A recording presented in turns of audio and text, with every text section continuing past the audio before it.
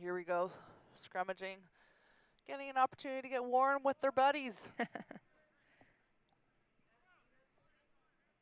Games like this, these can be really tough for the backs when there's long breakages in play as they're standing out there.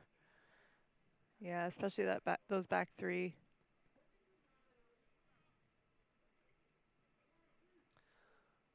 Only one or so player taking advantage of the change in the laws recently, with players of all genders able to wear tights, not just the female players. Oh, unfortunate early drive there for RMC, but they look like they had a good handle on that scrum. And unfortunately, a handling error there from Dalhousie. So RMC trying to take advantage of this. RMC number 13 right there to pick up the ball. Glenn Butler. We said his name a lot. Good organization by RMC to then hit that forward pack running. Looks like they might go back to the blind. Note, they're coming to see 15, fullback, first receiver, passing to a forward pod and seeing some space on the outside. A few forwards out there who held really good spacing out in the 15-meter line. Very close to that best defender on the field, that white sideline, and they go into touch. Oh, a little bit of heat there. His body's getting off the floor, but RMC trying the hardest to stay in bounds, but unfortunately driven to touch. That pickup from RMC, number 13, that was Glenn Butler. He played Canada U20 and was also a 2018 OUA All-Star and 2021 OUA East All-Star. Looks like a line out for RMC. Really good attacking position. Looks to be just about on that 5-meter line, maybe about 6 meters out. Both line outs so far in the game, not clean. Number 5 calling the line out from the front. Causes him to have to look backwards. Low ball, but he gets it, handed off to Great second tackle. row running on.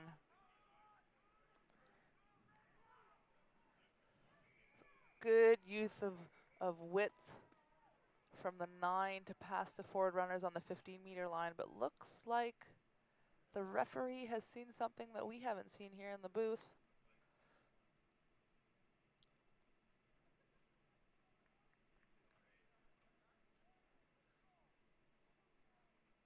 Chatting to RMC captain there.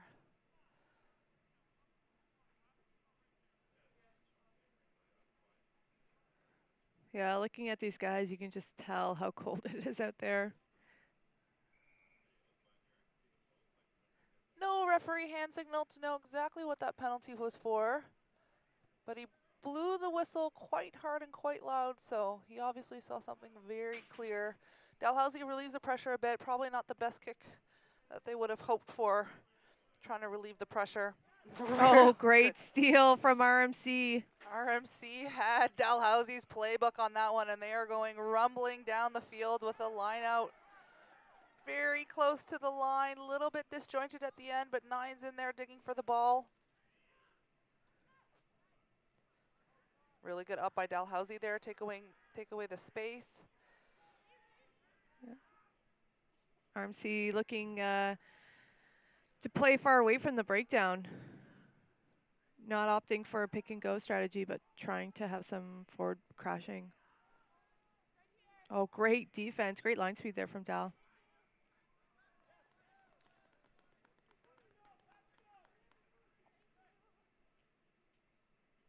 Referee Pete Pender having a chat again with RMC. Might have seen a small knock on, nope, penalty. Oh.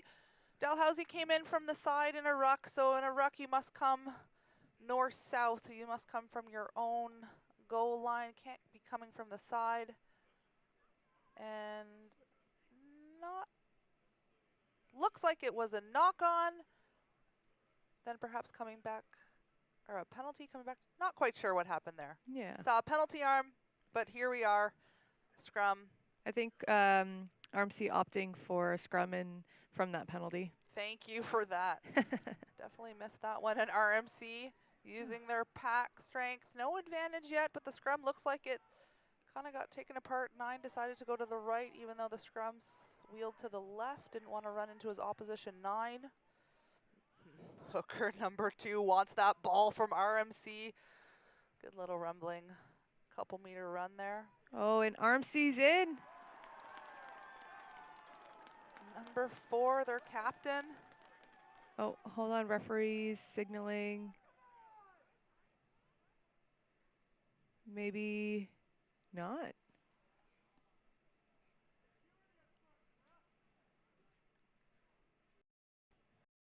Not gonna be a try. He had a bit of an obstruction. Thought ref was calling obstruction, but oh yeah. So Dalhousie, the rugby gods were worth them today. I think Dalhousie was really lucky on that one. Obviously, RMC having the momentum. Wouldn't be surprised given there hasn't been a single clean line out yet in the game, either stolen or bobbled. I might expect more of the same here with that tall jumper from RMC. Number 5, Adam Oh, Beaupre. great steal from number Again, 5. as predicted. I'll be here all day. Good job. Lots of space from RMC on the outside, but the ball is bobbled. Can't quite get it out to their wing. Ref says ball went backwards, so play on. Oh, nice little chip there by RMC. But unfortunately, the ball wasn't behind the 50, so no 50-22 here, but Dalhousie ball inside their 22. Gotta love that new law that if a kicker is behind their 50-meter line, the halfway line, they kick and it bounces in and goes out within the 22-meter line. They regain possession, overthrown, another mistake in the line out, and number 1 was going barreling for RMC, so close to the line. Number 9 sees an opening from RMC. Cameron Van Bodegom from Barrie, Ontario. Well done to RMC, you know, winning those crucial lineouts. Maybe that was their game plan all along, is to allow Dalhousie to have a lineout, knowing that they've been so successful stealing that ball. A try scorer, 3rd year of economics. 5'6", 169 pounds. Very precise weights of all the weights that are there that are on the either end in a 5 or a 0. He's the only one that is that precise.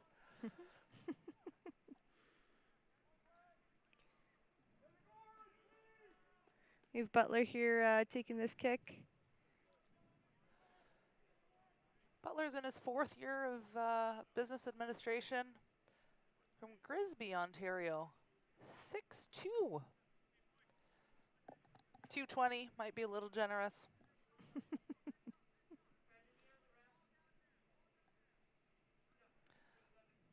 And nice lefty kick here by Butler, but unfortunately the flags stay down.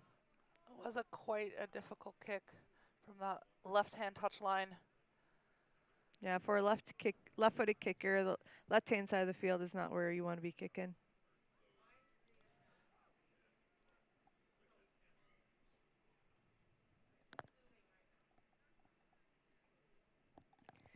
We have Clark here with the restart.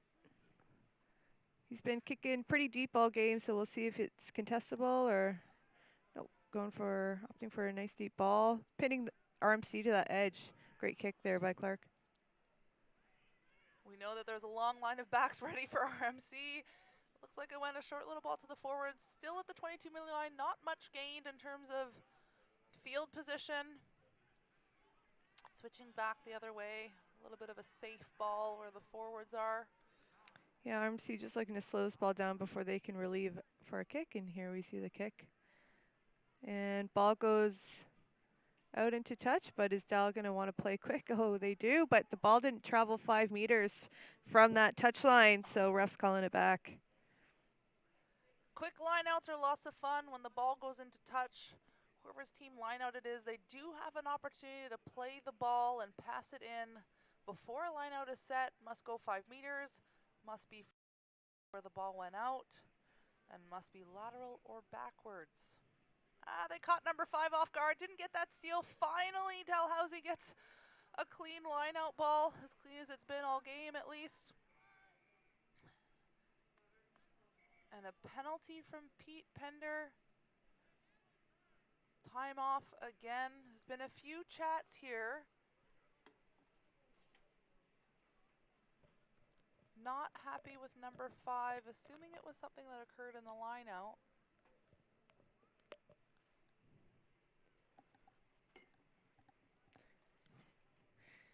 You can see these Looks like Dalhousie players open. Oh, yellow card. yellow card, that's huge for RMC as they Oh, lose their main line-out jumper and line-out caller.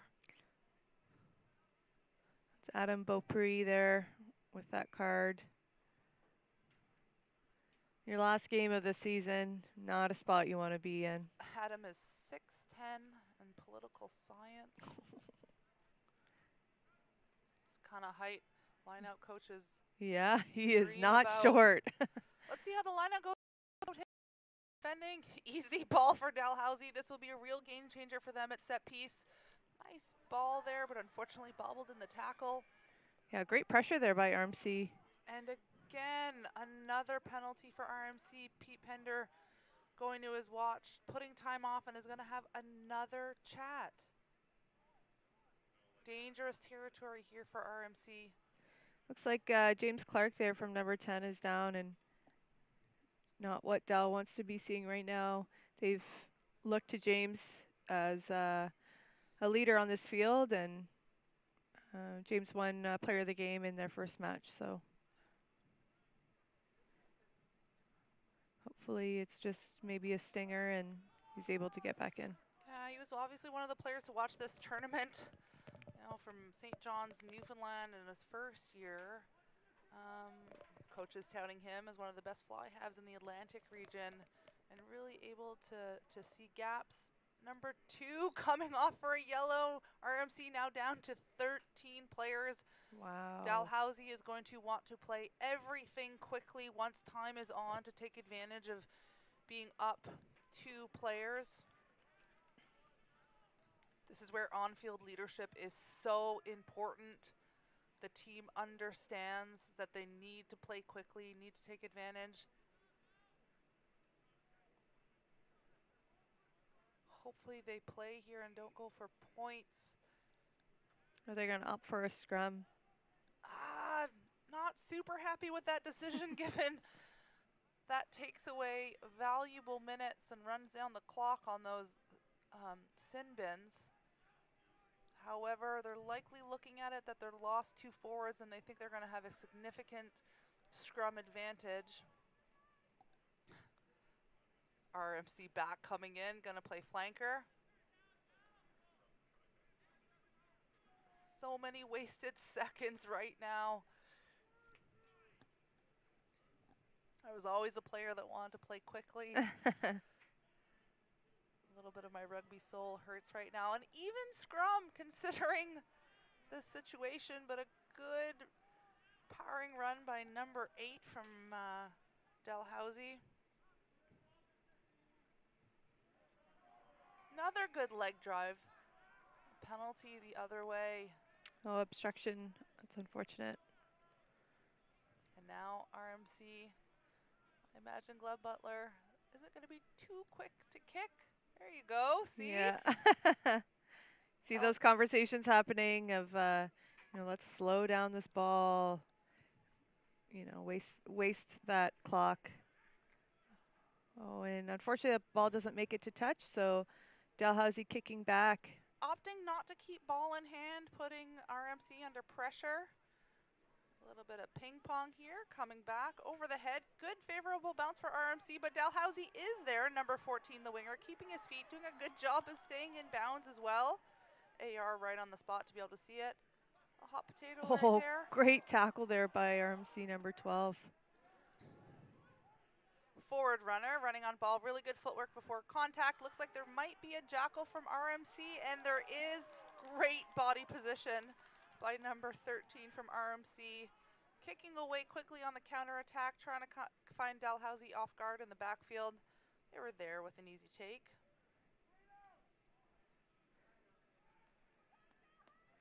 Yeah, for Dalhousie having a 2-man advantage right now, they really need to keep possession and build some phases here.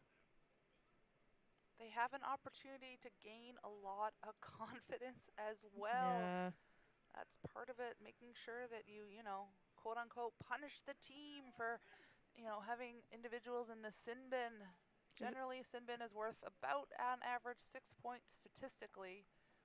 Got to make sure that Dalhousie gets some points on the board. Probably sin bin's about halfway done now. RMC with a 3-man line out. Not bad, successful. Yeah. Little sevens action there. Oh, and great leg drive here. Great leg drive from number 7 from RMC.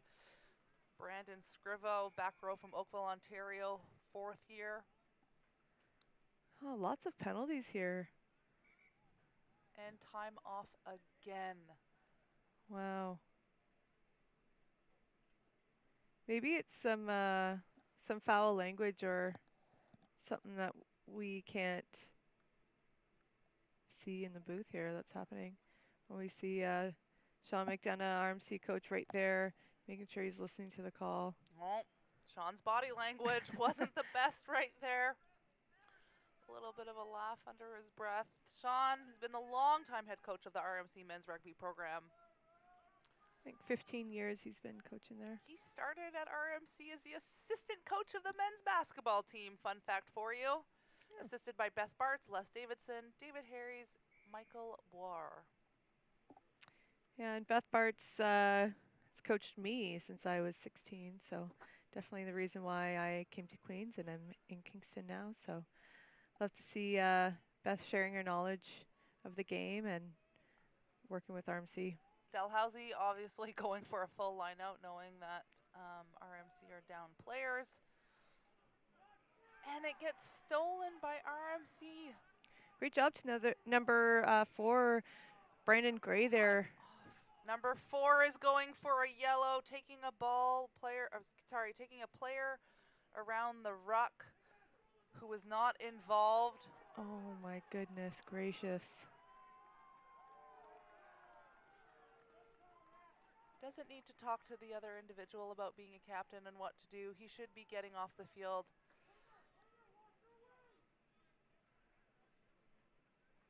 Really unfortunate for RMC. They'll be really frustrated. Those players have to stay warm as well. That is a big risk given that we're below 0 with snow here and they just come off sweat and buckets. Can't let that freeze up.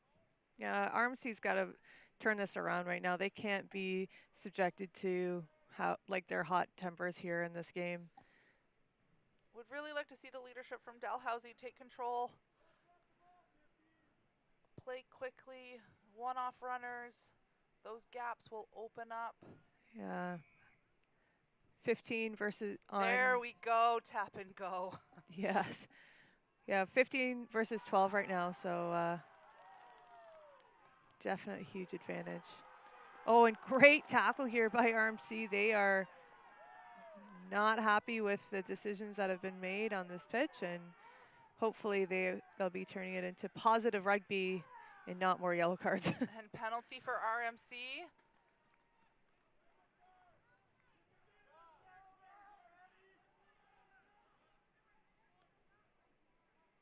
Looks like offside. RMC, good leadership, going to the points, going to waste about at least 1.5 to 2 minutes here.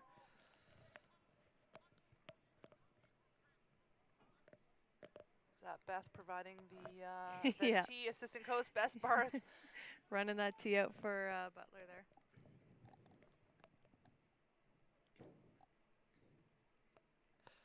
Coaches for Dalhousie, Eric Fichetti, Adam Anshin, Charlie Bigger, Keegan O'Shea.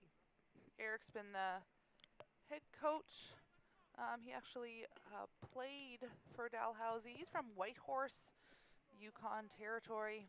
Really excited for him to be here and, having a squad at the highest level of university men's rugby.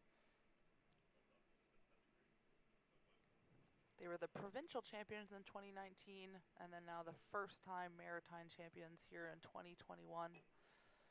Thank you everybody on the YouTube channel and Rugby Network for listening. We are watching the chat here. If you have tidbits for us around the players on the field, support staff, doing our best to provide information about the squads. Glenn Butler looks to be missed just wide. Yeah, Not a distance on that kick. great strike there by Butler, and you know, wasting that clock a little bit. I think we have a sin bin coming back in.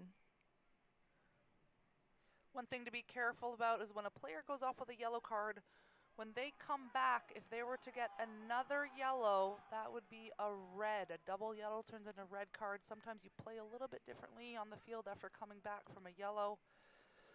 Good job by Dalhousie moving the ball. They have one more.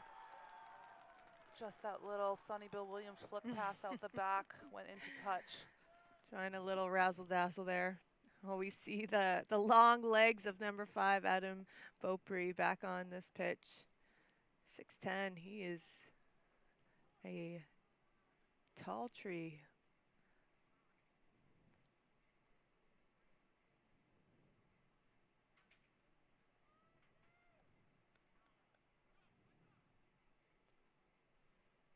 Extra man coming in Dalhousie. Oh, and he's down the sideline going in for a try. With an extremely high tackle by the fullback number 50. No one's happy about that. Uh-oh, and a little bit of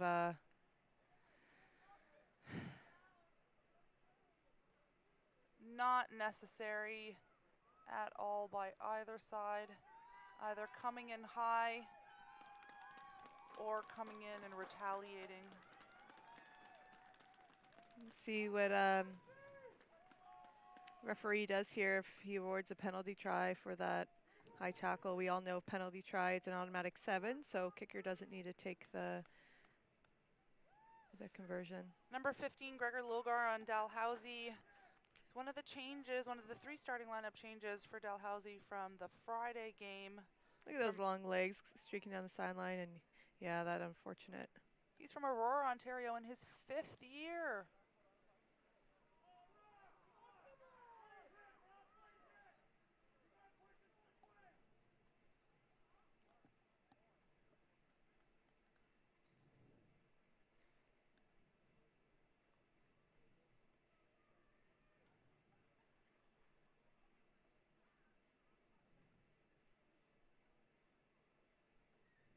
And Butler collecting that ball. Number 15 is going to the sideline. Didn't see if there was a card. Or if he was just coming off for injury. Oh, looks like a substitution is coming in.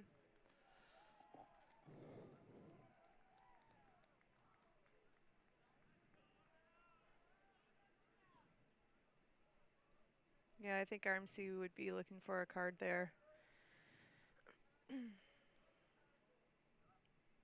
Yeah, high tackle against someone who's 6'10". That's quite a feat there. Some chatter from Ryan Sturgener and Gregory Rant about West Point in the U.S. playing a series against RMC. It would be kind of cool, 2 military schools.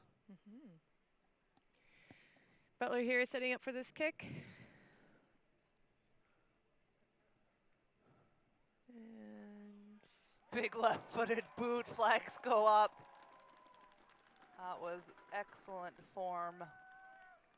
Keeping his head down, following through.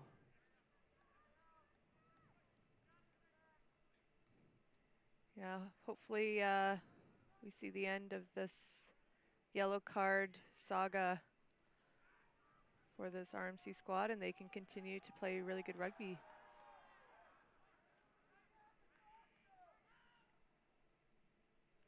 RMC opting to keep the ball tight after a little bit of a break.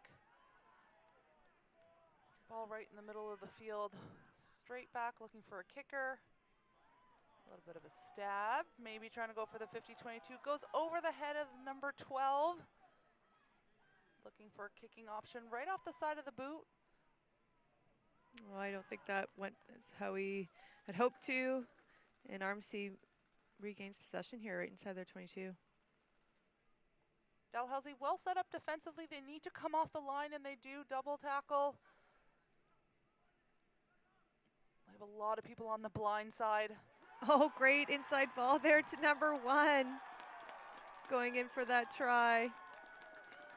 Lucas Dingwall, first year from Ottawa, Ontario. It's a good looking scrum cap. A little bit of a design. No, Oh, number so 7. number 7. Apologies. Brendan Scrivo from Oakville, Ontario, 4th year. There we go. The crowd picking up here for RMC. Gotta love to see it.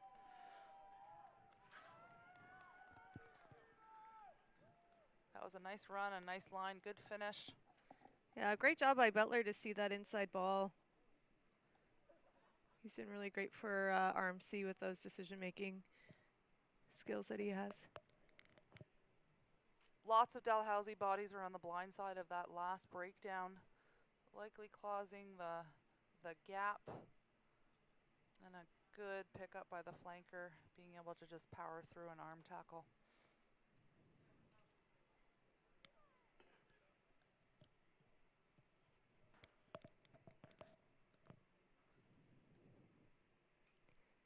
Got about 2 minutes left of this first half here on beautiful Nixon Field.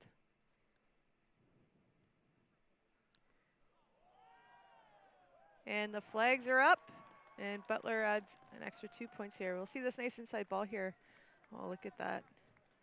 Just untouched. Going for that try. Great job to RMC. Teammates pretty excited there. Clark with a great kick, great position there.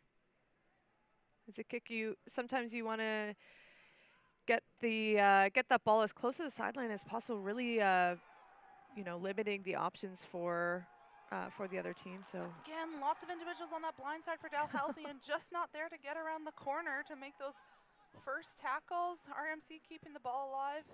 A bit of a Hail Mary there by number 5. Hot potato. Footwork before contact by number 2.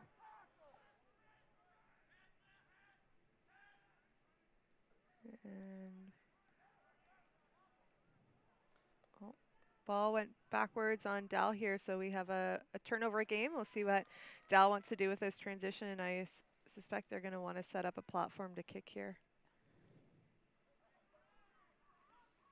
Really hard to constantly be kicking away possession. Yeah. Tough playing defense when RMC is breaking through those first up tackles. Good job keeping the ball for a little more phases than usual in their 22. RMC well disciplined on the line to be coming up. Kick down the middle of the field and a whistle and likely a penalty. It's either going to be crossing or an individual pushing someone that was in the way of trying to get to the kicker. Referee Pete Pender talking to his assistant official, trying to confirm what he saw so that he can make an informed decision. Looks like RMC. Yeah, that was not necessary by number 4 from RMC. 4th yellow card to RMC. Oh, and that's a red. That's a second yellow of the game. So number 4 is done for this match. And is it still the rule that they have to play 14 for the rest of the game, or after a certain amount of time can they? I am not sure on the global law trial if we're doing a 20-minute red card. If anybody knows in the chat, can help us out a little bit. Lots of changes to the new rules, so just trying to make sure we're given the right info. If it is, he basically the red card, I'm assuming, would be off for 14 minutes versus the 20, and then that player could be replaced. So number 4 cannot come back on the field, but potentially could be replaced. Just going to confirm on the global law trials. World Rugby has a great website. Number 2 from Dalhousie setting up to throw in Matthew Young, 2nd year from Harrison Stewart from Burlington, Ontario, 1st year. Let's play the ball, Dalhousie. Oh, that's a great tackle here for RMC. Got to give RMC credit with, I think right now, they're 2 men down, and you would never really know. Their defense has been really great and taking advantage of some of this turnover, spilling ball, and this unstructured style of rugby. So well done. Red card in the global law trials is not a limited amount of time. Therefore, RMC will be playing with 14 for the rest of the game. Yeah, for RMC, you know, they certainly have enough points here to win a rugby game, so it'll just be holding on defensively for the next 40 minutes. Dalhousie, likely a smart play there, kicking out with time is done. They certainly haven't had a lot of momentum in this first half of the 7th, 8th place final game here in Kingston. Score at halftime is RMC 19 and Dalhousie 0. Don't forget to go and get some refreshments at the Lingara Pub on site. I'm Maria Sampson, joined by Lauren McEwen. We will see you back after a 5-minute halftime.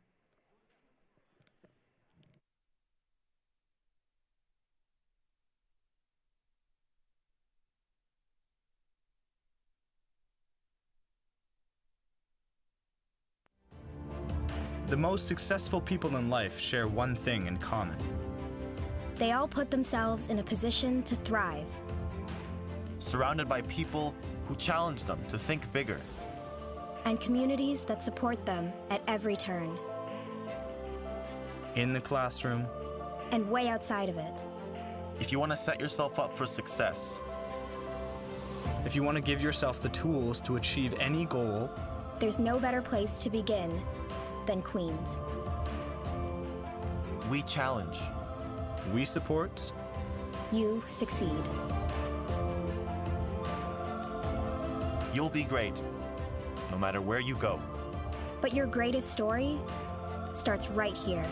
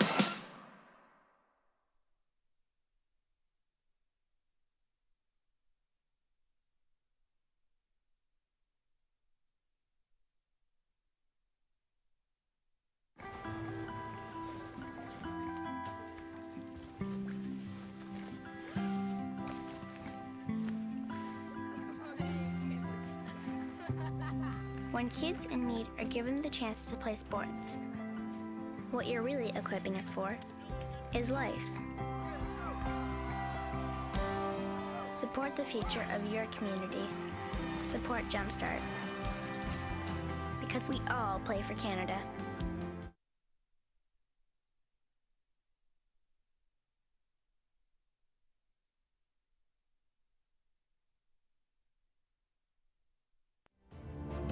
The most successful people in life share one thing in common. They all put themselves in a position to thrive. Surrounded by people who challenge them to think bigger. And communities that support them at every turn. In the classroom.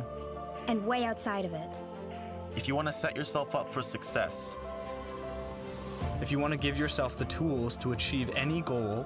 There's no better place to begin than Queen's. We challenge. We support. You succeed. You'll be great, no matter where you go. But your greatest story starts right here.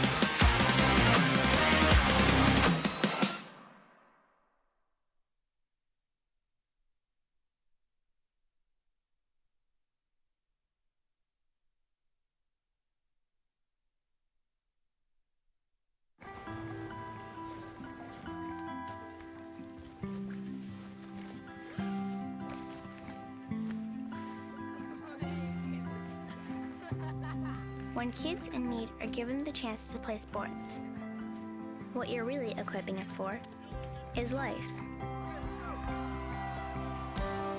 Support the future of your community. Support Jumpstart. Because And welcome back to this Consolation Final against Dalhousie and RMC. We have Dalhousie kicking off here from the left-hand side. A nice contestable kick, and Dalhousie coming up with this ball. If you're just joining us, RMC is down a player, suffering a double yellow, therefore a red card. Dalhousie going to have the man advantage for the rest of the game. Knock on there, advantage to RMC. They have possession. Ref is blowing it up. No advantage. RMC letting their hot heads get the better of them for the first half of this game, so hopefully they can, you know, have nice clear minds. What is it? Clear eyes, full hearts, can't lose. There you go. Friday Night Lights, let's go. Sunday morning, snow. Same. I know, perfect day for a little Baileys and some coffee, watching some rugby. Absolutely. Looks like it's almost got colder there over halftime. Yeah, it's feels like -10. Miscommunication from number 9. Number 7 from Dalhousie is there. A beautiful pop to number 9 from Dalhousie. Oh my goodness, what a start for Dalhousie. Number 7, Evan Logan, going for that long run with a great pickup. He's from Nova Scotia. And then try scored Charles McLernon from Montreal, second-year scrum half. Huge start from Dalhousie. Yeah, well done to Dalhousie's scrum, having lots of pressure there, forcing the scrum half from RMC to kind of miscommunicate and bobble that ball backwards, and then just excellent pressure to be rewarded with a try. Well done. Good support from the 9 too after the 7 came flying off the scrum, picking up a bobbling ball off the ground. That's what you want to see as a coach when your team is down, not performing. You want them to come out firing at half and being able to keep that momentum for the rest of the game. Good strike by number 10 from Dalhousie. Jimmy Clark, as his player info has said. St. John's, Newfoundland. I'm sure there's some folks in St. John's cheering on Jimmy.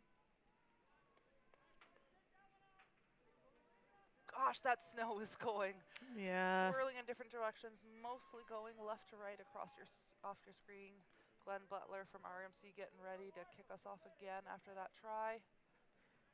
Nice deep long kick here for RMC. Oh, and unfortunately that ball is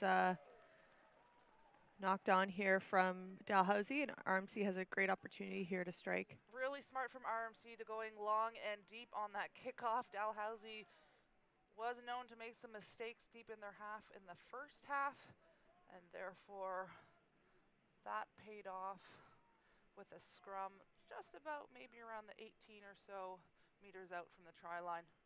Yeah, RMC back, setting up nice flat, you know, wanting to throw lots of bodies at the line and lots of misdirection, so we'll see. Oh, unfortunately, ref is just reloading the scrum, so we'll have another scrum to RMC here.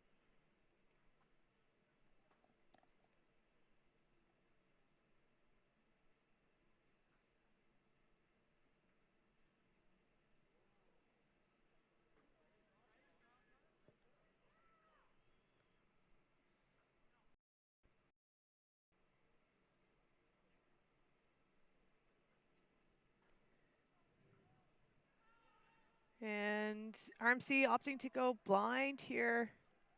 Oh, and great leg drive and try scored by number 10 from RMC. Isaiah Andrews, well done. Kingston native, I'm sure he has fans in the crowd here. That was a great little pickup by the 9 at the back of the RMC scrum, going away from his defending scrum half, catching the back row off guard and able to pass off to Isaiah Andrews. Good leg drive, 1, 2, 3, 4. Dalhousie players, he was scoring.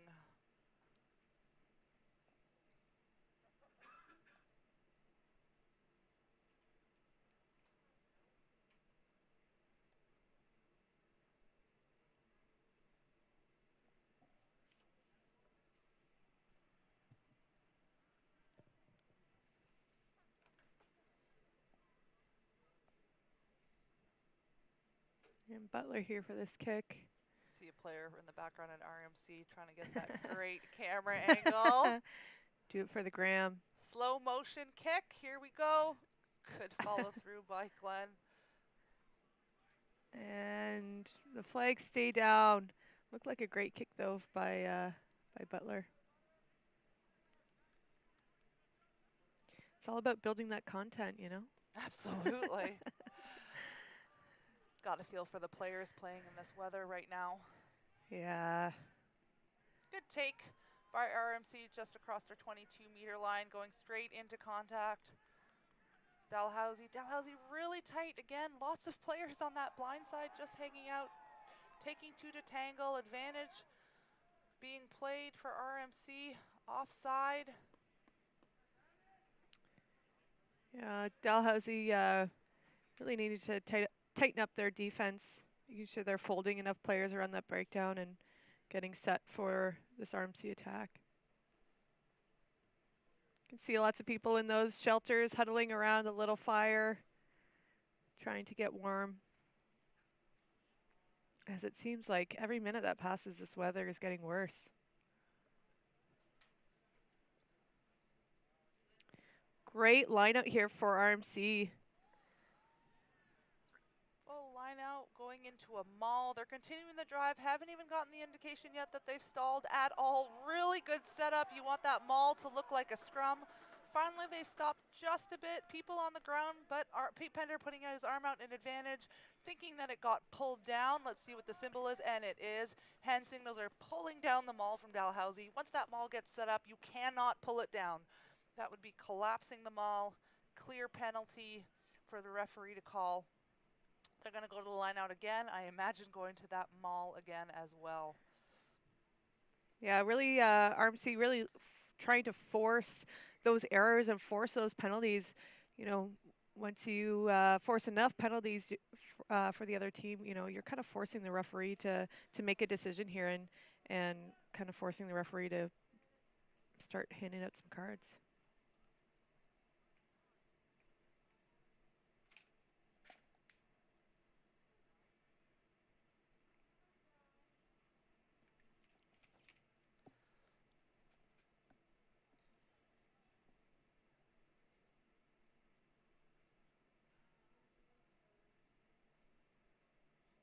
Let's see if they go to the maul again. Pretty successful that last time.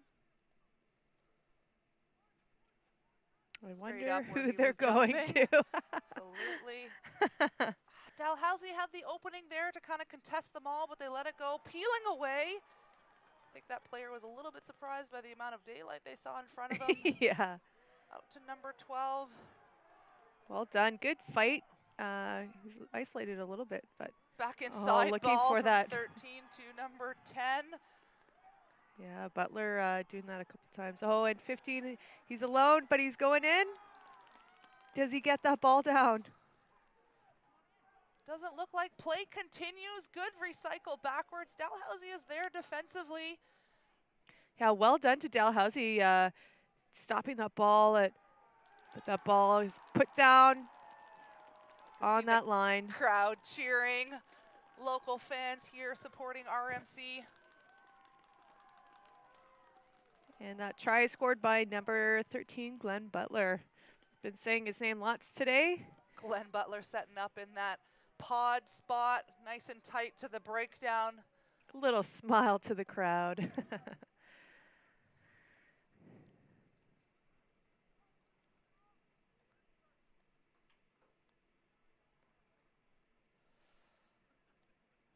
And Coach Bart's chatting with Butler here. I think referee might be having some conversations, so.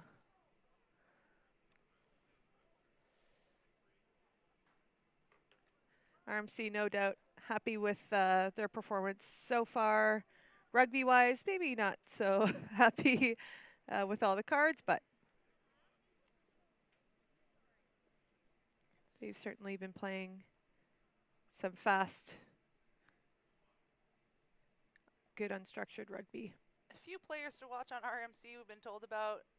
Thomas Wissenborn was actually a 2020 RMC grad, but came back for his 2021 season. when his pilot training was delayed due to the global pandemic. He was also a 2021 OUA East All-Star. Matt Young, a 2021 OUA All-Star. Josh Andrews, World School Sevens with his younger brother Isaiah on the team. Local kid, graduate of Regiopolis Notre Dame Catholic High School. And then, of course, other Andrews brother Isaiah, same graduate, and World School Sevens. On Dalhousie as the play is coming back. Nigel Bannister, hailing from Oakville, Ontario. Evan Logan is a local from Halifax, proud product of the Celtics Academy. And then, as we've heard the name, Jimmy Clark many times before from St. John's, Newfoundland. Oh, and great kick here by Clark. RMC comes up with this ball. Oh, nice little show and go here for RMC. Great drive. You see the Dalhousie players really tight around the ruck, disjointed coming up, but RMC elects to go for a kick. Big chase by substitution number 21, coming in with fresh, hopefully warm legs. Number 21 is Cameron Radford, 4th year from Burlington, Ontario. And RMC about 5 meters away from getting that 50-22 that we've all been seeing these teams trying to take advantage of that new law change. Gotta Pretty love exciting. the laws that are trying to open up the game, allow more opportunities for those long runs. Oh, Line out over the top, RMC is able to gather. nice little step there by number 10. RMC really showing their strength in the contact area. Lots of Dalhousie players required in order to make those tackles. Glenn Butler going for a run. 1-2 Dalhousie players with a straight arm. And he's through a try back-to-back. Kick to come. RMC playing with a lot of confidence right now. Dalhousie just unable to string a few phrases together without an error or penalty at this time. It's been really interesting. There hasn't been a lot of structure in this game so far, so I'm really impressed with RMC, how they've been playing so well in this unstructured game. We talk about coaching all the time of, how we do have our structure in place, but really we have our structure to break our structure, to play unstructured. So that's kind of, for me personally as a coach, the goal is to get our team playing unstructured rugby. So it's nice to see RMC being so successful at this.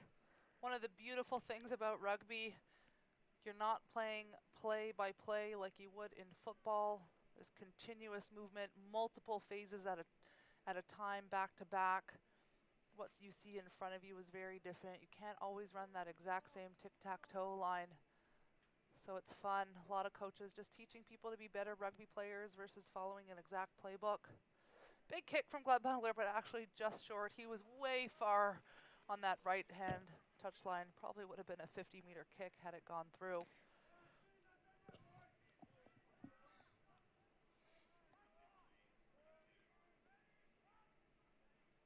Dalhousie with the restart, opting to go long, just around the 22. Easy take from RMC. They go straight into contact. Dalhousie again, very tight on defense. The last defender being at the goalpost. Lucky that RMC had a poor pass there into the midfield.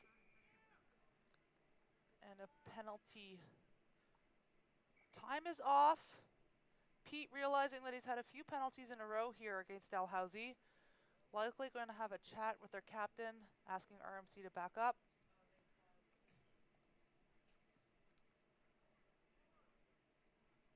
And he is going to his pocket. Consistency from a referee is what we asked for, and that's what we see. Multiple penalties from both sides result in a card. And number 2, I believe it was from Dalhousie, off for 7 minutes in these 60-minute games. Yeah, and game 3 of this tournament, these players, kind of should know better, and no surprise here of all the cards that have been laying out. 3 games in 5 days can be particularly exhausting. Gotta wonder if fatigue is playing a part in any of the undisciplined play. Number 5 coming off for Dalhousie. His first nationals, Ben Lohr, lock, third year from Canning, Nova Scotia. Going to the front, which should be an easy ball for RMC. It's a little bit bobbled, but the hooker regains it. And a box kick from number 9. I believe that's the first box kick of the day. Well done tactically with number 11 right there. Let's see if RMC comes up really hard to try to shut down the space on RMC, and they do, putting them on the back foot slightly. Yeah, great defense here from RMC. I think Dalhousie might be trying to set some structure here to have a kick. Haven't seen a lot of quick ball from Dalhousie. They're content with letting the ball sit at the back of the ruck a little bit, allowing RMC to set up their defense. That was a big kick down the field. And returned here. And it was straight out. Excellent play by Dalhousie. They won the ping pong game there. Going for a line out all the way about on the 35 meters outside of the goal line. Good attacking position for Dalhousie. See if they can string a line out together. Keep number 5 down with perhaps some fakes and movement within the line out. Not going in the line out. I imagine once they get in, they're going to try to go up really quickly, as RMC has been very strong defensively in the line out. Subs coming in, 2 for RMC. Big hugs there on the sideline. Many players, this is actually every single player on this field would be their first national championship, assuming that they didn't attend with another university. Exciting stuff. Somebody new throwing this ball in, so we'll see first line of the game for this thrower. And they do misdirection, but number 5 still gets up there. Don't even think he had to jump with his 6'10" reach. I hope his team gives him a nice line out king reward. Good footwork by the Dalhousie fullback or winger there, receiving the ball. Forward pod's ready again, kind of a slow ball. Tip pass, again, I think one of the first one that we've seen all game. Glenn Butler looks to be in there with the steal as a jackal, and he is. Glenn Butler has had one heck of a game today. Running the ball, jackling on defense, tackles, big kicks.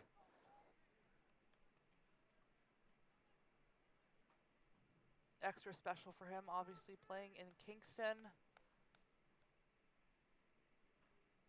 Gotta think that the crowd is a factor here, giving that much needed energy to RMC.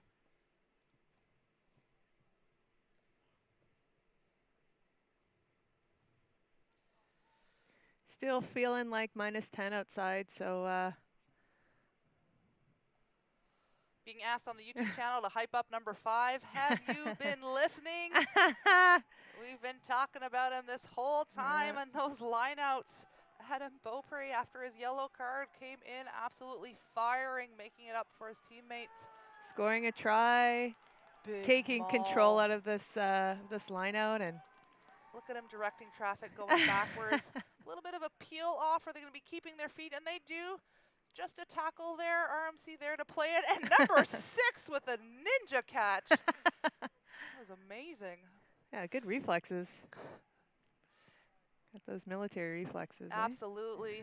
RMC has lots of room to play to width if they get it. I imagine they're going to continue those one-off balls. Number 13, and they do play to width. Number 22, one of his first touches, passing to 21. Love to see it sub to sub. Sometimes your first touch on the ball, you just want to go into contact, get some confidence. No way, not for RMC. Number 22, François Terrien from Ottawa, passes to number 21, Cameron Radford from Burlington, Ontario. Smiles all around for RMC. This is a great finish for the tournament, as the 8th seed looks like they have the 7th spot secured. Yeah, nice little 2-on-2. Did a Y line, attracted 2 defenders. 21 didn't have much to do except dot it down. They are pumped.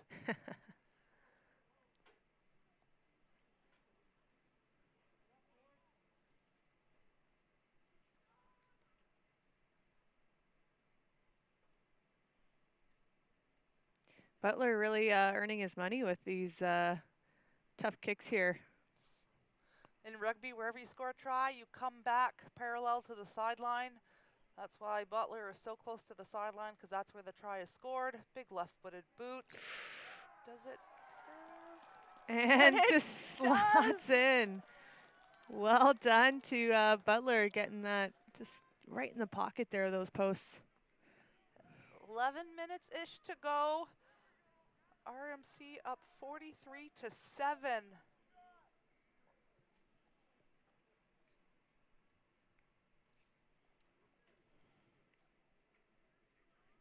More subs coming in from RMC. Gonna get lots of players some play time, allowing them to get valuable minutes in a national championship. Could be once in a lifetime opportunities. Nice high kick from Dalhousie. Surprised we didn't see that more often earlier in the game with the type of skill set there, making it contestable and Dalhousie regaining possession. Oh, and unfortunately the ball has just bobbled back and kicked through, so we'll see. I think ball kicked into touch here by RMC. Oh, and Dalhousie opting for a quick lineout. Ball's back in play. Good for them. Finally just wanting to play the ball and play quickly. Number 24 substitution coming in. Kyle McNeil-Timms from Halifax. Number 20, the substitution 9, getting eaten up. You cannot lift a player, must put him down safely, and Butler does. Likely going to play a pick and go game. Certainly see the higher skilled teams, anybody going into play 9 in this case. Pick and goes, and unfortunately an error. Believe crossing or obstruction. Tackling the player without the ball. There's the referee's hand signals. Number 22 coming in to kick.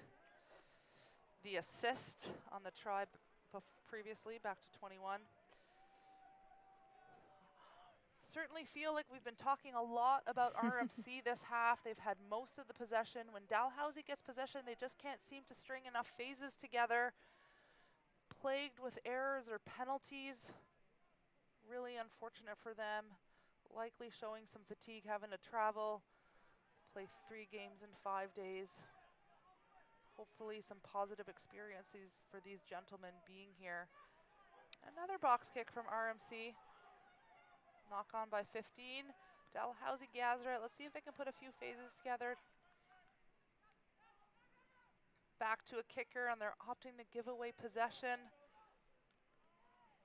Almost seems like they're scared to play with the ball in hand slightly. RMC not afraid to attack. Looking for that 50-22. Oh, he's Don't so quite close. get it. Not a bad kick, kicking to space. Multiple pounces in field.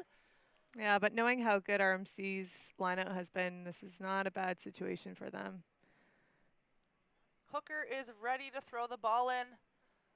Do have some players who are showing urgency with Dalhousie. I'm sure they'd love to get a score on the board in the second half here. Yeah, that's Harrison Stewart throwing this ball in previously off with a yellow card, so nice to see him back in this game. See if they play it all with ball in hand and deepen their in goal. If they opt to kick it, they do have the wind. Misdirection. Finally, number 5 goes in the air, but Dalhousie, just a little tip ball, doesn't get a clean line out. 10 kicking under pressure.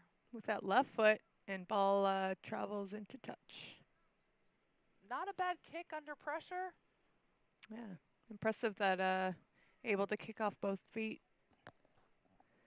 Always look for that as a kicker, making sure you're training both sides, having nice balance there. Yeah, never know what situation you'll be in. Obviously, number 10 having an opportunity there to kick with his opposite foot. Isaiah Andrews spoke about him, about being one of those players to watch.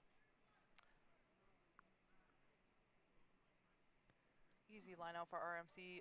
They are not. Dalhousie did not engage in the maul, and it's advantage. Oh, smart play by Dalhousie. Really smart play by Dalhousie. RMC trying to form a maul. Dalhousie did not engage, which means it's actually not a maul. It's just RMC getting in the way of the ball carrier. Ref saying it was accidental, therefore it's going to be a scrum to Dalhousie just on the halfway line, the 5-meter hash line. Yeah, well done to Dalhousie for making that adjustment. Great adjustment by them. Max Hayden, number 20, holding the ball here for Dalhousie, getting ready to put it in.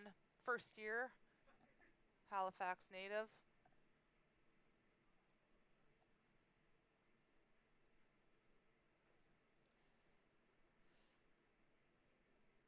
He's in his first year of engineering. Likely has lots of time management skills to be able to manage the course load. All these athletes on Dalhousie are there on their own fundraising. They are the Dalhousie Rugby Football Club, a club team within their school, run by volunteers. Penalty to RMC. Looks like Dalhousie brought the scrum down. RMC opting to kick it down. Not surprising given the success of their lineout, both offensively and defensively. See if RMC makes an adjustment after that last call where they tried to set up a maul without any engagement from Dalhousie. Number 5, easy take, passed off the top. Haven't seen a lot of width off set piece. Both teams opting to crash in the middle of the field. Oh, and great tackle here by Dalhousie getting off that line and cutting off that pass. Absolutely. There's some spunk for number 23 from Dalhousie coming off the line hard, Ian McDonald. Oh, but unfortunately causing a penalty advantage here, so RMC with that penalty advantage, nothing's coming. Must be so frustrating for Dalhousie to get a big hit in the middle of the field and then a penalty, unfortunately. Just cannot string phases together and any positive defensive plays to get some momentum. Really unfortunate for them.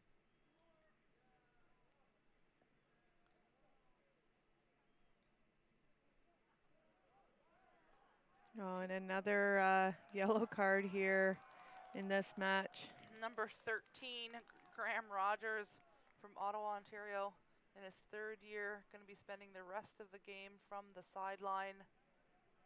This has got to be a record here for... Might be. I think I counted 6 yeah. yellows, one of which was a double yellow, leading to a red.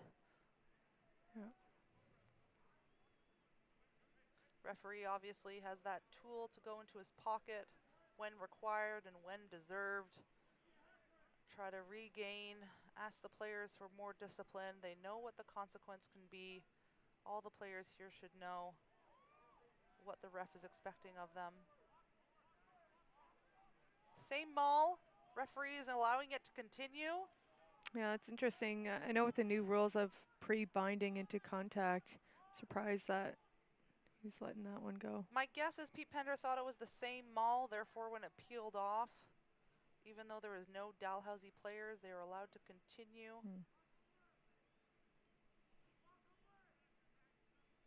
We need to get mic'd up to the ref is what we need, yeah, Lauren. I know. You know what? We need phase counting and... Phase counting would be glorious, although it wouldn't have gone very high this yeah, game. yeah, that is very true. Really hope that the conditions allow for the games today to have some free-flowing rugby. Can certainly see the cold playing a factor today. Lots of steam coming off those forward packs. Yeah. Yeah, and you can see RMC is happy about this weather, that's for sure.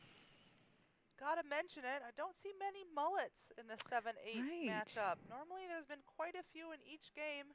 This might be the mullet-free matchup. Yeah, number 2, I think, on Dal Stewart.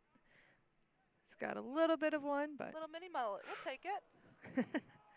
Oh, and bit of a missed kick here by Clark, so then a knock on here, so we'll have scrum to RMC. Yeah, I think with the military college, mullets may be frowned upon. Maybe frowned upon. But there's still some nice facial hair going here for Movember. Love to see it. Absolutely. Lots of teams across the country having Movember campaigns. My own team, the Mount Royal University Cougars, have a Movember campaign, and I'm sure many other universities here do as well. Big scrum from Dalhousie. Yeah, Holy well smokes. done. Opting for that little grubber and kick through again. It is recovered by Dalhousie on that far wing. Pod is already set up. Let's see if they get quick ball. RMC slows it down. Ball is available. Number 18, the substitution with a tip ball to number 2. Got to see that mini mullet on the ground.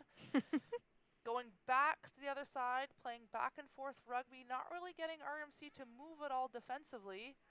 But a nice little sneak play by the number 20 substitution, scrum half Max Hayden.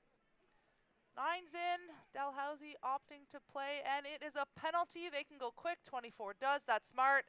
No business for that. Number 18 knew exactly what he was doing. Surprising Pete Pender didn't go to the pocket there. That was pretty unsportsmanlike. Yeah, Luckily it was just a bear hug and nothing more.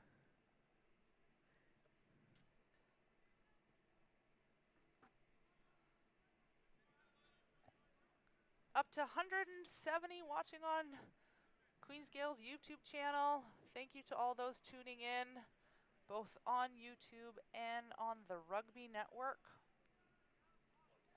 Big thank you to staff running a tight ship audio visual. Lots of fun here at Queen's, being able to call the games. Line out to Dalhousie, tapped off, and Dalhousie regains to number 20, carrying the ball again. Lots of forwards there. They're ready. A little tap on the hip, meaning he's going to pick and go. RMC right there. Lots of bodies piling in. RMC needs to roll away, not impeding the ball, and they do. Yeah, RMC really showing their strength here in this point of contact. And they're playing with a lot of confidence as well, being up 43-7 with time off the clock. They have nothing to lose. They'll be really happy with ending up with the 7th seed, coming in as the 8th. Oh, and a nice little play here by Dal, but bobbled backwards, and we'll see. Side. Double Yeah. knock to end the game, I believe, if our time matches Pete Pender's watch, and it does. Look at RMC, they are pumped. A win at Nixon Field to take 7th place. Final score of 43-7 for RMC. And just a reminder that this Consolation Final of the 2021 Toronto Arrows Canadian University Men's Championship is brought to you by Lougheed Wealth Management, Raymond James. Again, your final score, RMC, did I say 43? You sure did. 43 to Dalhousie 7. We're just waiting on the field here for our Pinnacle Scouting Players of the Game.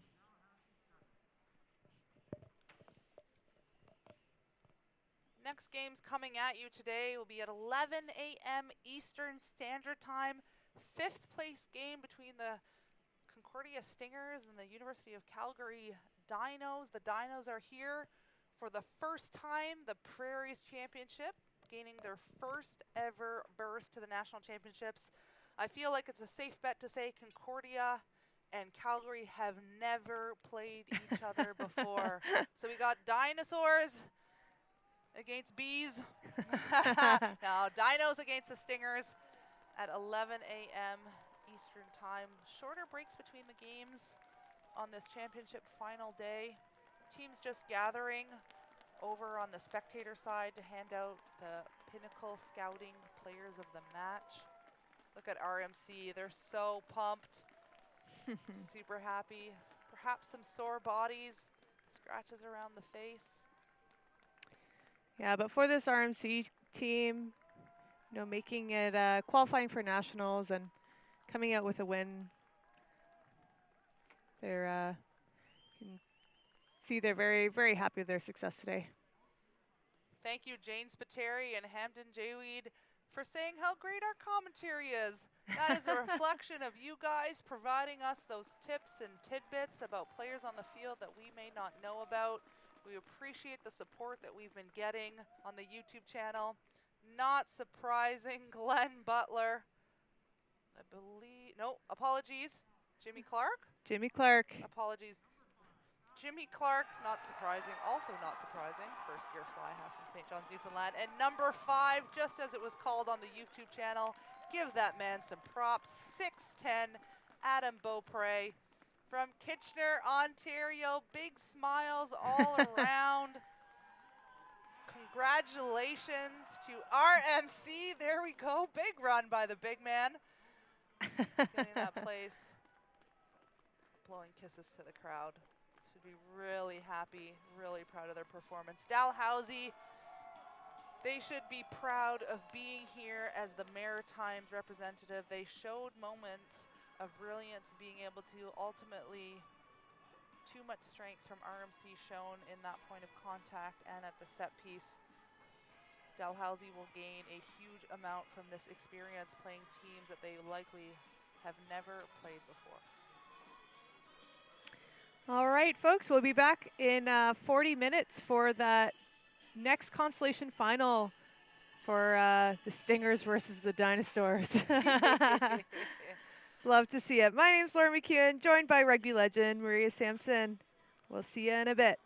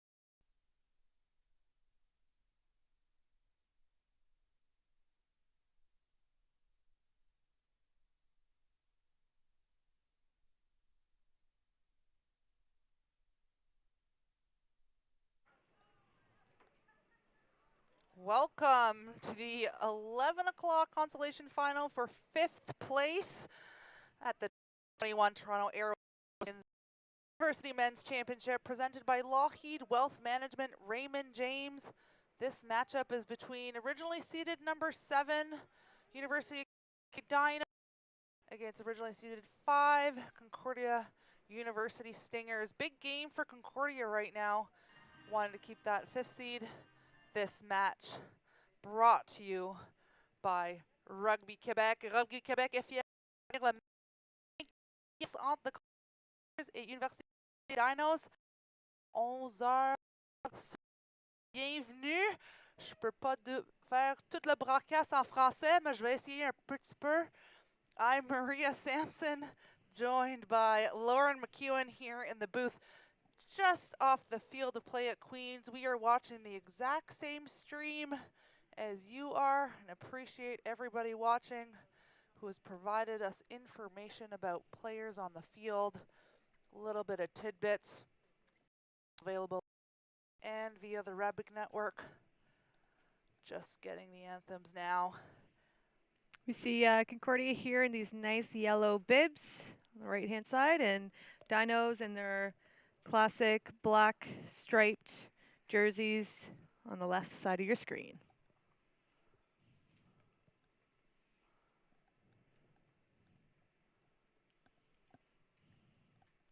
Earlier this morning at the 9 o'clock game, we had RMC against Dalhousie. RMC winning the game 43-7. These teams, Concordia familiar with the champion. Calgary, first time Prairies gaining a berth at the championship. Championship run by the CUMRC Board of Directors. Huge part to play by the host University Queens. A sport on the men's rugby side, very popular on the women's side with Queens University winning on home soil just a few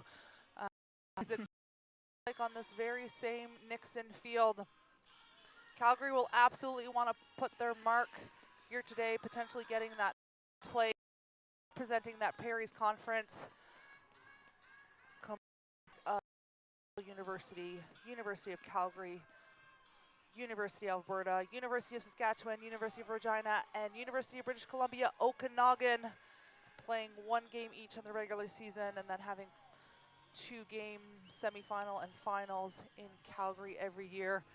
Not a single shutout in that Prairies Championship, and no team that scored over 50 points, so a very competitive league in the Prairies, playing for a lot more than just themselves today. The Dinos, Concordia wanting to at least retain their 5th place seed. They would be very disappointed with the 6th place finish. Didn't quite come out firing in that last semi-final game, but here we are playing the 5th, and the kick is up. Oh, great contestable kick here for Concordia as number 11 fields this and maintains possession. Nice tip line here for this little forward pack. Victor Dion, nice little pop there. Oh, and Concordia's through. Number 11, JC Vignette, touching that ball down for the Stingers. Early try for Concordia, going right to left on the screen. Wearing those yellow or gold jerseys. Dream start for them here. 2 errors back to back from the Dinos caused that try. Tough kick here coming from the sideline. Concordia, only 1 change to their starting lineup. Final game on Friday. I believe was what the single change.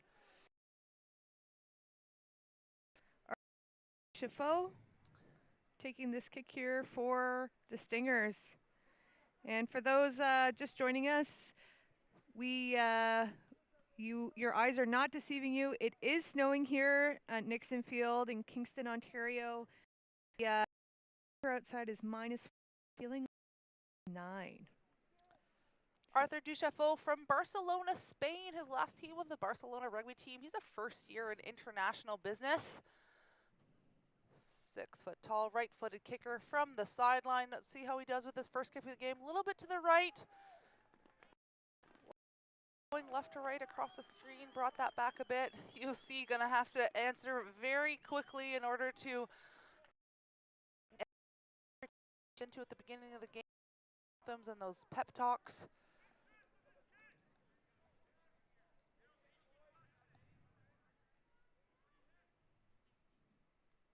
So we have the Dinos here kicking off this restart. Nice high kick from the Dinos, uncontestable, easily taken by the Stingers, going to the middle of the field, trying to create opportunities on both sides. Quick ruck going back to the blind side, little show and go by the forward runner, really strong in contact. Nines there for Nice pull here from Concordia, looking to try to attack wide here. Oh, and great job getting to this edge. Big, strong flanker here trying to keep this ball alive. Does a great job fighting inbounds, sucking in Dino players. Oh, and we have a turnover ball. Freebie for the Dinos here, going down that left wing. Support is there. Pass to a non-Dinos player. Might have been a little cheeky stuff calling for the ball to not your own teammate. Looks like it's Stinger's ball. No, Dinos ball, excuse me. Dinos tackled into the sideline. See if they use the strength of their forward pack here, the Dinos, and waiting on time.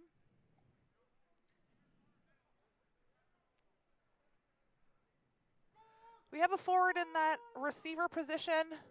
Number 6, Adhem Young, Calgary Saracen product. Coached him for about 5 minutes in a U19 mixed team. Great kid. And they do set up a maul. Adhem going for it. We just talked about him. Can he get the ball down? And he does! Wonderful line out here by the Dinos, leading to a great try. Are we in for a high-scoring game today? Seems like it. Keegan Adhem, a little bit of a handshake there as he heads back. Adham's in his 3rd year playing flanker for the Dinos. He's an art student. Excuse me, I said he was with the Calgary Saracens. He's actually with the Calgary Canucks. Apologies. Calgary Canucks will be very proud of Adhem, who came through their junior program. Adhem also worked for the Calgary Rugby Union this year, organizing the juniors, very involved in those mini and youth programs. Keegan Neary setting up Prairie's University Championship Player of the Year, setting up for a kick. Straight through the uprights from the far left touchline. Concordia now is in the position that they're going to have to answer back. Let's see if we can secure cleanly the kickoff. Nice and high, contestable for Concordia. Oh, and well done to keep this ball for those yellow bibs. Good job playing to the edge from Concordia, moving the ball when they retained it. Yeah, as Concordia is trying to settle into their structure a little bit here. Opting to go at the back a lot, trying to test this edge here, going edge to edge with their attack. Oh, a nice ball here for number 15 running in, trying to keep this ball alive.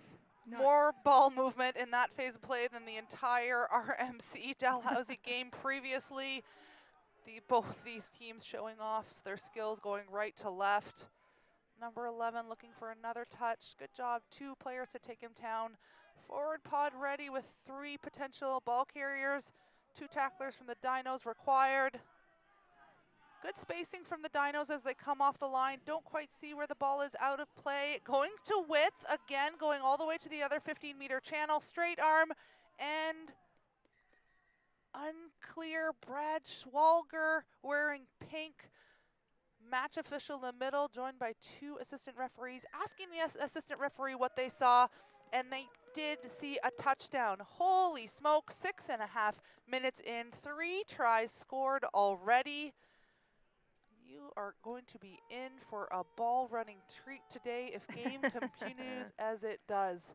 Yeah, great job to both both teams here really using the width of the field in these really difficult conditions to be playing in. It's not warm outside. Hands are likely very, very cold. Duchefo setting up the kick just to the right side of the screen. Dean Kittleson involved with the Dinos. He was the 2012 Rugby Canada Volunteer of the Year. We received awards together, and he was almost in tears. He was so happy his team applied for him without him knowing. Him and his wife were at the dinner. So great to see him traveling with the Dinos on their first. Duchefo taking a kick, big right-footed kick, looks to be a little bit short. Hard kick from that right sideline. One from the left, one from the right. Yeah, hopefully his teammates can start touching some balls down closer to those posts. Yeah, see here, nice footwork here by the winger. Oh, it was Duchefo himself. Scoring his own try, good job. That was a big reflection of Concordia being able to go to the edge on the far left of the field, hit a forward pack, suck in the defenders, and then go far right. Kicking off here, Calgary electing to go very deep on this kick. Again, Concordia moving to the ball to the middle of the field, opting to kick this time down the field, just past half to Keegan Neary, looking for that 50-22. Concordia easily takes it, didn't quite go far enough to the sideline. Good footwork by Concordia in the backfield, running exactly where the support was, but a Calgary awarded with the penalty. I believe it was a jackal, yes. Ball player was holding on. Calgary's going to have an opportunity here. Are they going to go for points, or are they going to play the ball?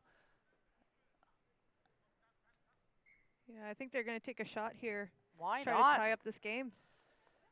Keegan Neary was deadly this year off the boot in the Prairies University Rugby Championship. Concordia coached by John Lavery. Actually here. Dinos coached by Nick McCauley. Goes by Vinny. Both very proficient scrummagers, each of them as players and now as coaches. Gotta love rugby nicknames. We haven't seen a scrum yet for this game. Be Almost interested. 10 minutes in. Absolutely, it'll be interesting to see how they match up. Keegan taking his time, doing a little bit of a pre-kick ritual. Every kicker has a different plan in terms of get their mind right. And the flags are up. The kick is good. We have a tied game at 10. 10-10. 9.5 minutes in. Oh, very exciting. Already at the edge of my seat. Yes. Very exciting first 10 minutes here for these two teams. Lots of attacking options, lots of creativity with play, so we'll see who can continue to apply the most pressure.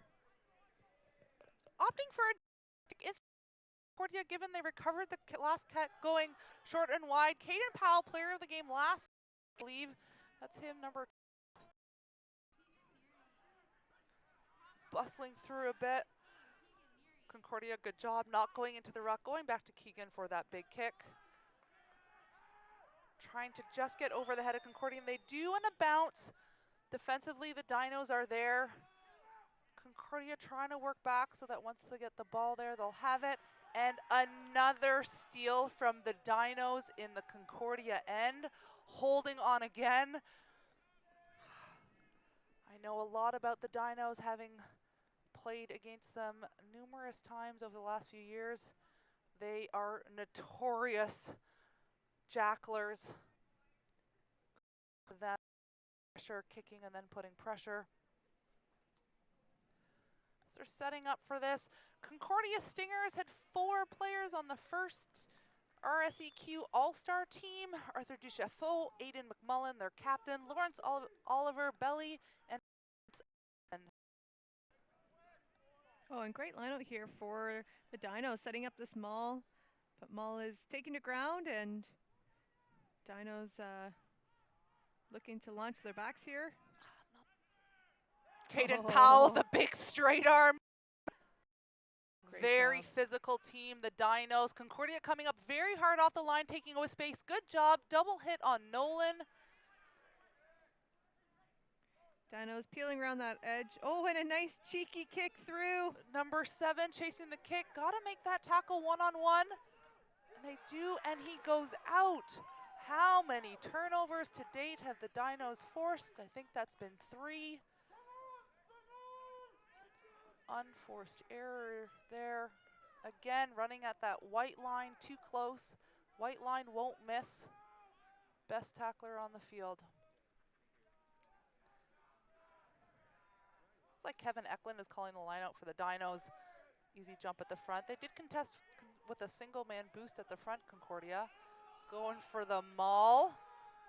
Well set up. You want that maul looking like a scrum, keeping bodies low. Concordia trying to reach over the top and get that ball carrier. Might have said he's come from the side. Ref telling number 8 to go back. Brought to ground and that player not moving. Let's see what the referee says. Good strength in contact on the ground from the Dinos to be able to put that ball at. Concordia now, defensive pressure. They must come up hard and fast. Oh, not great allowing runner there. Great attacking that line at speed here for the Dinos. Absolutely, that short little ball and Oh, the chip great kick. chip kick here.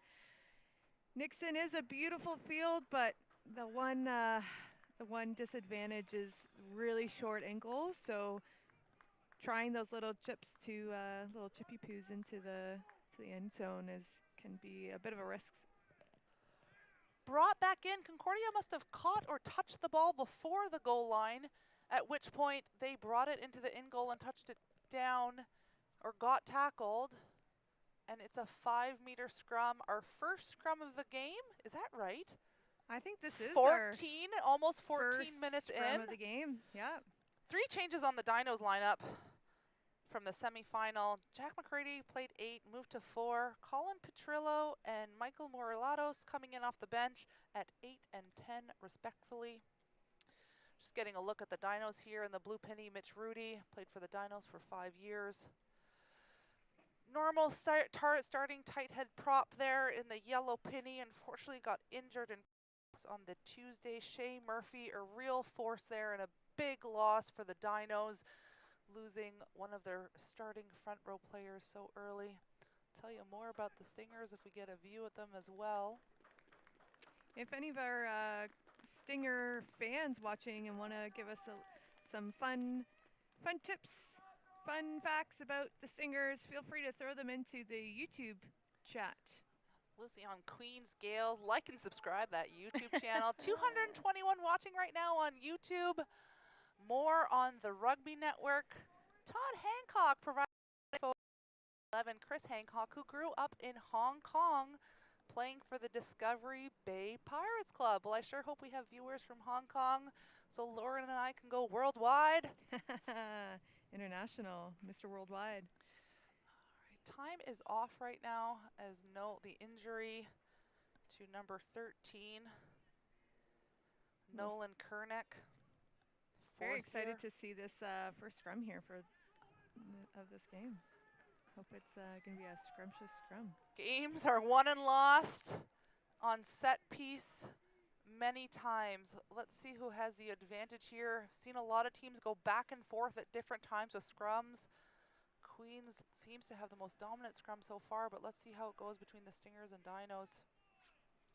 Lane Bowker, first year Prairies University Rookie of the Year nominee, putting the ball in, and Concordia not messing around, but they get a clean ball. Colin Petrillo is over. Well done to Dinos for getting the ball quick in and out of that scrum and taking advantage of that unsteady platform.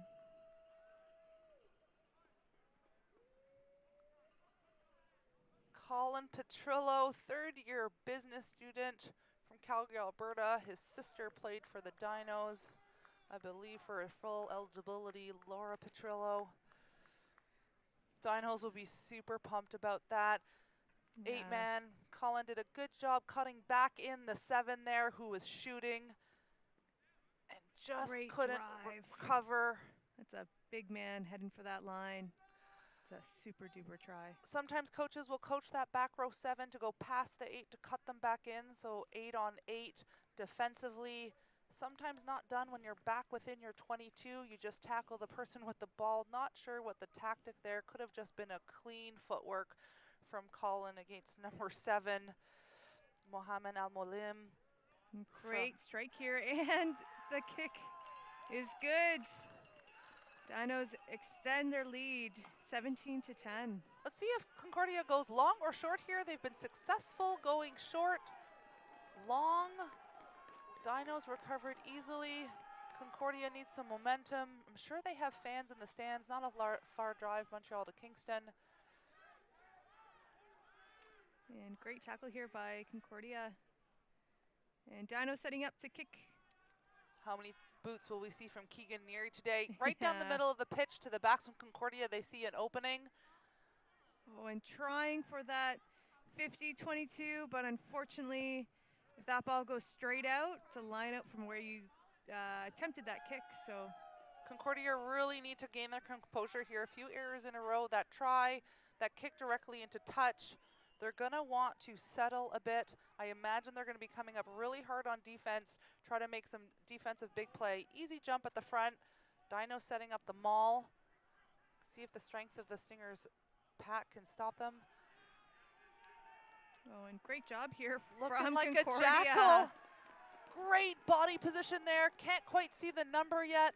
Scrum cap gray and red. Really good body position on the ball. Believe he had someone beside him as well. Going to be a penalty all day for hooker number 2, Calvin Mazloum from Montreal West.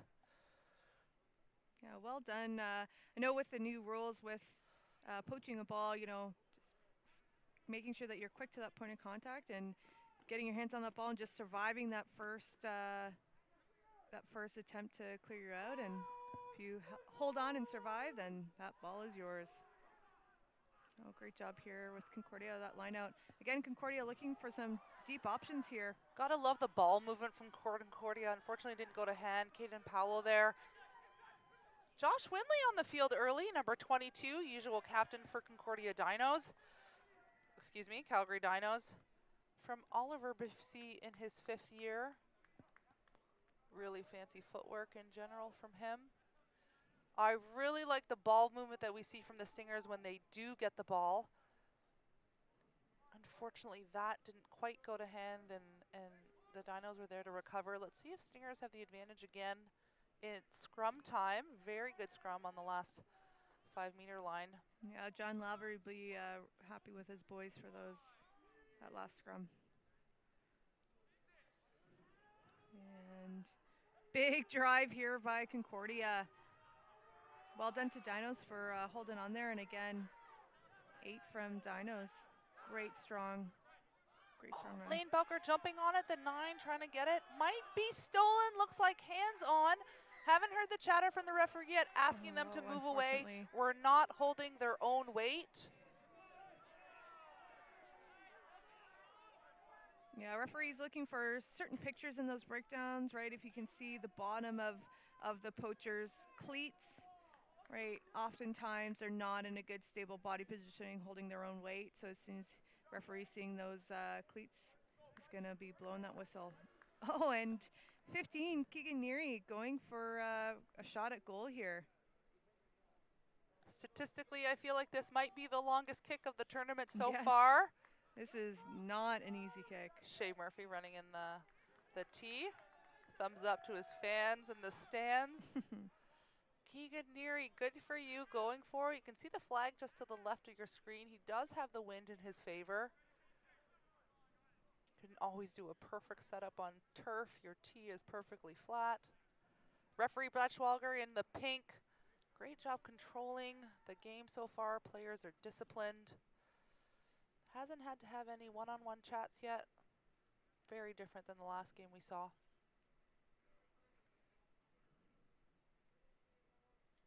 I imagine individuals watching will be able to replicate Keegan's setup as we see him. Big boot. Great strike here. Looks like it might be to the right a bit. Flat. Oh, 22. 22 dropout. You good risk for Dinos here because Not a bad job, and a cheeky little kick from Concordia. The ball just has to drop on the ground, doesn't have to go very far, just dropping it out of a hand and then recovering.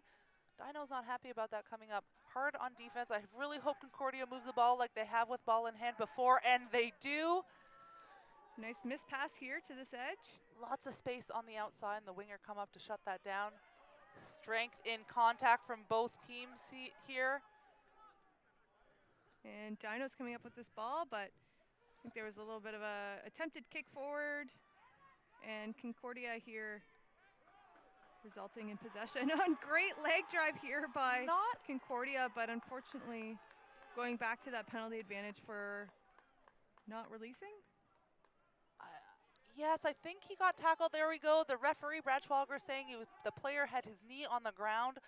Once you are tackled, you must release the ball and then get up. So he must have just put his knee on the ground, considered tackled, and then kind of popped up again sometime while you're doing it in the motion. Dino's feeling like they have momentum here, so they're going to kick for the corner or for a line out. Not a bad option. Yeah, interesting, not opting to kick these 3 points, but they're feeling good about their line out, feeling good about where they are in the field, opting to run this out. Fake at the front.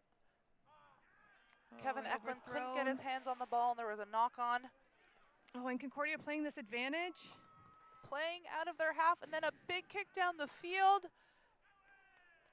Cross field, not as far probably as they wanted it, but right there in the tackle, showing tons of strength by the tackler from the Stingers. Oh, and great tackle here by Concordia. Tip ball not going anywhere there. Double tackle from the Stingers, pushing them all the way back the 10-meter line. Keegan with his boot again.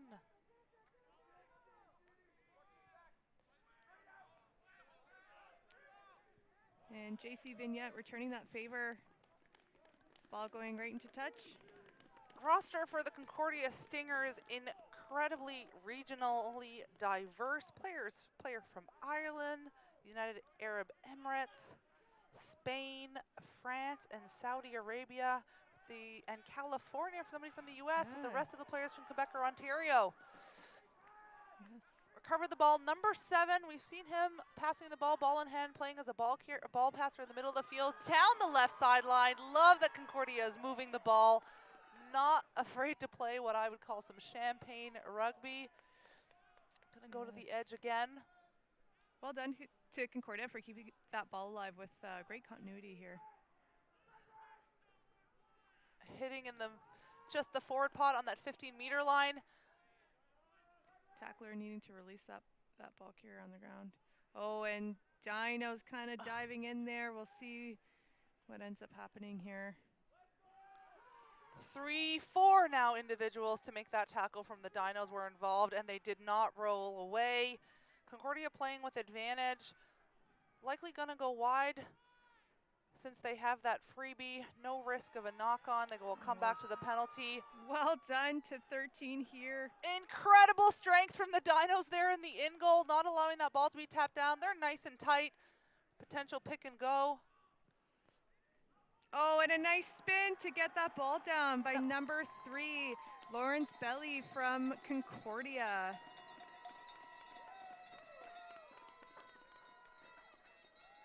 Certainly has been a tight game for these two teams. Score is now 17-15 with the kick to come to tie up this match. Laurence Olivier Belly, 6 foot, 240, 3rd year of engineering, 5th year of academic schooling from Longueuil, Quebec. Last team he plays for was Kings Edgehill. Again, Rugby Québec est fier de soutenir le match pour la 5e place entre Concordia Stingers et l'Université de Calgary Dinos. Bonjour à tout le monde qui regarde ce match à YouTube et le Rugby Network. We have Ducheffault with the kick to come.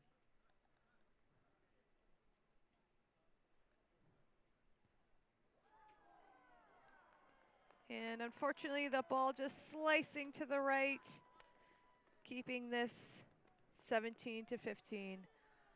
Oh, and see here, nice big booming point of contact, getting that ball down. Big man, Lawrence Belly. Good recognition by the Stingers, keeping it tight. That's where the opening was.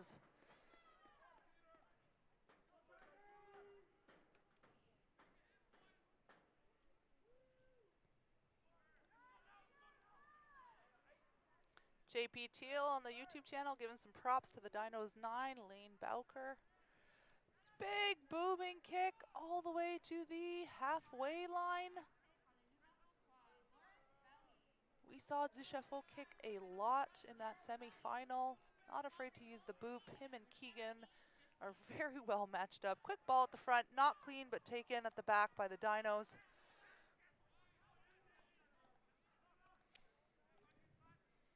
Really moving the point of contact by the non-line pass. Well done to Concordia for really seeing that happening in real time, and well done to number 12 for anticipating that pass, and beautiful tackle. But unfortunately, we have resulting in a penalty. Different defensive patterns off set piece. Concordia opting to come all the way up hard, read it perfectly. Some defensive backs will kind of come up and then leave about a 3 to 4 meter gap to try to let the play evolve, but smart for Concordia, just coming up really hard and fast, giving Caden Powell no room once he got that little tip play from the Dinos fly half. Unfortunately, I believe it was not rolling away, but really good pressure by the Dinos.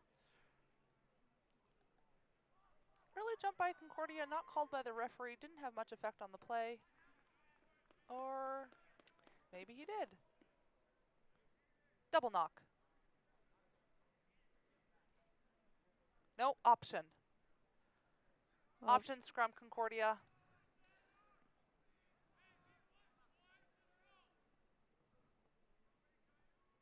Number 9 giving a little bit of a hand symbol there to his backs. Would love to know what that meant. We have Justin Davis here, 9 for Concordia. He's been really solid all tournament. Great distributor. Cheeky around that point of contact. Here we go. Let's see what the Singers can do. Not a lot of scrums, but they have been dominant each time. Opt to set it up for their 10, hitting flat line. Oh, well done. Inside ball, rolling on the ground. Ruckers need to be there. A little bit of a slower ball. Wasn't expecting Ducheffault to make such a long gain line. Dinos waiting for them at the line. Good service by Concordia, number 9. 11, first try score. A little grubber, would have been a good option had it gone a little bit more in field. Gotta love players having the confidence to try those options. Yeah, I like that, like the idea. It's always nice too playing on turf. The surface is so consistent, so you know those bounces are going to be a little bit more predictable. And you feel faster too running on turf. Yep. Kevin Eklund up at the front. Relatively easy ball. Ooh. Going backwards over the 10's head. Adham gonna run it out, use his strength and contact. Takes 2 players from the Stingers to take him down. Quick pick and go. Not sure if, Stingers didn't quite have their feet there, but were there for the Jackal. And again, a booming kick from Keegan Neary down to the left side of the field. That was a big kick.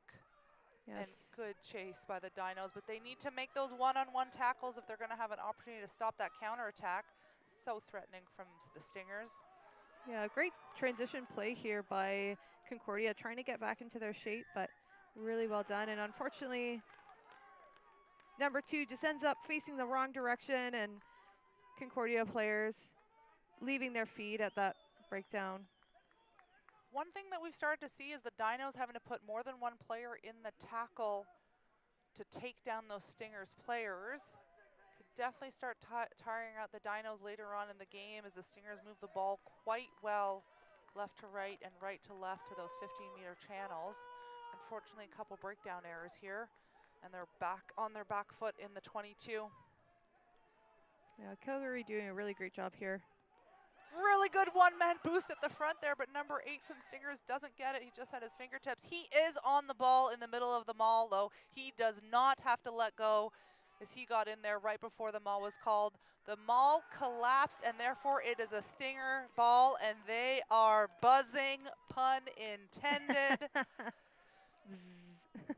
Great single lift. I don't know who lifted number 8 from Concordia. Thomas Artman from Montreal West is the 8-man, and he was right on the ball and was not letting go in that maul. Successful end to a maul is not a tackle. In that case, it was a collapsed maul, therefore not a tackle, and you do not have to roll away. Yeah, well done there to Concordia. Great individual effort by the 8-man. As time winds down here for the first half, we'll see what Concordia opts to do, if they want to run it out or with being in their end, maybe looking to kick to the touchline, take it safe. Oh, and Lane Balker right on his opposite number, trying to make his mark as a first-year student. Stingers, I'm getting closer and closer to the screen because I'm so excited. What an exciting first half. yes, so Concordia opting to kick to touch as Calgary Dinos lead Concordia 17-15. Just a reminder that this match is brought to you by Rugby Quebec. And do not forget to get some refreshments at the Langara Pub on site. My name is Lauren McEwen, joined with Maria Sampson. We will be back in about 5 minutes for the second half of this Consolation Final, number 5 and 6.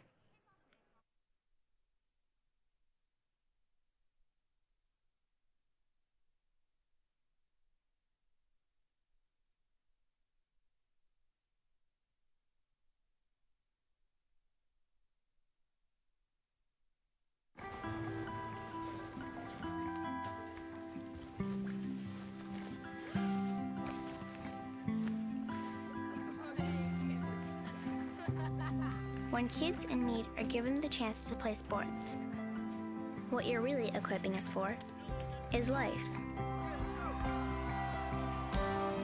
Support the future of your community. Support Jumpstart. Because we all play for Canada.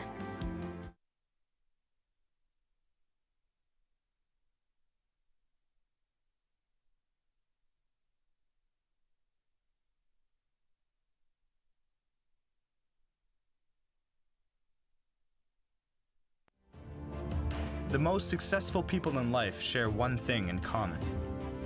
They all put themselves in a position to thrive. Surrounded by people who challenge them to think bigger. And communities that support them at every turn. In the classroom, And way outside of it. If you want to set yourself up for success, if you want to give yourself the tools to achieve any goal, There's no better place to begin than Queens. we challenge. we support. You succeed. You'll be great, no matter where you go. But your greatest story starts right here.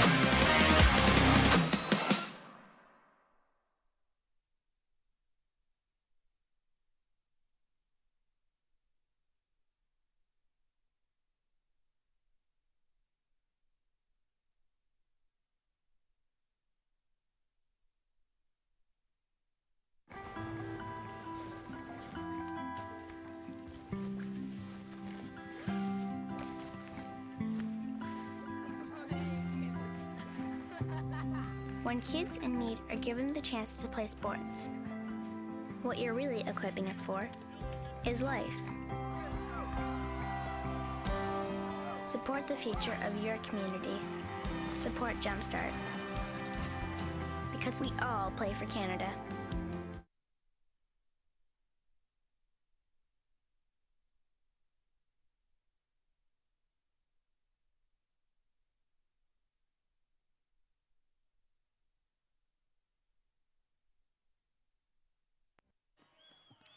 And welcome back to the second half of this consolation final between Calgary and Concordia. We have Calgary kicking off second half of this match. Score is Dinos 17 to Concordia 15. Bienvenue à tout le monde de Rugby Québec. Rugby Québec soutient ce match à 5e place. High kick. Concordia let it bounce and still there just on the 22-meter line. I think Concordia there had the opportunity to get that booster in the air, but unfortunately just maybe a miscommunication. We see kicker setting up in the pocket. Ducheffault with a nice kick, but not making that kick to green. Going into player. Oh, and great block here by Concordia. Ball's live. It's a foot race now to touch this ball down. Keegan Neary showing good pace against the original try scorer for the Stingers, number 11, Jean-Christophe Vignette. And we have, just off of that bobble, the Dinos actually bringing that ball into their, Concordia knocking that ball into the end zone, and Concordia or Dinos touching that ball, so it'll be a goal line dropout. So the new rule is if you either hold up the ball or the other team brings the ball into your end zone and you touch it down, you have the opportunity to have a goal line dropout. So you have to drop kick the ball behind your goal line. But we just have 2 players down here, one for the Dinos, one for the Stingers. Ball must travel at least 5 meters when doing a goal line dropout, and the defense can be on that 5-meter dash line. You can see how cold it is. Yeah, lots of teams still trying to figure out the best way for a goal line dropout. Maybe having like a fake kicker just to move around those posts that are going to be trying to block the kick, or you can't. Normally with a 22, some teams opt to tap the ball over the line like we've seen Concordia do already today. So we'll see what the Dinos' game plan is here. Seems to still be a player injured in the backfield just outside your screen on the left-hand side, trying to get the number. Look like we're going to spat over top of the cleat. Melissa Petrino there. Melissa Petrina, therapist for the Dinos. Coach Vinny McCauley looking over, trying to determine whether he's going to have to make a sub for number 4. You know, Vinny is nice and warm in his Michelin Man long parka there. Very lucky coaching staff having those outfits. Vinny is from the UK. This is just regular weather for him. He's surprised probably it's not raining. Yeah. Snow better than rain in this temperature, I would say. Yes, absolutely. And hopefully the wind is starting to die down a little bit. We have that blistering wind on conditions like this. It definitely adds a factor. So Jack McCurdy ready to go. Nice to see him sprinting full steam ahead here. Testing out that ankle. Adrenaline likely to play a factor. Very spirited crowd here in Kingston, if you can hear them on the stream. And a nice kick here for the Dinos, relieving some of that pressure. Concordia will throw this ball in just outside the 22.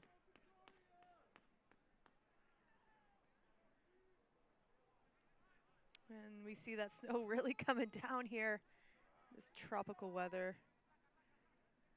Oh, nice 3-ball here. All the way to the back. I love those long balls. So hard to defend. Tip to number 2, peeling, coming around the corner. No surprise that John Lavery has some cheeky set piece plays up of his up his hand or up his sleeves. I believe Concordia is used to playing on turf as well. Yes. Their own field is turf. Great ball movement. I love Stingers not being afraid to play the ball. Duchafaux in on the right-hand side. Second try of the day. That was a beautiful razzle-dazzle play here by the Stingers. Nice little cheeky kick through. Well done. So impressed with the Stingers wanting to play the ball and move the ball from sideline to sideline. That's what you want, moving defenders. See the Canadian Tire replay here. Good job 13 catching behind him. And this little cheeky kick through. Nice scrubber. Love it. Caught number 11 off guard. That was the option. Well done, number 15, seeing that opening for Duchafaux. Make an attempt at converting his own try here. Love to see how spicy this Concordia attack is. Not a lot of vanilla rugby out here. Lots of misdirection, lots of fun, unpredictable attack. It's definitely been a fun game so far. 3 minutes into the half, it seems 20-17 right now for Concordia. Checking our YouTube feed, people chatting. Lots of support for the Dinos. Duchafaux just wide. Now I have to give out to my sister, to shout out to my sister Steph, saying that her whole fam is watching, and thank you for that family support. Lots of fans in the stands. Speaking of family, supporting the players here. Can see Concordia colors in the stands. Really special for athletes to be able to play in a national championship when this is not a youth sport sanctioned competition. Men's 15s rugby is run by volunteer boards all across the country except for the OUA in BC. Oh, and that ball dribbles out of the end goal. So we will have a scrum center here for Concordia. Great opportunity for the Stingers here to launch from the center. You have lots of options, left and right side of the ball. Defensively, one of the hardest places to defend from. So we'll see what exciting rugby Concordia has in store for us. Been really impressed with both teams so far, especially in that contact area. Scrum time, Stingers definitely have the advantage. Number 9 from the Concordia Stingers, Justin Davies holding the ball from Bay Durfee, Quebec. Oh, and this time the Dinos get the front foot, but they're called for an intentional wheel. Brad Schwalger, the match official, saw that and is calling the penalty. Penalty right in the middle of the field. With a little bit of wind behind them. Concordia opting to go for that left-hand touch line.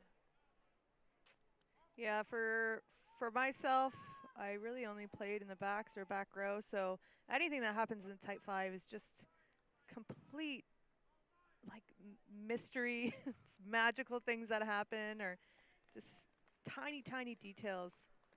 My own philosophy as a scrum coach is you can play every single position if you can play one of them. That scrum body position so important. Flat back, knees close to the ground. A lot of times big differences obviously being in the front row when you get to hooker and prop, and that neck and upper body strength will get you in that Type 5 yet, Lauren. Long 3-ball worked again from Concordia for that first time. They go to that little pop to number 2. Bounce pass to number 12, hitting in the middle of the field. Dino's trying to go in for that steal, and looks like bounce pass might have been forward.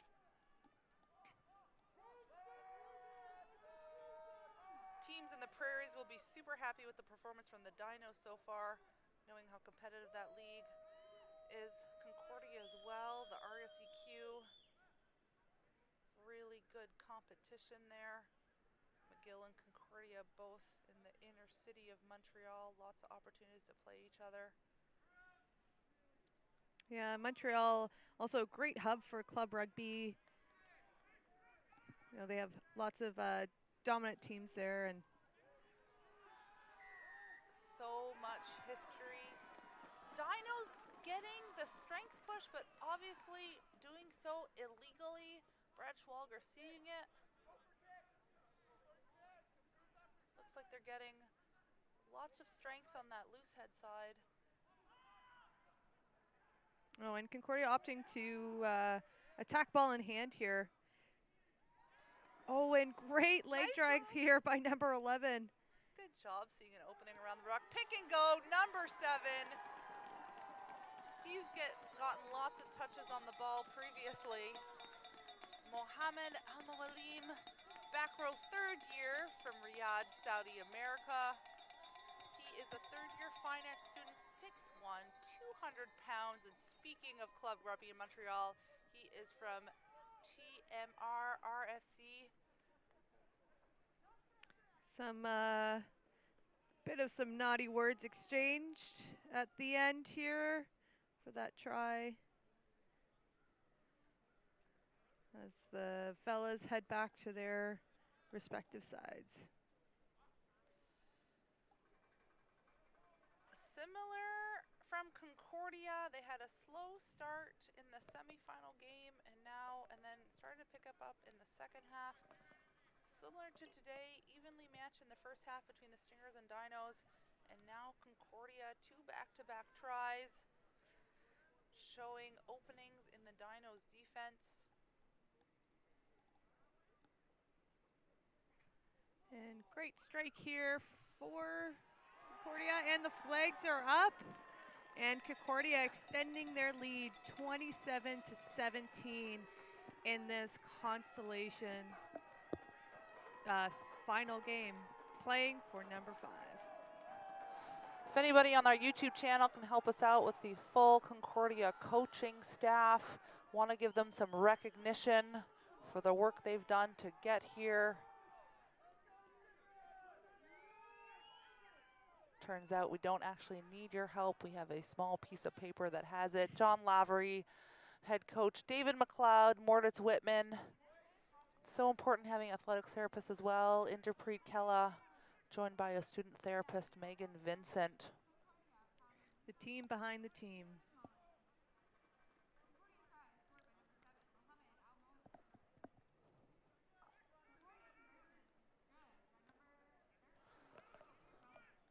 Gonna try to adjust our mics here in the booth, making sure you can hear us. Thank you for that feedback. Number 9 from Concordia just about put the ball in. Oh, and number 8, just a little bobble there, but a great little Sonny Bill Williams play, getting that ball right to that winger. Number 23, and unfortunately in that tackle, just tippy toes touching that white line, and it'll be Dino's ball just outside their 22-meter line. See Concordia not afraid to go to the edge again.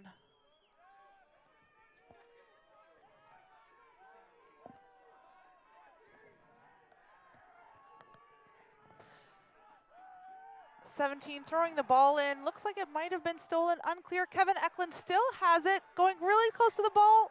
To the sideline. Not happy right now with the display, but both teams emotion. Lots of emotion in this game, playing for a 5th place. The crowd being right there. Perhaps egging folks a little on. Don't need to see that at all in rugby. Concordia line out again.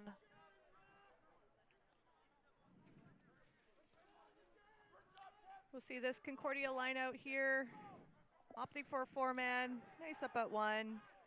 Very controlled line out here for the Stingers. Nice attack right in the middle of this park. Great leg drive here by this ball carrier. Really good job hitting the middle of the field, then moving the ball to the edge, seeing that opening, going all the way to the touch line. Gotta love to see that from the Stingers. I've said it before, them playing the ball is so exciting. And a knock on there, unfortunately, from number 5. Yeah, wonderful few phases of play here by the Stingers.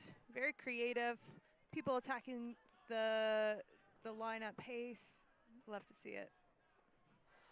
Scrum times, few subs coming in. It'll be interesting to see. Dinos have had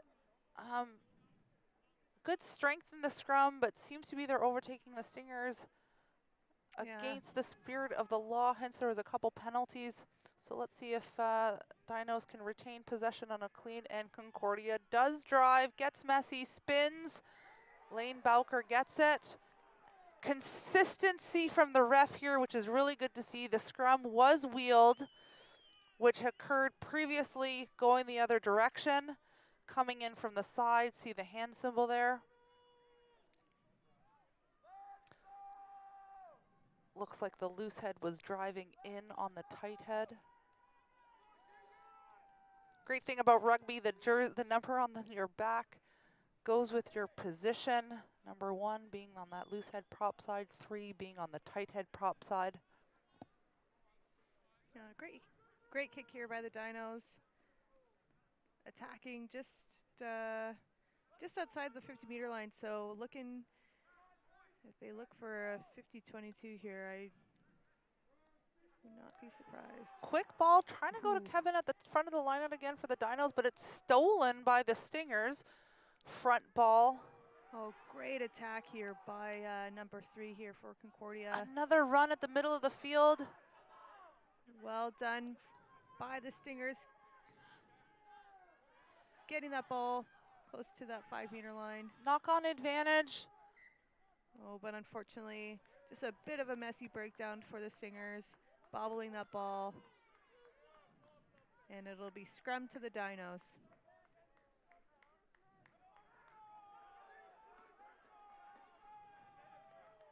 Brad Swalger done a great job controlling the game thus far. Shout out to his assistant referees as well on the sideline who are mic'd into his right ear there.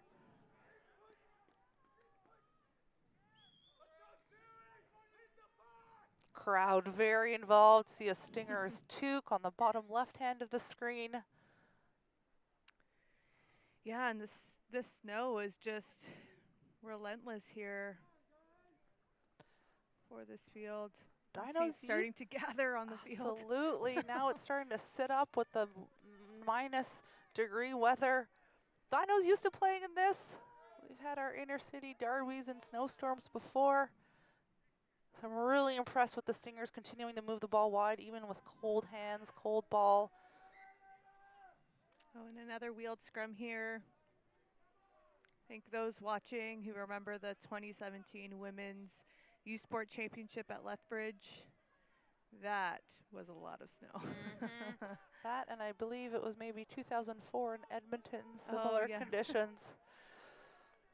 Seems like a lifetime ago. I know, a bit before my time. Bit before mine too, thankfully. Watching my sister, Trish.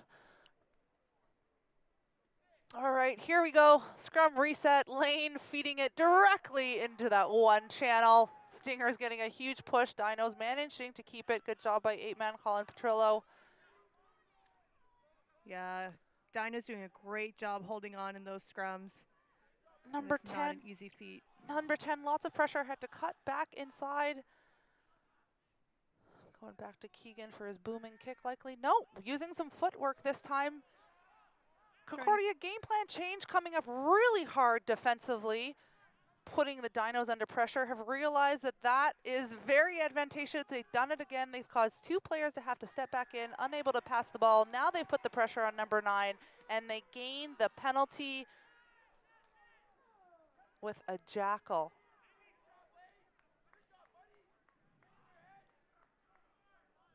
Nine's doing what they do best, being little cheeky players out there.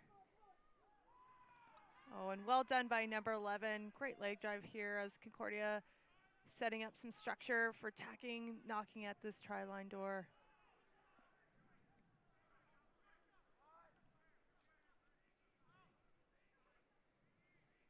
Now their forward pod. As Concordia inching closer here. 11 getting those knees to ground. Tackle is formed. Tackler has to release. Counter ruck here from the Dinos, but Stingers eventually get it. Going to the edge. Oh, great job there by the Dinos. Having a 3-on-1 there, and just number 14 shooting at that ball carrier. Both teams now realizing that that first receiver is very, very flat. Previously, the defense has been giving that time for that first receiver to move the ball. Not anymore. Both defenses shooting up really hard on that first receiver, causing either them to knock the ball on, move it quickly, or have to cut back inside. JP Teal on the YouTube channel. Big fan of Lane Belker, number 9 from the Dinos. First-year player. I imagine I'll be saying his name a lot over the next 5 years.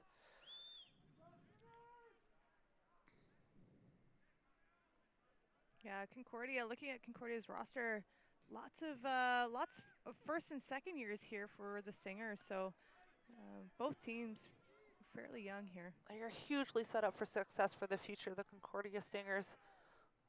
Ball gets kicked into the in goal. Tap down, goal line, drop out.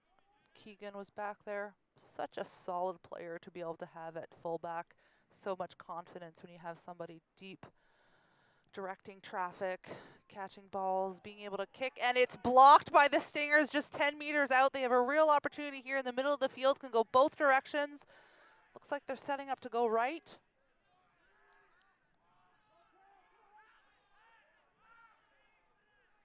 Dino's quite tight to the ruck now, trying to have to get around the field over to the left. Can you see those defenders screaming for help?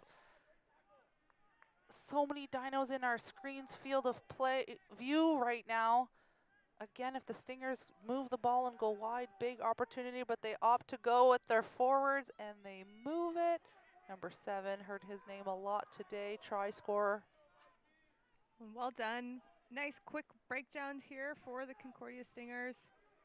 Continuing to move around this Dino defense, trying to find some holes here as they attack. Oh, and great defensive pressure here by the Dinos, reading that play. Great tackle. 2 players to take down that ball runner. I believe it was number 8. Big run from the Stingers. Again, huge runs just off that breakdown, pick and go.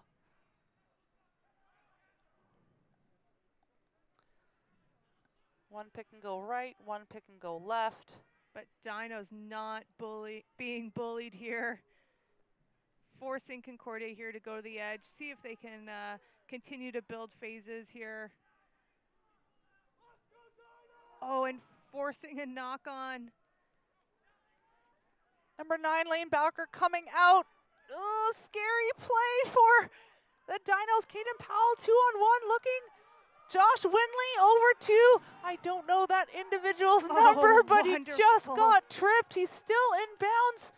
Good support off the leg. Referee is calling turnover. How unfortunate for the Dinos after that gutsy play out of their own in goal. Great job by Concordia with that little ankle tap there to stop that runner. And I see some players wearing tights on the field because of that global law change. Knock on. Dinos are really going to have to start picking up the pace. 2 unconverted tries, or a converted try and a penalty in order to tie it up. what, 10 minutes left in a rugby game? Lots of time. We saw how quick first couple points were on the board right at the beginning of this match, so still anyone's game here on Nixon Field. Gotta love the rookie number 9, Lane Bowker, coming out of the in goal. Yeah. Didn't want to tap it down. Yeah. Ended up being the right play. Caden Powell getting the ball, passing it to Keegan Neary, who saw their winger. Yeah, look at this replay here. Nice little good hands there. drawn Yeah. defender here. Oh, and winger here. Oh, and the little ankle Josh tap. Winley was the one that made the pass, their usual captain, coming in off the bench. Big scrum by Concordia. Tough to win games when you're on the back foot at set piece for the Dinos. Opting to play quickly. They like ball in hand. Yeah, well done to the Dinos for turning over this ball here. Gonna want to play. Oh, and unfortunate. Can see emotions now starting to run with the Dinos as they're talking back to the referee. It's not going to ever go in their favor if you talk back to the referee. Yeah, no matter what you say, likely not going to change the referee's mind. Such a great skill to have as a captain and a leader, to be able to have those conversations with the referee when it's appropriate to do so, seeking to understand versus telling a referee that they made call. Mass substitutions coming in for Calgary. Looks like 3 different players coming off for the Dinos. Unfortunately, we didn't catch the numbers. Like we've said before, special times for the Dinos to be able to play for a first time in this championship. First berth for the Prairies ever in its history. This competition is not a U Sport men's rugby competition. It is run by the CUMRC, the Canadian University Men's Rugby Championship Board of Directors, made up of volunteers. Kick, drop out from the 22, just over the halfway line. It was passed back into the 50, so not going for the 50-22 season opening. Lots of show and goes there. Number 10 from Concordia. And great distribution here to the edge. Number I 13, he has a friend here. love the style that the Stingers play, not afraid to attack. And that's number 13, Aiden McMullen, touching down that try for the Stingers, extending this lead to 32 to 17. Aiden is their team captain. Familiar name to some individuals within Rugby Canada. Stingers almost play kind of that French style of rugby, jouer la balle, have some fun with it, let the ball do the work.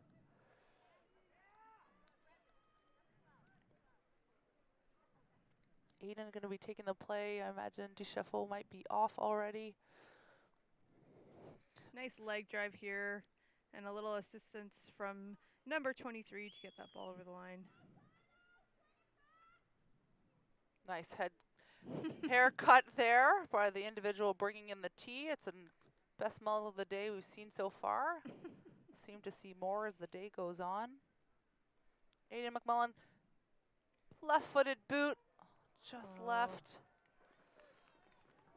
Good strike there by Aiden, but unfortunately just to the left of that post. Aiden McMullen is in building engineering in his second year, 6'1", 205 from Dollard des Ormeaux. His last team was the University of Victoria.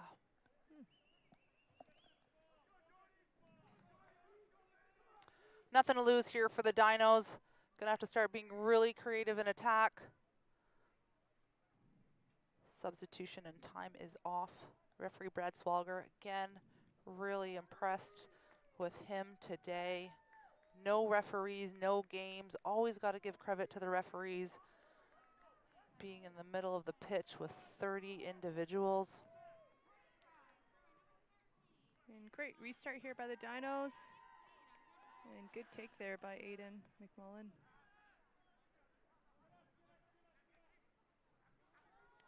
So with 5 minutes left here, Concordia probably just looking to maintain possession or at least get this ball at their end. Oh, a nice little fake kick here by number 10, Luca Milne.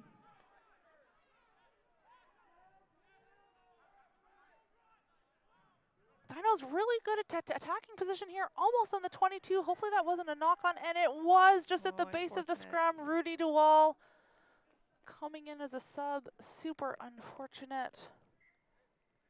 Gotta think that cold is starting to have an effect on the players, their ability to move the ball. Thank you, Cameron Hart, for letting me know that Nick Gagnon is the individual with the mullet. It's pretty epic with those racing stripes on the side. That's a winning mullet right there.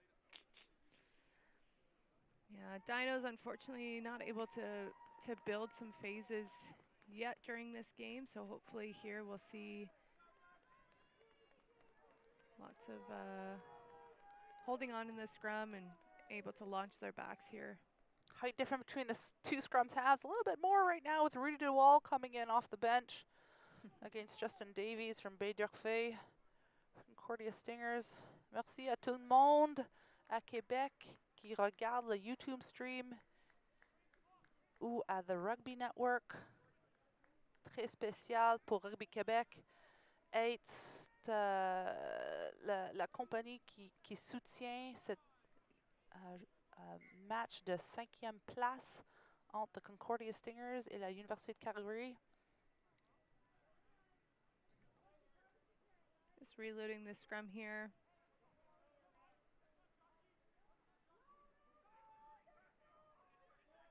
Josh McConnell coming in the second row for the Dinos. Just see his fancy spandex there.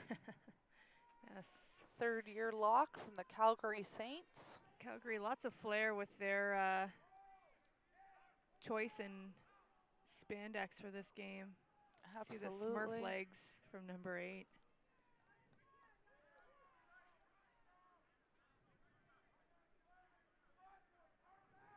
Good delivery by 9, moving the position, the point of contact far away from the ruck, causing that third or fourth defender to make the tackle from the Dinos. And a big up from the 10 from the Dinos, staying really close to the contact area. If the Stingers move the ball, not a lot of backs on backs out there. You can see the winger calling players over for help. Not surprising if they have a huge hole here. Oh, look at that mullet streaking down the pitch. There we go. Oh, a nice little cheeky box kick here by number 9. First box kick of the game. And just rolling that ball into touch. Not a bad place for Concordia to be right now. Leading the game by 15 points, I think, here. Really exciting game from the Stingers. Super close full first half, and then them being dominant in the second half, taking advantage of errors from the Dinos. Dinos should absolutely have their heads held high. First timers at the CUMRC. Completely self-funded program, volunteer coaches, actually supported by the other teams in the league who made a $750 contribution to their travel. Good line out there, just goes over. Unfortunately, it was a good lift, but the ball goes over. Still in Dino's possession, deep in their half, kicking out, not much option there. As you mentioned, that short in goal earlier, Lauren, Keegan not have a lot of room to play with. Line out for the Stingers just outside the 22.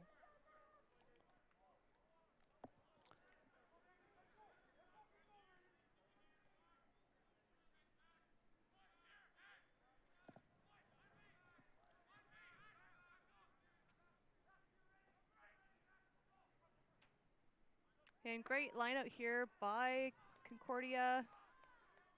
Hard up from the Dinos, trying to cut off their big runners, but number 3 getting on his horse and making some good meters. Stingers again going past that 15. That's where the openings are. Great with ball in hand. Yeah, Concordia really using the entire pitch width to width this game. And touching this ball down. Try for Concordia. Ending the game with a score. Likely might be time for one more kickoff. Let's see the number. This assumed try scorer. Number 8 for Concordia has had a great game at the back of the scrum. Thomas Artman from Montreal West. First year mechanical engineering student. Last team he played for was Quebec U19, 6'4", 210. Thank you for those stats, Concordia. 37-17 right now, kick to come. Gosh, it looks cold out there, Lauren. Yes, it sure does. Can't imagine the turf feels very good in these types of conditions. Really impressed with the Stingers able to continue the ball movement that they started the game with in these cold conditions, using those forward runners in the middle of the pitch and then creating lots of space outside of the 15s. And the flags are up. What a kick to end the game. Concordia. 39-17 for the Stingers against the Dinos. Ce match a été la consolation semi-finale de la 2021 Toronto Arrows Canadian University Men's Rugby Championship, présenté par Lockheed Wealth Management Raymond James. Score final 39 Stingers, 17 Dinos. Ce game soutenu par Rugby Québec. We'll give you the pinnacle scouting players of the match shortly. Looking at the teams getting together. Gotta love rugby, how you shake hands after the game. Speaking with John Phelan, true Rugby Canada legend.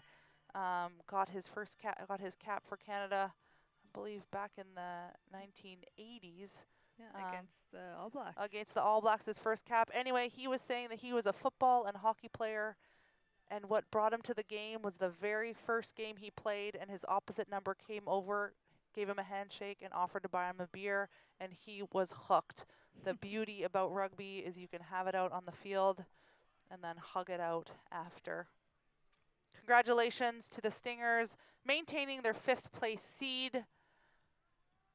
And to the Dinos, improving their seeding from 7th to 6th. They should go home with their heads held high. I know they are going to Toronto this evening to make their flight. Pinnacle scouting players of the match.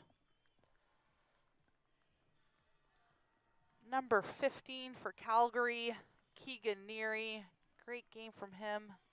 And number 7, Mohamed Al-Molamin, back row, 3rd year from Saudi Arabia.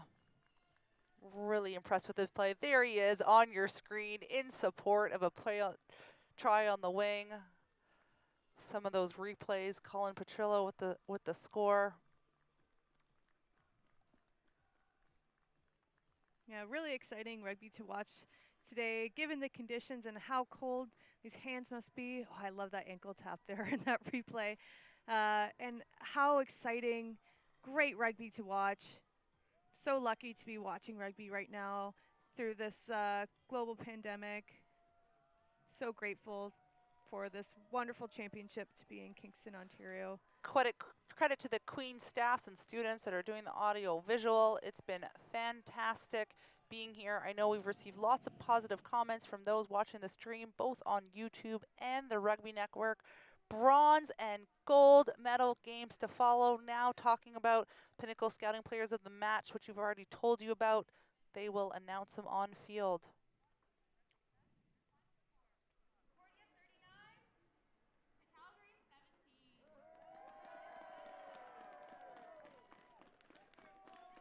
Yeah, I think John Lavery will be proud of his boys for that performance. Lots of fun rugby happening. Great efforts all around the pitch from all 15 positions. Absolutely. Up to 26 on the roster you can have in these games. Only travel with 26, so if you have injuries, your roster decreases. Keegan Neary walking in there to get his player of the game honors. Bittersweet for him, but great job. Great leadership from him.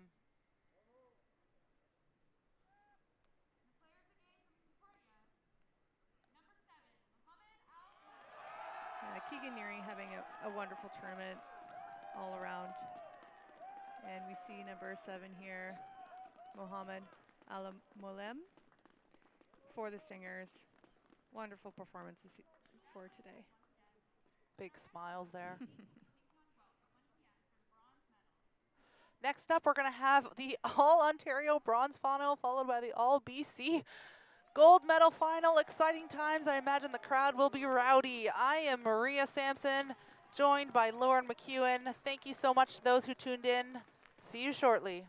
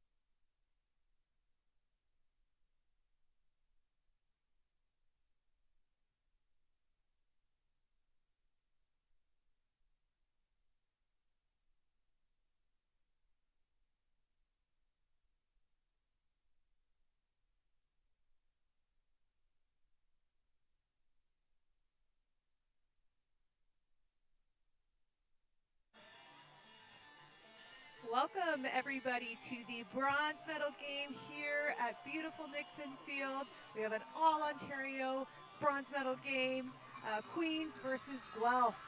A huge rival here in Ontario. Queens losing to Guelph in the OUA final a few weeks ago. You know the Gaels are going to be looking for some redemption here, and Guelph trying to hold on to that higher seed here with the Gaels, looking to defend their standing in this epic match here. Snow coming down, -8, feeling like -8 on the field. And Queens with the long, deep restart. My name is Laura McEwen. I'm joined here by rugby legend Maria Sampson for this bronze medal game. What an incredible opportunity for Guelph and Queens National Championship, playing for the bronze. Guelph perhaps a little bit of an upper hand being the OUA champions, but a little ping pong back and forth to start a game, and a big bosh by Queens on a Guelph defender. Chris Asmus, man in the middle from BC. Panel referee helping out at multiple international events. One of my favorite referees to play for, as he loves to chatter, tells players if they can have their hands on, hands off, offside, and all that stuff. Really good at controlling the game. Yeah, we always love refs that are going to be able to talk you out of some penalties and manages the game really well. So lucky to have him as our referee for today. Great maul here from the Gaels. Height of the line out, unbelievable on that boost. Good maul with the peel off. Oh, and Rudy McPhail here for the Gaels, charging in. Zuliani, nice fancy footwork here. The Gaels continue to apply pressure. Pipchuck with that pick and go. And the Gaels slowing down this ball a little bit, setting up some organization, inching their way closer to this try line. Really different seeing the Queens here. The back set up very deep, complete opposite to how the Stingers were in that last game. They're going for lots of pick and goes, hoping maybe to release their backs if they can turn slow ball into quick ball, but they keep going with those pick and goes, going with their forwards. Chris Asmet there to see if they're close. So close here for the Gaels. Heading towards this post his friend. Early work for all the forwards on both sides. Ball available. And try scored for the Gaels by number 5, Noah King. Well done. Just touching that blade of grass. Noah, number 5. Tight head, second row. Hailing from Vancouver, BC. Well done to the Gaels. We'll see this replay here. Excellent forward work. Continue to apply that pressure. Nice little body contact. And gets over that line. Huge display of contact skills early in the game. Close contact skills with those pick and goes. Able to continue to put pressure on Guelph to have make those tackles close in the line. Queens getting over for the early 5 points. I imagine Queens fans are over the moon with that start. Yeah, hopefully the camera will pan out. You'll be able to see the huge Queens crowd here. Guelph about a 3.5-hour drive from Kingston.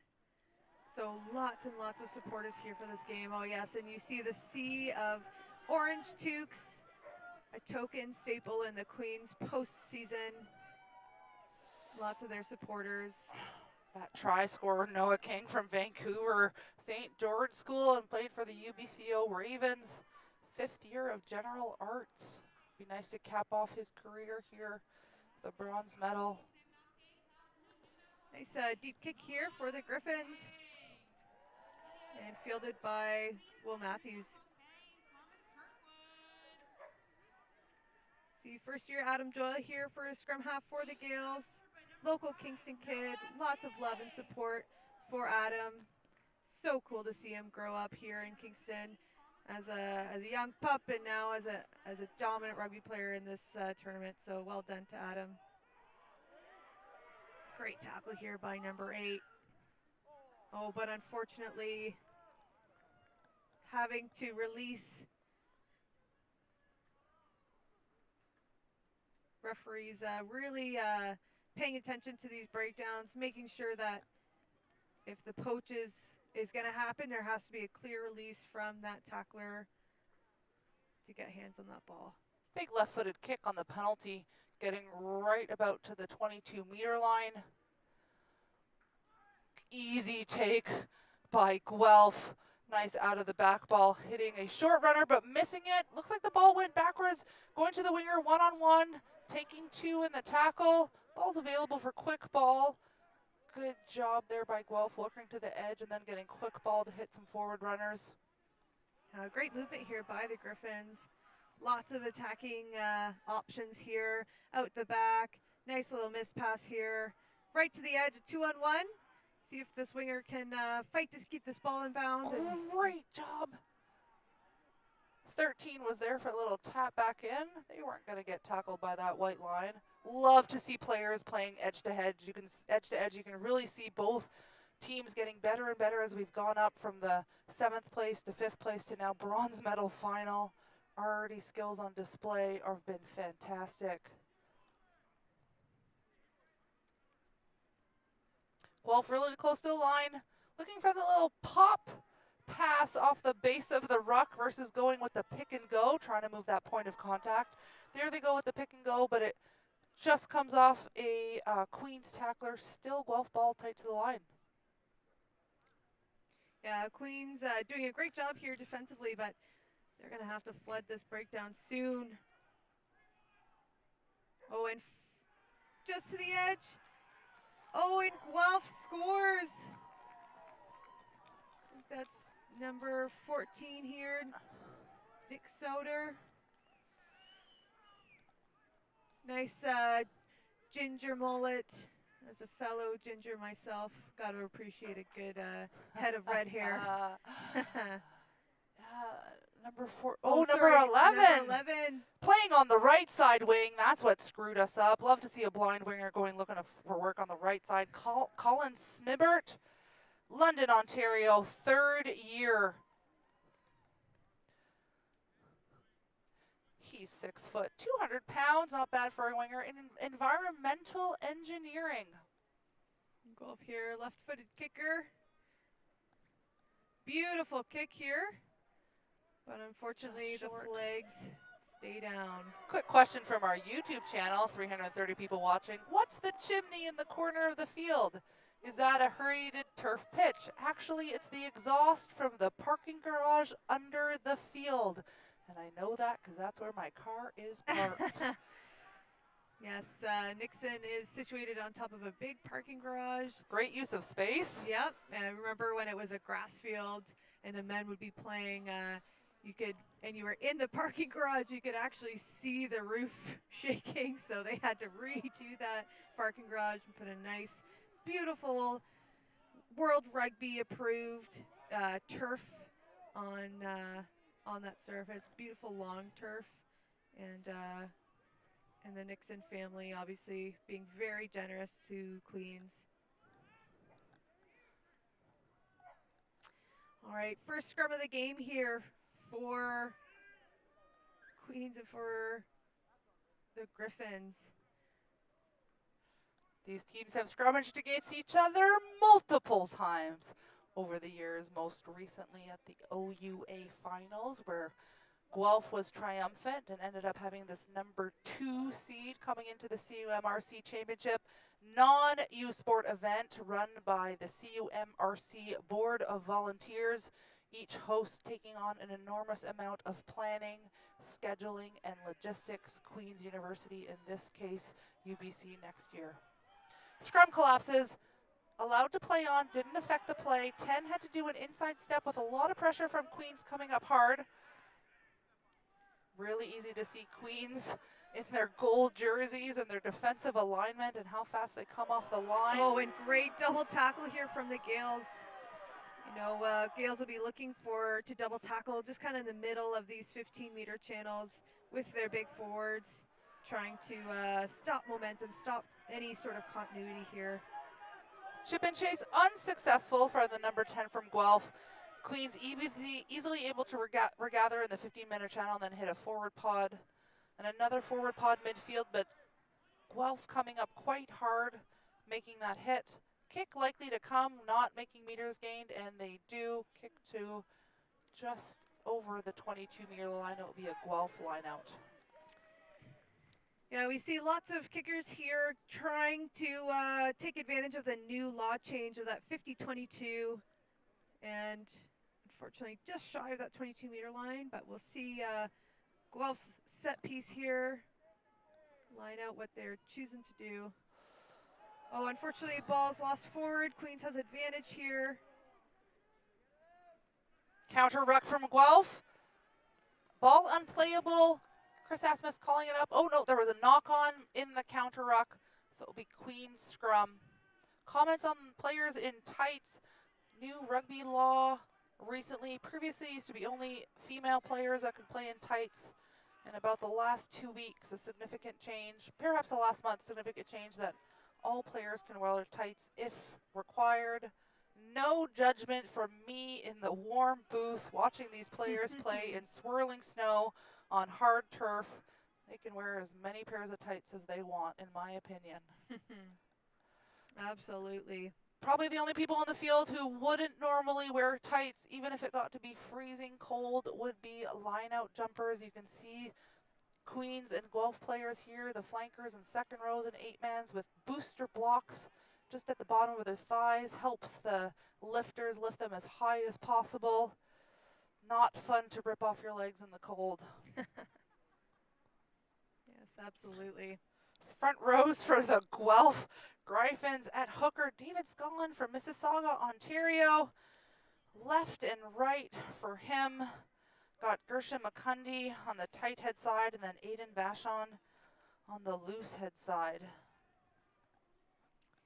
And for the Gaels, we have Stefan Giuliani at loose head, Neil Trainer at 2, and Rudy McPhail. Rudy McPhail, one of 3 McPhail rugby brothers, played for the Gaels. Really great guys. And Queens here settling into their structure as they try to build some phases here. Oh, excellent poaching attempt by the Griffins. And unfortunately, just misses that target of that ball. Great little tip pass as he was going into contact. The hooker, second row running on, now hitting the edge in that 15-meter channel with a turnover. Guelph ball in their 22. No advantage played, going back to a Guelph scrum.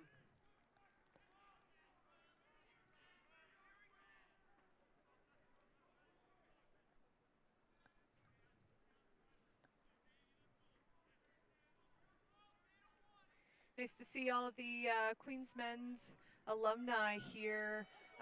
Traditionally, Queens is run as a club, so they don't make any cuts and they just field as many teams as the amount of bodies that show up. So, you know, when I played at Queens, they had upwards of 8 teams for the men's side. So, wonderful, wonderful rugby network for the Queens men's rugby. I know there's a lot of the program is supported by their contributions to Queens and to this team. So lots of love and support for the men's rugby alumni.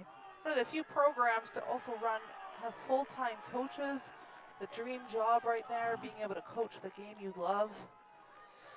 Yeah, Dave Butch on his 4th season with the Gaels, assistant coaches Dave Worsley, Patty Lynott, and Duncan McNaughton.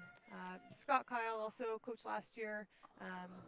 Hopefully see him around the pitch today. Viewers might have noticed there was a little huddle there between a small amount of Queens players. Sometimes that's called your on-field leadership group.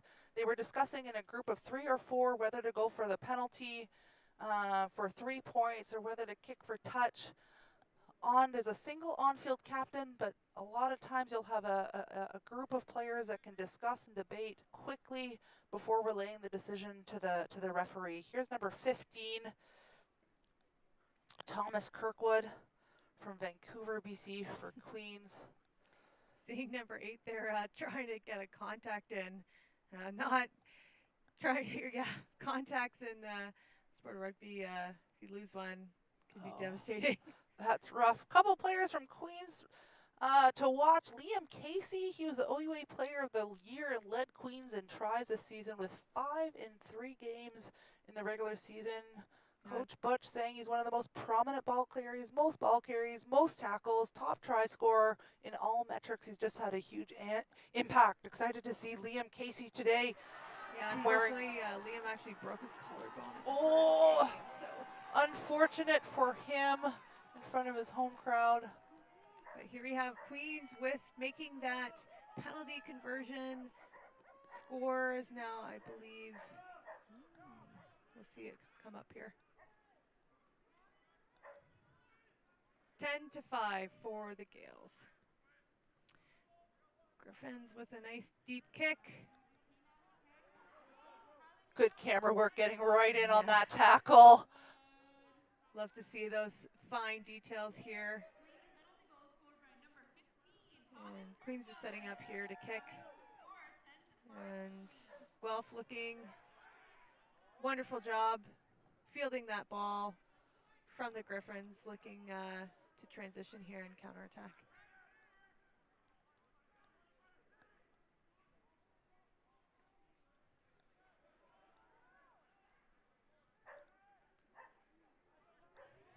Great leg drive here from the Griffins. Really good defensive alignment from Queens. Didn't quite come off the defensive line there. Allowed Guelph to go over the gain line. Oh, and strong running here by Adam Ford for the Griffins. Might be a steal, unclear. No, ball goes free for 9 to play to number 10. Guelph going to the edge, 7 there. Wonderful. Playing a 1-3-1 with your flanker outside. Great tackle here from the Gaels. Tackler having to get out of there, and unfortunately, yeah, not rolling away there in that breakdown. Refereeing, really looking for tacklers to be rolling east and west out of there as to not disrupt teams trying to go quickly. The other individual from Queens we got told to watch, but is unfortunately not on the roster, Sam Ibbotson, a winger from Canmore, Alberta. Unfortunate losses for Queens. Time is off. There's an injury, number 2 for Queens. Neil Trainer there. Stratford, Ontario, in his 3rd year, might be going to get taped or might be coming completely off. Unclear if a substitution is going to be made, but we do see somebody in the tent looking like they're trying to get ready real fast. Must be really hard to get all those layers off. Yeah, absolutely. And there he is coming out of the tent. Likely number 16 if the jerseys match the positions. We'll see shortly. Red scrum cap, and we'll tell you who that is. Penalty to Guelph after that stoppage in play. Left-footed kicker on the left-hand sideline. Just about 8 or 9 meters out. Really good attacking opportunity for the Guelph. Believe this is the first time they are headed into Queens 22. Sometimes called the red zone. 13 minutes to play in this first half. You see all the spectators enjoying a nice little beverage in the beer tent right behind the end goal here in the Queens end. Thankfully sponsored by Langara Pub. And Guelph looking, they have a full line out here, so we'll see if they're going to try to maul. No contest, easy take in the middle of the field, allowing Guelph to set up a really good looking maul, looking like it's taken down. Chris Asmus had his hand out, likely collapsing the maul. 9 going for a little jaunt right near the ruck, and penalty is there. Pulling down the maul. There's the hand signal from Chris.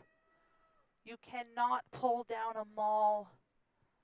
Successful end to a maul is not a tackle, therefore you cannot tackle the ball carrier in the middle of the maul. A mauling collapsing is something a little bit different when it happens on its own volition. Big word of the day already. Great attacking position. Queens not contesting at all, giving them a really easy platform for Guelph to set up. Lots of numbers in there. Yeah, Very well set up. great job here from Guelph. Just trying to shift this point. Can hear the crowd cheering on Queens defensively. As they inch closer to this try line. Pick and go, pick and go. One more coming, sending the ball out wide to the 10. Lots of space and a knock on in the middle of the field. Oh, unfortunate for Guelph. They had tons of room. Queens did not come off the defensive line in the midfield. I must say, I think Guelph wins for best hair, best Movember stashes. They do. I think there's some hiding underneath scrum caps too. Saw that one great one previously from Nick Gagnon. I think my favorite is number 10, Kashufi with the frosted tips you see there. Yeah, that's nice. Would even be better if he had a little cape in the back of some glorious locks, but his choice, he went with the frosted tips instead of the mullet.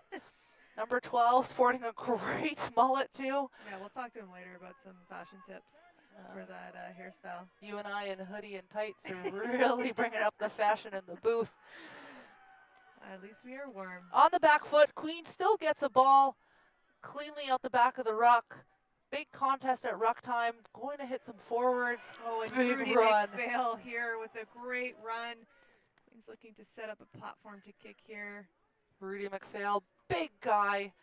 Masters of Applied Science from UBC OB Ravens. St. George's School in Vancouver.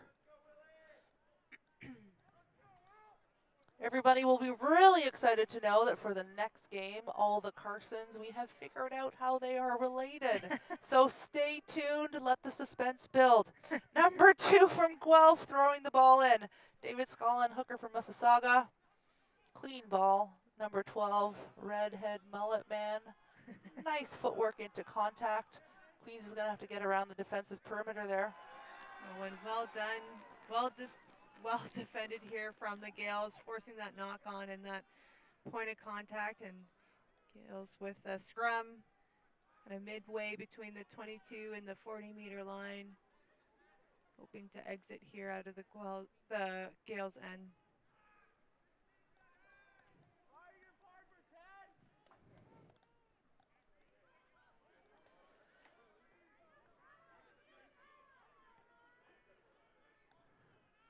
Second rows and Queens, engine of the scrum.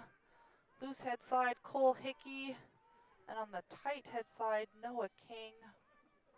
Both from BC, one from Lawson, one from Vancouver. Oh, great view here of the scrum. Oh, and number 8, Vanderploeg with some great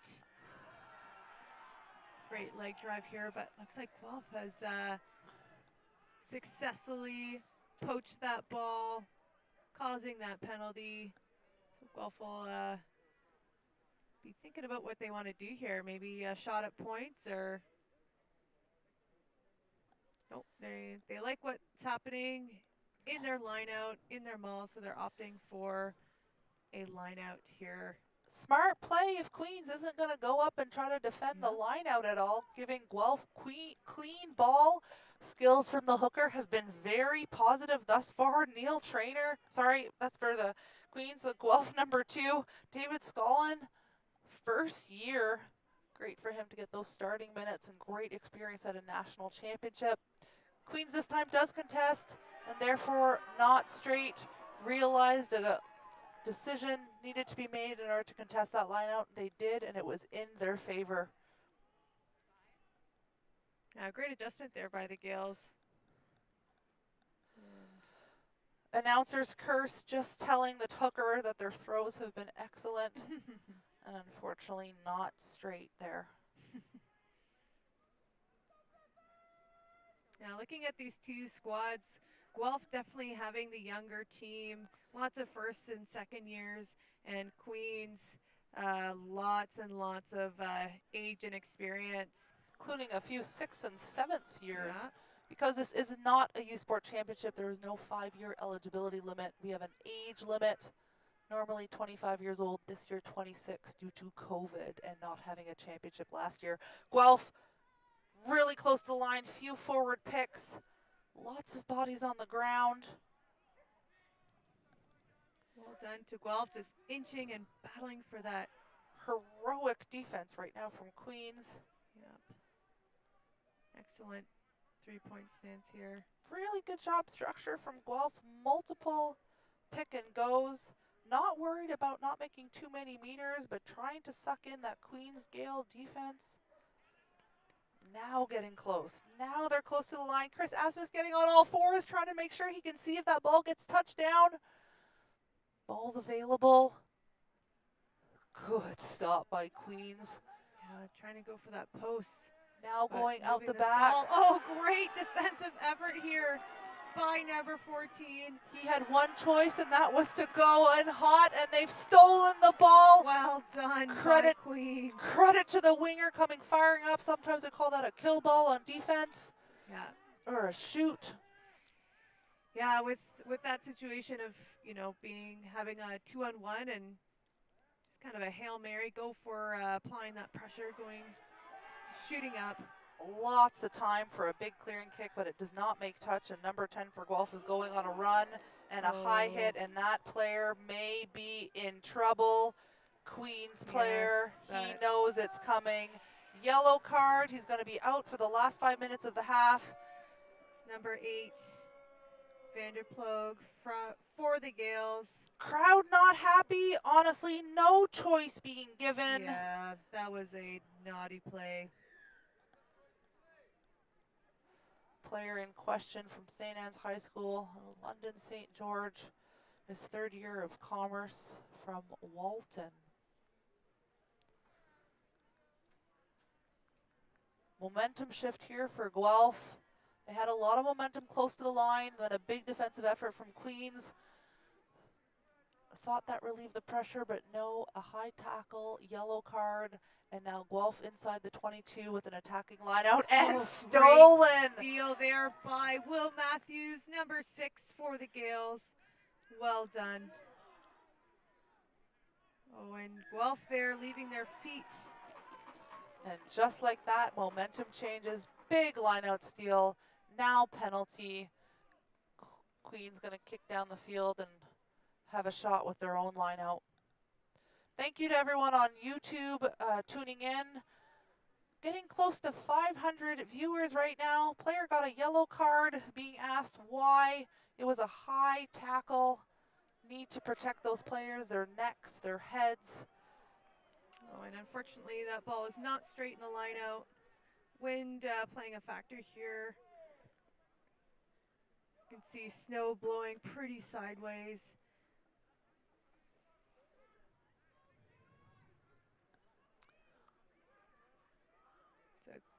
Number 10 going in to talk to the referee. Seems a little frustrated, not quite sure why. Guelph player, their captain, Arya Kashufi. Sometimes tough to have those conversations from the backs.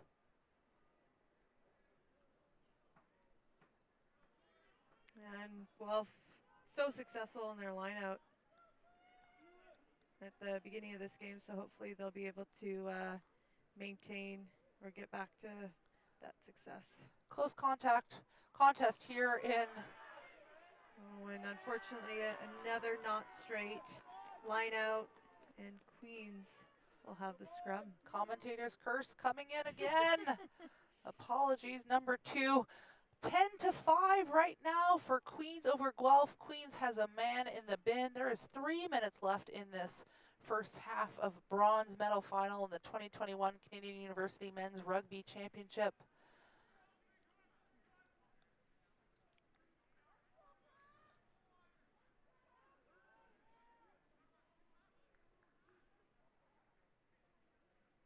Look at that body position, nice and low. They come up a little bit on contact, but then get their knees nice and low, want to have parallel knees to the ground. Guelph winning that scrum contest, but unplayable, so it's going to go back to Queens.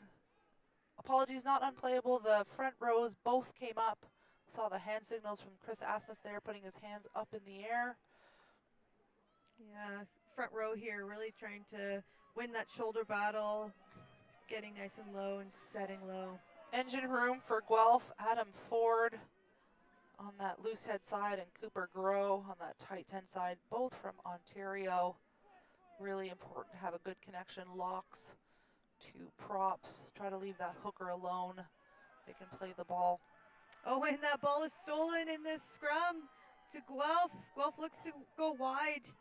Brought in their winger to play first receiver to get the ball wide just outside of the left-hand post, and a good body position jackal there. And number 12, Eric Godden.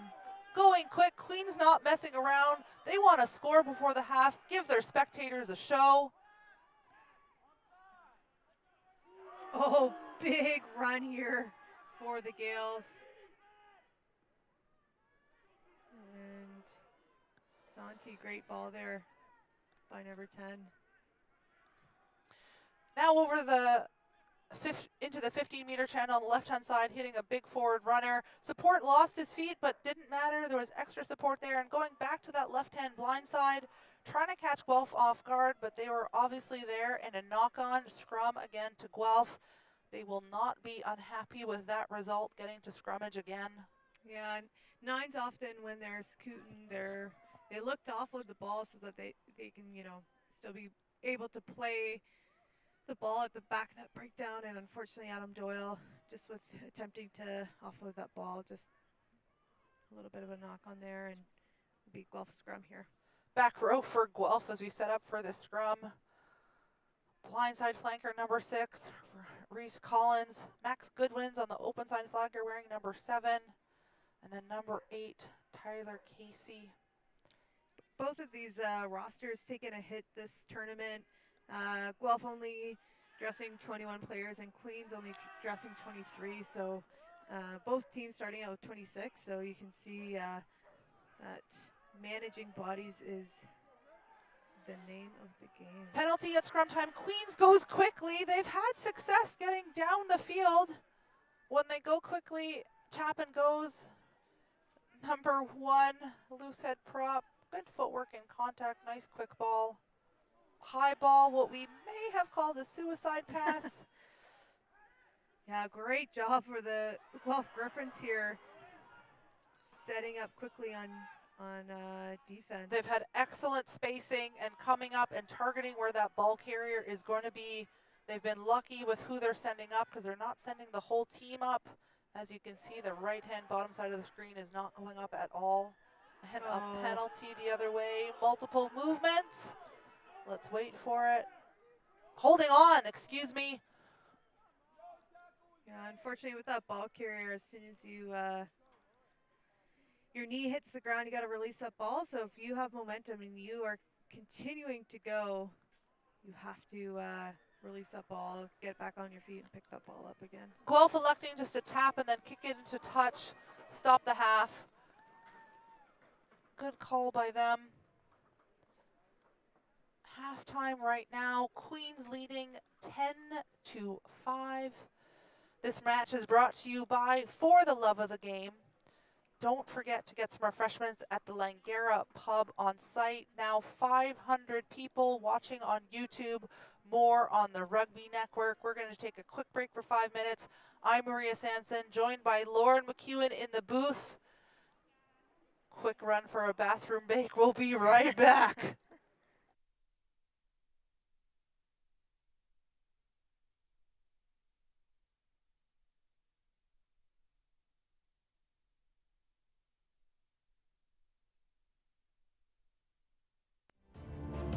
The most successful people in life share one thing in common. They all put themselves in a position to thrive.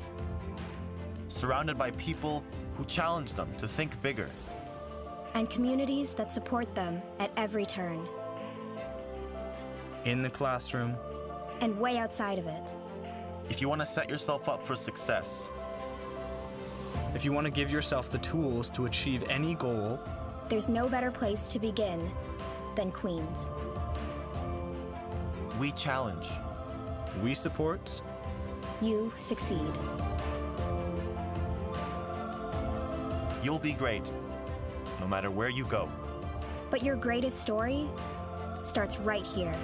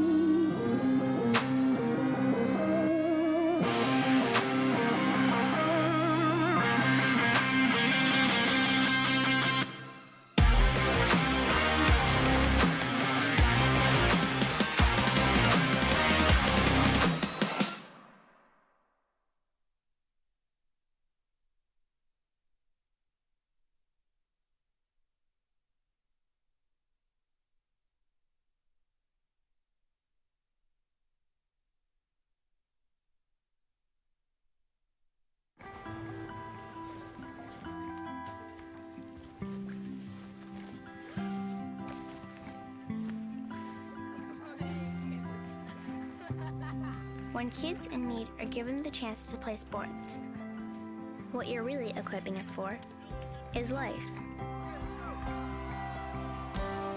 Support the future of your community. Support Jumpstart. Because we all play for Canada.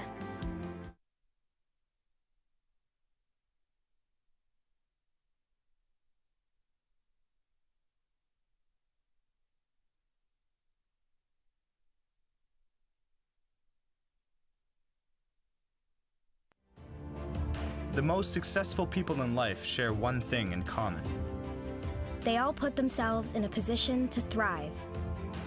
Surrounded by people who challenge them to think bigger. And communities that support them at every turn. In the classroom, And way outside of it. If you want to set yourself up for success, if you want to give yourself the tools to achieve any goal, There's no better place to begin than Queens. we challenge. we support, You succeed. You'll be great, no matter where you go. But your greatest story starts right here.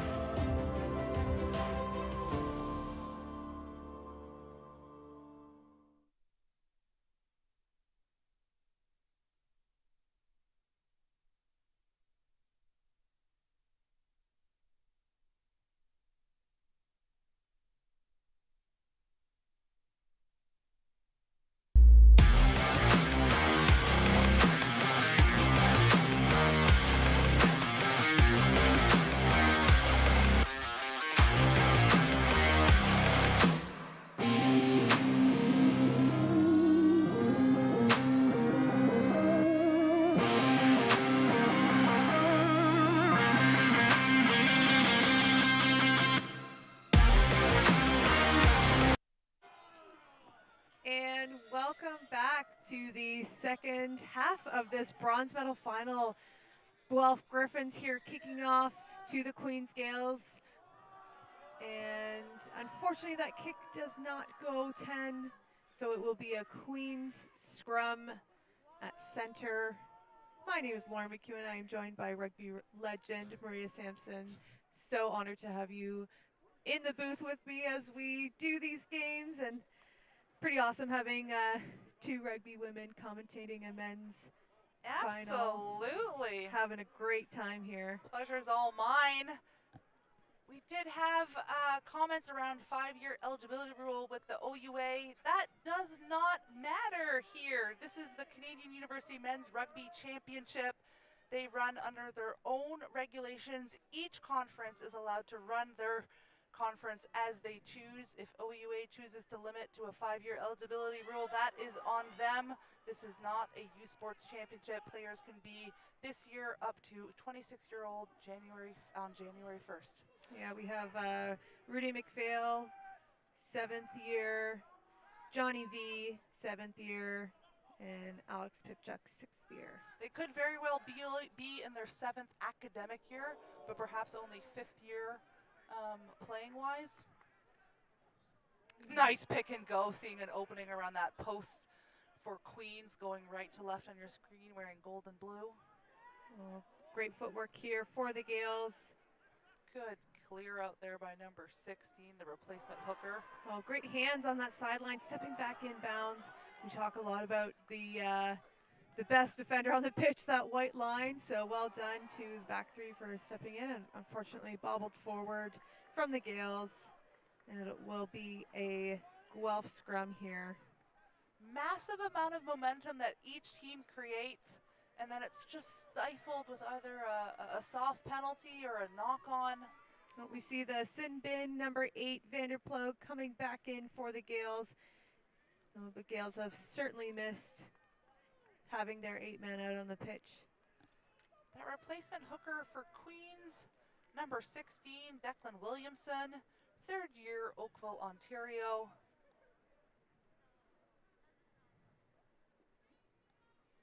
He's from Oakville Trafalgar High School, played for the Crusaders. He's 3rd year mechanical engineering student. Unfortunately, we have Walsh Moen from Guelph Griffins, number 15, coming off this pitch, looking like he got his bell rung a little bit. I know concussion safety is so important here, especially with Rowan's Law coming out of Ottawa, and you know, we're humans first and rugby players second, so making sure that we take care of our health and safety of the athletes out on the pitch here. Absolutely, only one brain. Concussion management so important. Return to play rules heavily enforced. There is no head injury assessment, HIA check. In these types of tournaments, you would need a completely sequestered booth and a qualified medical practitioner in order to be able to do that.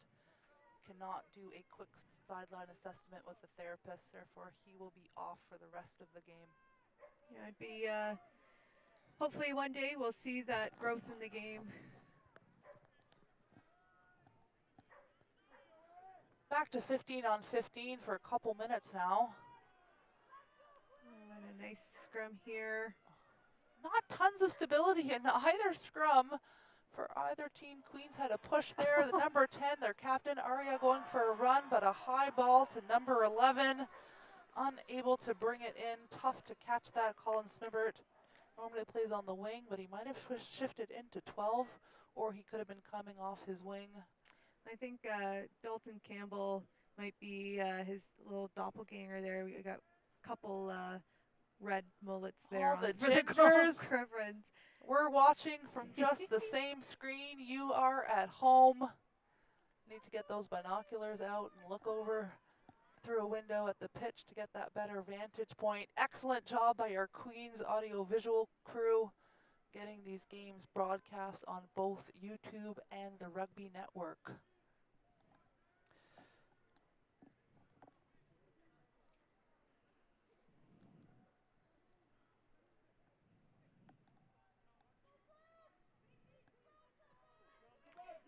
And for those joining us, it is still -3 outside, feeling like -8, so it is nippy outside. Oh, and unfortunately, Might have stopped it with his foot, Aria, and not a knock-on.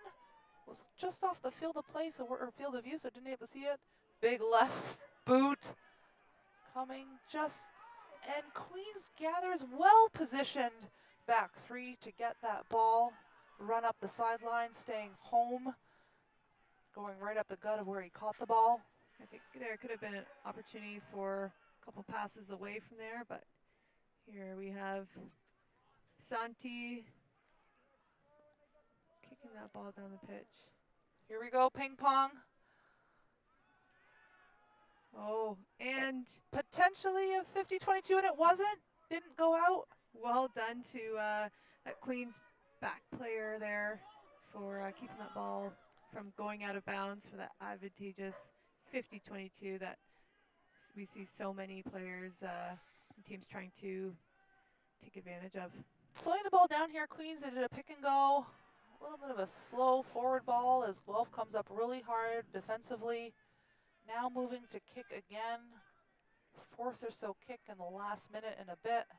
Well taken by Guelph just inside the 10-meter line. Lots of room to run. Somebody's shooting Queen's Gaels and there's an opening. Great kick chase there by the Gaels. Impressed with the Gaels' defensive structure thus far.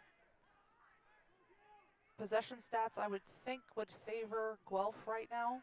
I know Dave Butch is a bit of a defensive specialist himself and his coaching, so you can see good defensive structure here by the Gaels. Oh, and just bobbled forward here by Queens, and Guelph playing advantage. Even when they kick the ball away, they get possession back. Yeah. Bounces have been in their favor, even though they are not leading, and it's 10-5 for Queens. When Queens gets this ball back, but unfortunately, Guelph does a great job of dragging number 10 out of bounds there. And it will be a Guelph ball just between the 40 and the 22 for the Guelph Griffins. Lots of individuals in the stands, standing up, bouncing on their toes, trying to stay warm. Can't imagine being in shorts and short sleeves on the pitch playing, and it's an overthrow to Guelph. Easy pickup by them. Forwards coming around the corner. Lots of space outside, but Queens good defensive structure and a good push to get out there. Not quite sure if number 11 has moved to the centers. He's involved a lot in the middle of the field. Nice to see that if he is a winger and getting lots of touches on the ball. Call that going looking for work. Oh, and a bobble and then a kick ahead, and now it's on. Chase is there. Good tackle. Isolated, but no, friends are there to help. Could have been a Queens turnover. Number 3 for Guelph picking up the ball in the middle of the field after a pass off that very heroic tackle. Yeah, well done to Adam Doyle there. Such a big fan of that player. Not a lot of variety of attack from Queens once they receive the kickoff. A kick, they seem to be going directly straight down the field when they get it. Could be a tactic to then open that opportunity to kick either way. Kashufi, great pickup there for the Griffins. Both sides just trying to run the players around, and unfortunately, ref says went backwards. Play on. Let's see if they go straight back down or kick, and they kick ahead. Kashufi there again. We're going to be saying his name a lot. Not surprising that he is the captain. Great leadership and conduction by him, but unfortunately goes into contact. Holding on. Tap and go. Queen's not going any other way than straight down the gut. Number 1 going straight down. And Vanderplug here with the ball. Different big drive here. Difference in attacking style. The forwards are getting the ball a few meters and not on the run. Doesn't matter. Not 10. Oh yes, that was red zone. Very good call by number 9 to catch the Guelph players off guard, force them in that. And now, I think the mark should be another 10 meters down the field here, if I'm number 4, Adam Ford, taking a yellow card. He did not retreat 10 meters before engaging with the player that did a quick tap from Queens. Because that was in the red zone, that was deemed to be cynical. Chris Asmus immediately reaching into his pocket. Yeah. Player's got to stay warm. You can see him bringing him a jacket. He doesn't want it. I know, it's so tough because, the scrum half ran right at him, kind of forced his hand there. So smart play from that number 9. Cheeky little first year. Can see when forward runners are going for Guelph, they are attacking the line. Queens getting the ball standing still, but then using footwork in order to find gaps. 2 totally different styles of play from these 2 teams. Yeah, Guelph women's side similar style of play of just like really, really hard forward runners attacking the line at pace. Always a tough style to stop. It's exhausting, that's for sure. And Kirkwood here with the kick.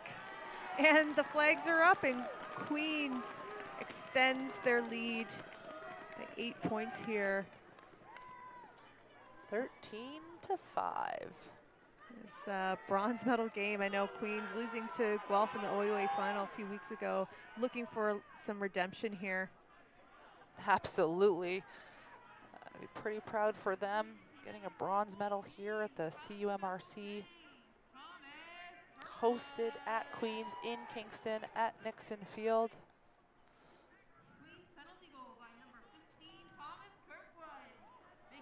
Kicking away possession here from Queens, straight into Guelph's hands, well positioned. Now moving the ball, Arya Kashufi seeing a little bit of a gap, going for the grubber. Number 11, first try scorer from Guelph, just going into touch. Not a bad positional kick. Line out now with the replacement hooker coming in, number 16, after the previous hooker, Neil Traynor, seemed to have hurt his elbow. Number 16, of course, Declan Williamson from Oakville, third year. Can see number 1, that loose head prop, getting involved in a lot of things. And a bit of a miscommunication, and Guelph comes up with the ball here. And Queens coming off this line, that ball is backwards, but Queens gathers and regains possession here. Trying to slow this ball down.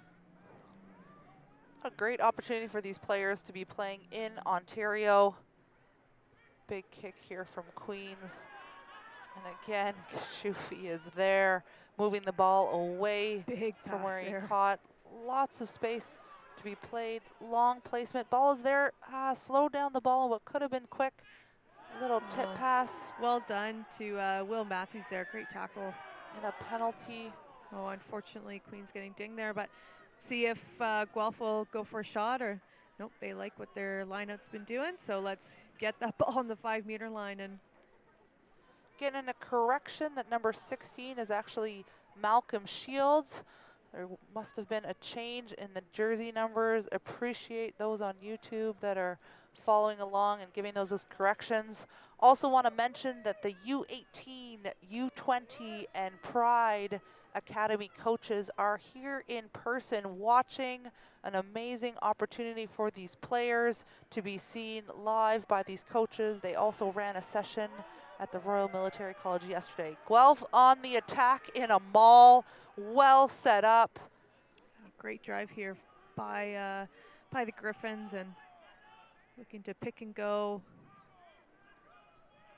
But Queens just relentless here in this defense, trying to get hands on that ball.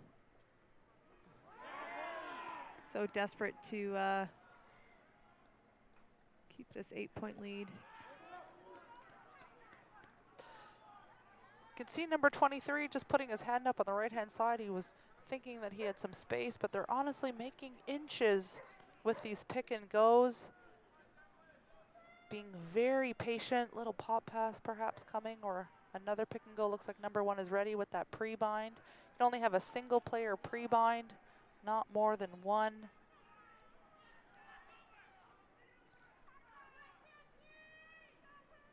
Queens trying to get under this ball. New rule say if you hold up a try, it's your ball and you get to drop kick the ball out of your end goal. So we can see Queens here trying to hold this ball up. And it is held up. Goal line dropout. Well done. Multiple phases, needed that phase counter in the top left-hand corner, and they come away with nothing, unfortunately. Huge confidence boost for Queens. A left-footed kicker going to the left side of the field, it looks like. Yeah, Guadarrama. Oh, he's here right-footed, apologies. trying to just move and shift this this point here. Great kick. Finding some green, but here we have 23 from Guelph. Nathan Dupin bringing this ball up. Oh, and well done to Queens. We have a couple players killing that ball, and Adam Doyle opting to quick tap again here, but Big momentum shift after that. Holding up a try, then getting a penalty in the middle of the field. Called back on likely not tapping through the mark.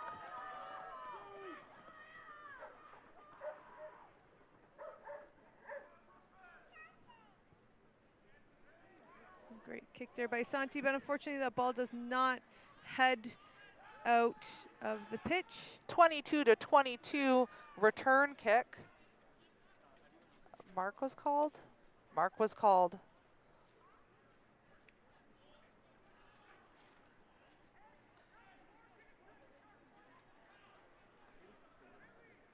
That was a big moving kick from one 22 to the other. Yes, absolutely. And for those who don't know, if the ball is kicked and is heading into your own 22 and you catch it clean, meaning that the ball doesn't touch the ground Or bobbled. or bobble, you get to have a free kick from where the ball lands. Oh, I think maybe Mark was called again here for the Gaels.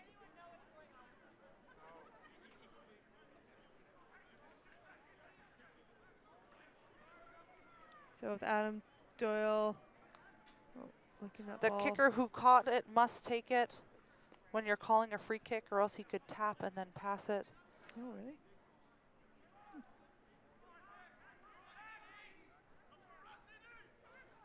Players can also begin advancing on a free kick as soon as the kicker makes a movement, even before they tap it. Fun facts. Yeah, wow. Laws by MJ. Yeah, learn something new every day. Lots of overflow players on the left-hand side with Guelph going into that 15-meter channel. Caught behind the leg. Show of skill. I believe that was number 9 who's moved positions. Great Sonny Bill off being tackled to number 1. Some Harlem Globetrotters action here for the Absolutely. Griffins. Putting on a show for the fans. Lots of Guelph individuals there for defense. Tackling while the kick occurred. Going to be straight out, Guelph line out. Good phase of defensive play for Guelph there. Arya Kashufi going quick, passing to himself, making sure it went 5 meters. Not sure how that ball traveled out without hitting any spectators or things like that, but ref had his back to the play, so play on. Oh, great tackle here by Will Matthews. His tackle count is exceptional today.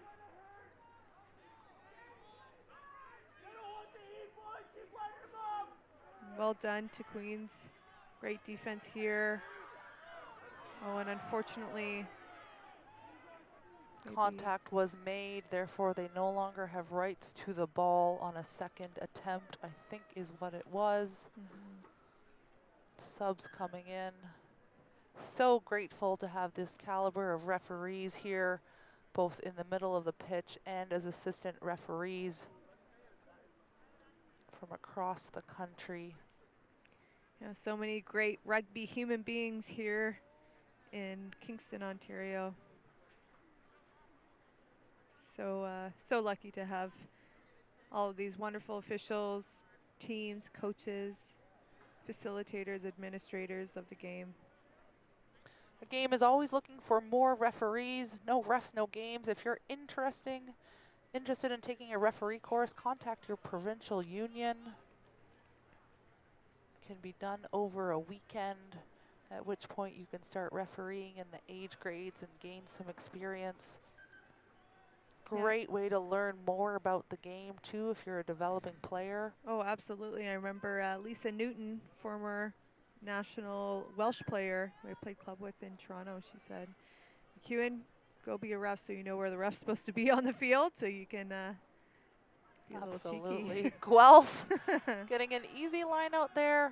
Done a good job of setting the pace. They have tons of momentum, need to keep them all up. They are in, they just need to get down. Not getting greedy and held up. Unclear if it's gone down yet. Ball is there. It's at the back. Knock on. Wow. Love to see Queens players picking up some Guelph players here. Lots of respect for these two teams. That's what's lovely about rugby. One of my favorite things. Yeah, these two teams play each other so much in preseason, regular season, postseason. So There was that knock on Chris Asmus right on the spot, seeing it. Scrum, see if Guelph puts the pressure on, trying to get a turnover ball, just like the 2014 Women's World Cup semi-final with that long drive at Magali Harvey. Let's see if they can recreate it. and Guelph just dropping that scrum. Queens likely to take their time here, given they're deep in their own and they are leading the game.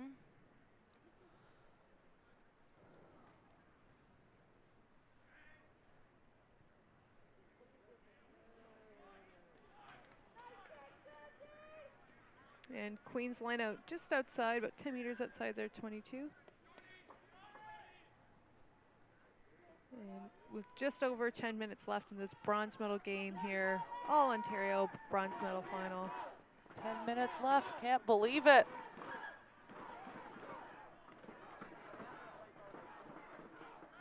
Easy ball at the front of the line out.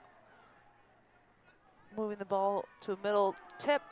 Forward runner off 10 who tips to a supporting runner, getting around the field and continuing to go flow side. Passing right to left, sometimes a lot easier for teams as most players are right-handed. You'll see players play on their own left side of the field quite often. And the kicking match continues. Lots of unstructure here and with this attack, and we have I think a forward pass here. It'll be a Queen scrum.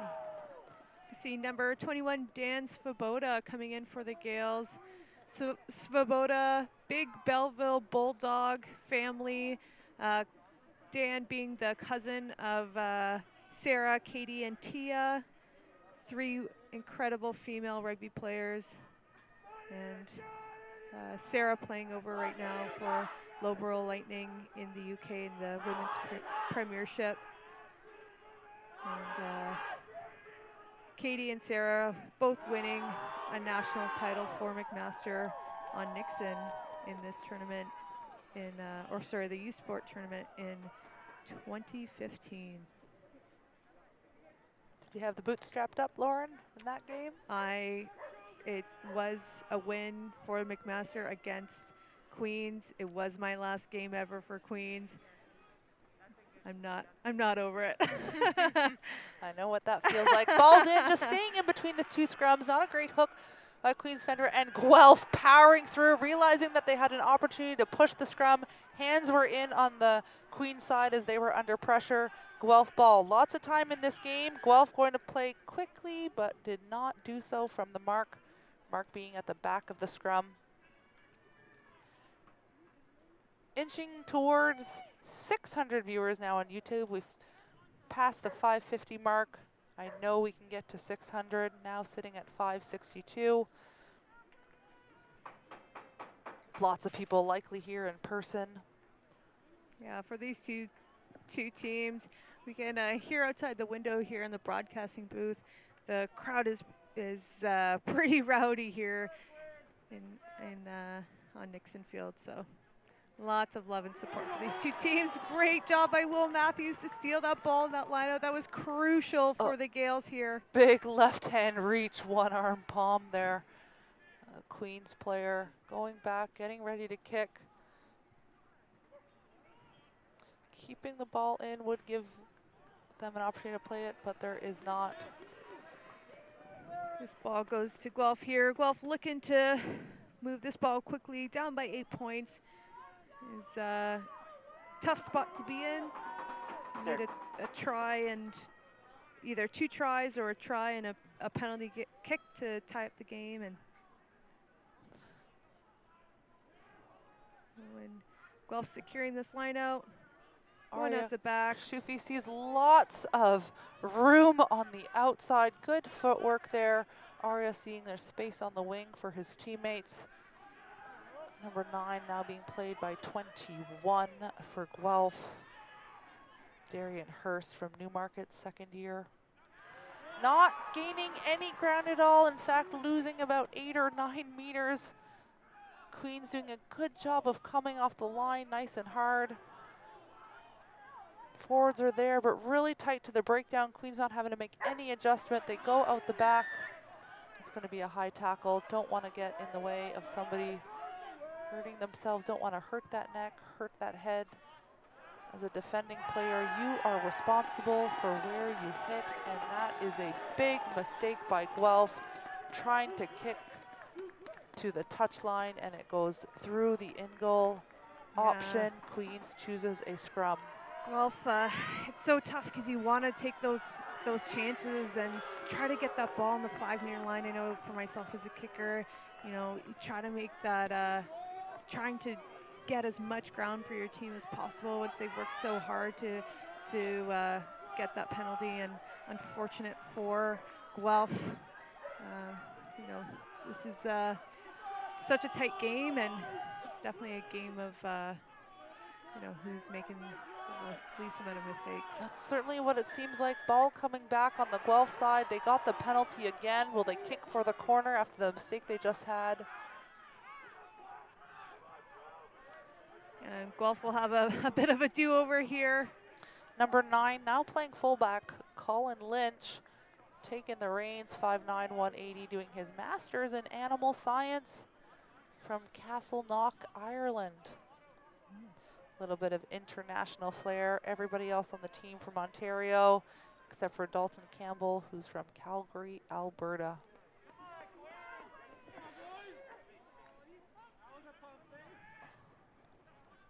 Corey Hector definitely going to be happy with the set piece here from the Guelph Griffins.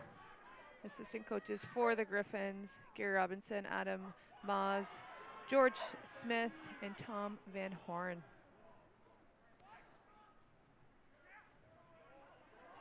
Both Guelph and Queens lucky to have a strength and conditioning coach on staff. And Queens gets it, showing that importance of the S&C with a jackal. Yeah, well done to number 7 there, Nick Pipchuk. Wonderful, wonderful poach for the Gaels. Number 10, Santiago Guanarma from Mexico City, just holding the ball. With a beautiful handlebar mustache. So great. Santi, as the boys call him. He went to Brentwood College School. He played for the Couch and Piggies. His 4th year of economics.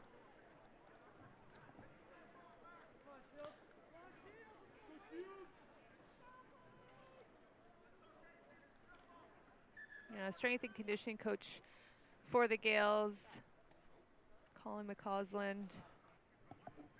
He works with all of our varsity athletes, and he just had a baby and became a father. Congratulations to him. Exciting times being a parent. Yep, him and his wife Muddy are quite the team. Inside ball after going to the 10. Quick ball after line out. Guelph coming up, firing on defense. They're running out of time, and therefore we'll be playing desperate defensive rugby. You can see them coming off the line hard. Double tackle onto a forward runner just in front of the post at about the 10-meter line, midfield. Straight back to forwards, a little bit of confusion, but good footwork by the tall lock. And Santi with a nice little kick through. Saying it's going to be a Queen's ball. I think the AR had their hand out to the right, unclear. I know that that attempt there by the Queens player to knock that ball backwards, and it is Queen's wow. ball. Chris Asmus doing a great job talking to his assistant referee, who likely had a better vantage point. Well done by the Queens Gaels. I'd love to see that replay of a player just knocking that ball backwards, but at a Guelph player running, forcing the ball to go off of the Guelph player. You see that a lot in soccer. Interesting by Queens, where they come in and pre-call the line out before they even get there, basically making a judgment call that whatever they call Guelph has not already adjusted to. Sometimes you see line-out jumpers calling once they're in there and you're able to see, but if Guelph is not contesting the line-out and it's not straight, doesn't matter. Right, Queen's doing a job kind of wasting time here. Just about 2.5 minutes left of this bronze medal game. Every second that passes makes it a little bit harder for the Guelph Griffins to close that 8-point gap here. And again, resetting a scrum here, wasting time. And we'll see that replay. Thank you to our Queens squad here. And we see ball goes backwards and then off of a Guelph player.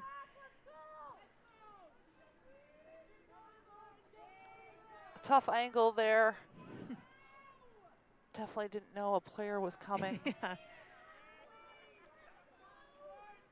sure on-field refereeing staff would love to have a TMO. Absolutely. And hands in. I think it was hands in, not sure.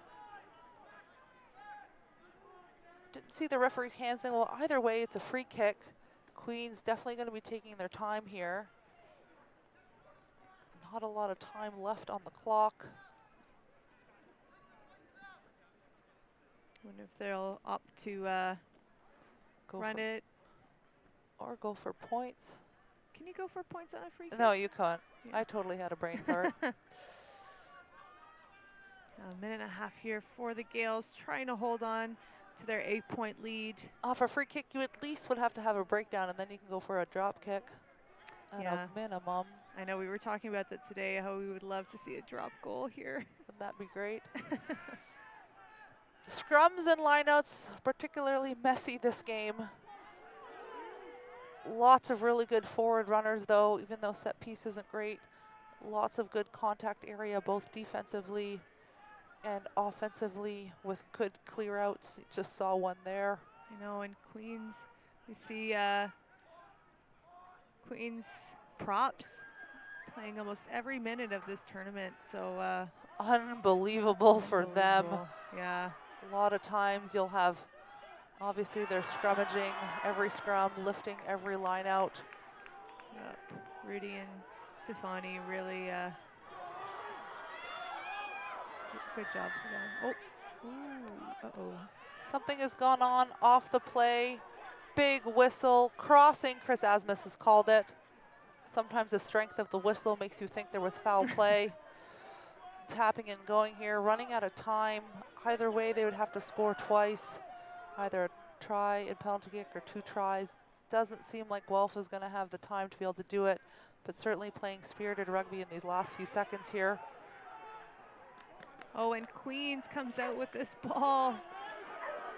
Having some patience here. Oh, and Adam Doyle kicking this ball out. And that's the end of this game. Redemption for Queens after losing to Guelph in the OUA final. Obviously not a lot between these two teams. 13-5. 13 to Queens, 5 to Guelph.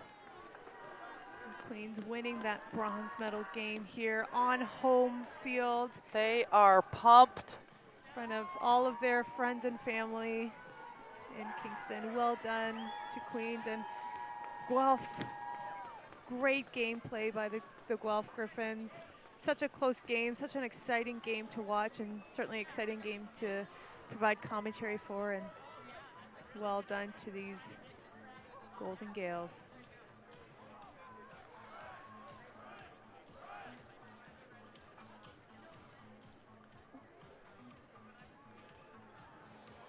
Just getting our pinnacle scouting players of the game here. So we have final score 13-5. This game was brought to you by For the Love of the Game. This bronze medal of the 2021 Toronto Arrows Canadian University Men's Rugby Championship presented by Lougheed Wealth Management. Raymond James, Dave Lougheed being involved in that game.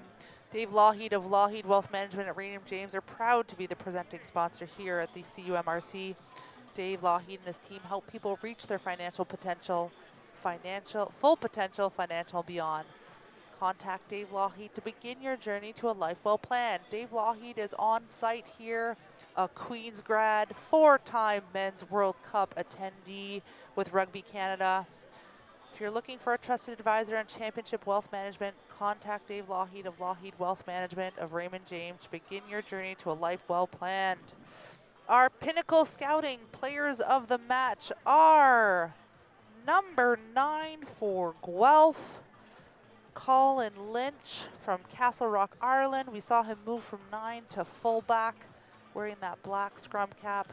And then number 7 for Queens, Alexander Pipchuk, flanker from Calgary, Alberta, in his 6th academic year.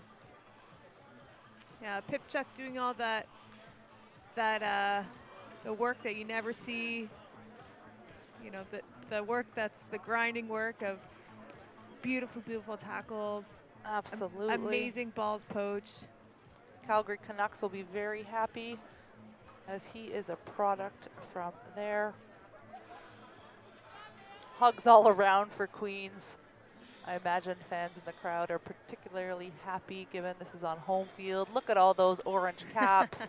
Look at everybody being bundled up.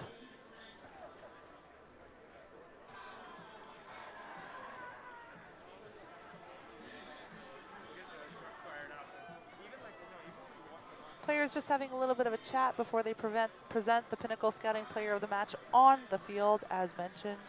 Number 9 for Guelph and number 7 for Queens. That's Colin Lynch and Alex Pipchuk. You see Dave Butch there talking to his boys. He's got to be happy with that performance. Can't tell. Never seen him smile. Just kidding, he's wonderful. But don't tell him I said that. Never. So well done. And for these guys to lose to Guelph in the OUA final and come back, a little redemption song here for these Queens players. Obviously not a lot between these two teams. If Guelph won the OUA championship and Queens comes away with the bronze here. Good job by Queens going over and thanking the crowd. Guelph just getting ready, lined up. Really, they do. I think they win with the best hairstyles and the best facial hair. They do have a lot going on right now. You see Liam Geddes there, older sister Erin Geddes, former captain of the Queens women's rugby team. Played with Erin for many years. Wonderful, wonderful family. Love to see the rugby families here.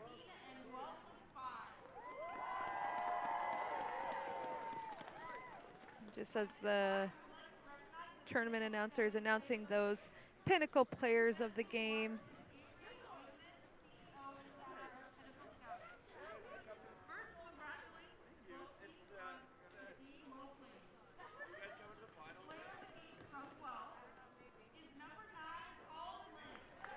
Colin Lynch just stepping up to get his player of the game long sleeve.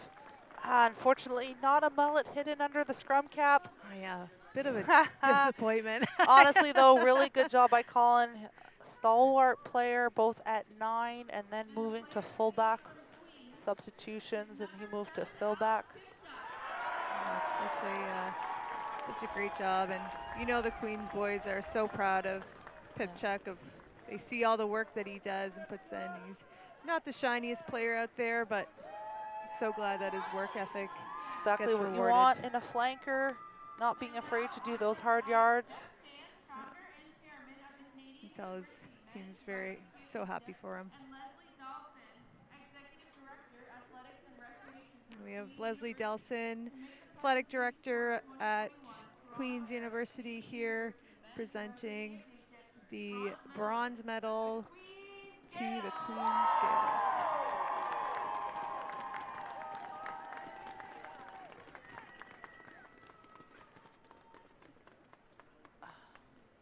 It's nice for these medal presentations to happen right after the game. Absolutely. Helping the AD is Jeff Chan, wearing that Under Armour mask. He is the chair of the Canadian University Men's Rugby Championship and is also one of the founders of this competition.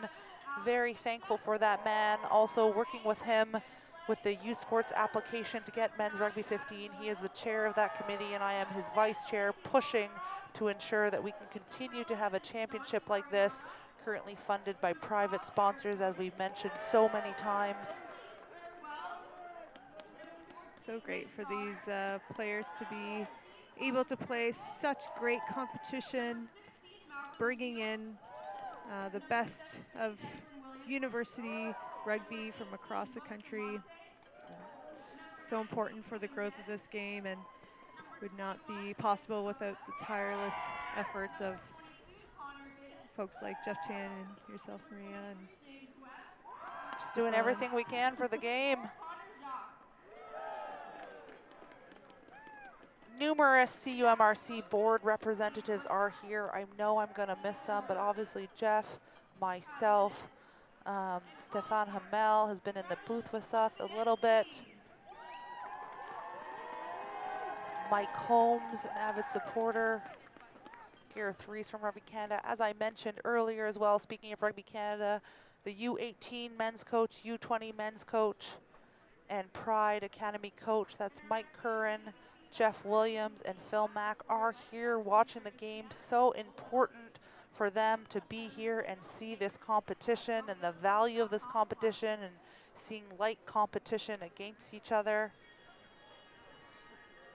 Gotta love players being able to give each other medals. Yeah, so special. We know it's due to COVID protocols, but honestly, it adds that little extra something. Malency Wright, also a CUMRC board member. Fortunately, I don't have the list in front of me, but lots of people are involved with this competition and ensuring it happens. And a huge shout out to the Queen staff and student that are behind the audio visuals, standing out in the cold, moving the cameras around. Yeah, the unsung heroes of these tournaments. People behind the scenes. You never notice them until something bad happens, and yeah, they have been unnoticed so far. More individuals too with COVID protocols on site here, checking vaccination records, ensuring there's a daily attestation, masks in the stands unless you're eating or drinking. Credit to Queens on hosting an incredible tournament. Still the gold medal to come. Dave Bush giving medals to his assistant coaches. Again, Dave Butch, David Worsley, Duncan McNaughton, Pat Lynott. And then for Guelph, head coach Corey Hector in his 6th season, assisted by Gary Robinson, Adam Maas, George Smith, and Tom Van Horn. Congratulations to Guelph on getting to the bronze final. Big congratulations to Queens getting the bronze medal on their home pitch. Thanking the fans. There's going to be a party in Kingston tonight. Sure is. I'm Maria Sampson. Short break. Coming back with that gold medal final at 3:30 p.m. Eastern Standard Time. Just about an hour's time. We will see you back here, joined by Lauren McEwen, former Queens women's rugby player, now assistant coach and winner on the CIS championship just a couple weeks ago. See you in 64 minutes.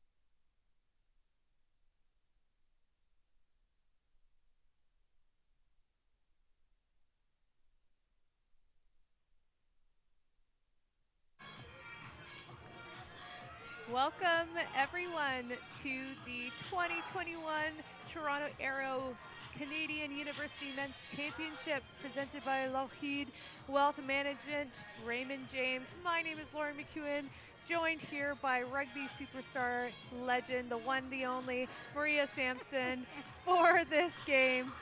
We are so excited for this all BC matchup for the championship gold medal game. But not BC weather. Look at that snow swirling across your screen. Your eyes are not deceiving you. The snowblower is out to mark up the lines. And we have UBC kicking off to U of Vic here as we begin this championship game. Beautiful kick there by UBC. Chris Micheletti in the middle there with the pink shirt. 2 assistant referees on each sideline. U Vic with the ball right now. Oh, Blocked? here. Unsure, couldn't tell from the screen. We are watching the exact same screen that you are right now. And a nice box kick there by Chris Gamage. Chris Gamage, one of the players to watch for U Vic. Calgary Saint Project came through that age grade program. His brother Alex Gamage also involved in rugby at the U18 level with Canada. He's really got a reliable boot, as we just saw there. He had 32 points on the season, 10 conversions and 4 penalties. First line out of the game. Nice ball here for UBC. Forming that maul, but U of Vic says no. They are going to do a great job stopping that, but UBC coming out. Nice peel away from that maul. Oh, and somehow Chris Gamage comes up with that ball. It's so hard to see that white ball amongst all this white snow. Chatter on the YouTube channel going wild about the snow. The Snow Bowl, Sebastien Degan, thank you for that. The Snow Bowl is on here at the Canadian University Men's Rugby Championship. This is a non-U Sport event run entirely by volunteers, and then the host, Queen's University, doing an enormous amount of logistical work putting this together. We have first scrum of the game here for these BC teams.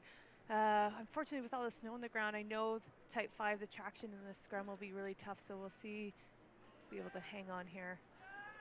A little bit of a dominant push by UBC, but Vic comes back. Really clean ball at the back there for Chris Gamage. Giving to likely number 12 on a short line. Trying to punch through and suck all those forwards in to stay so they can release. Another forward pod there. Good leg drive, busting through a tackle. Both teams here doing an excellent job. Oh, and that kick is blocked. Unclear what occurred, if they got it down or not. Referee Micheletti, time off, awaiting assistance from his assistant referees. Trying to have a little peek here at what happened. Looks like a... And it is a try. Try is rewarded for a great effort to block that ball. Yeah, we'll see here on the Canadian Tire replay. Kick blocked here, and just number 7. Let me guess. Owen Rutten for UBC. Also started at number 7 from Cobourg, Ontario in his 5th year. And just when playing with these conditions, you know, Maria and I were talking about how the snow plays in and factors into these, you know, when you get off the ground, you actually don't want to put your hands down at all so that you keep your hands nice and warm and not freezing those hands. So hopefully the snow won't be too much of a factor here. Look at that.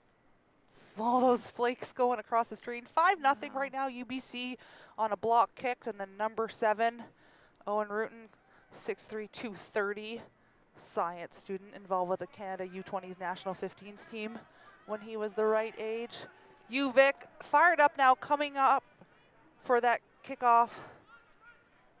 Kick unfortunately just wide of the post, so it'll stay. UBC will keep their 5-0 lead against UVic here on snowy Nixon Field in Kingston, Ontario. Question about whether a block kick is a knock-on or not. It is not. hence why they were able to score UBC. There is a little bit of a drop just now, but it went backwards. UVic really tight on defense, probably smart given that UBC might be keeping it tight until they get their hands warmed up. Inside ball there, running at the post and pillar is sometimes called, 1 and 2's defenders. Again, really tight defense. Gosh, can't blame the guys for having a little bit of bobbled balls this early in the game, and it's a penalty to UBC. Ruck was formed, hands were in. These teams meet each other a lot.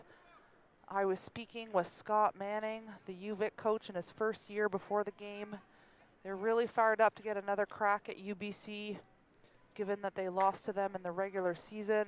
UBC competition is just a regular season records determine who comes out here to the CUMRC championships.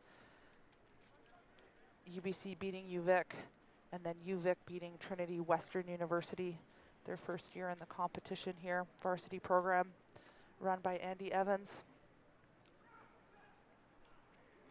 Nice line out here for UBC, and unfortunately I think the ball was not straight, so we will have a option for UVic. So UVic has option whether or not they want to scrum or take a line out here. Smart decision given they had a stable platform before. We don't kind of keep everybody in suspense when it comes to the Carson family.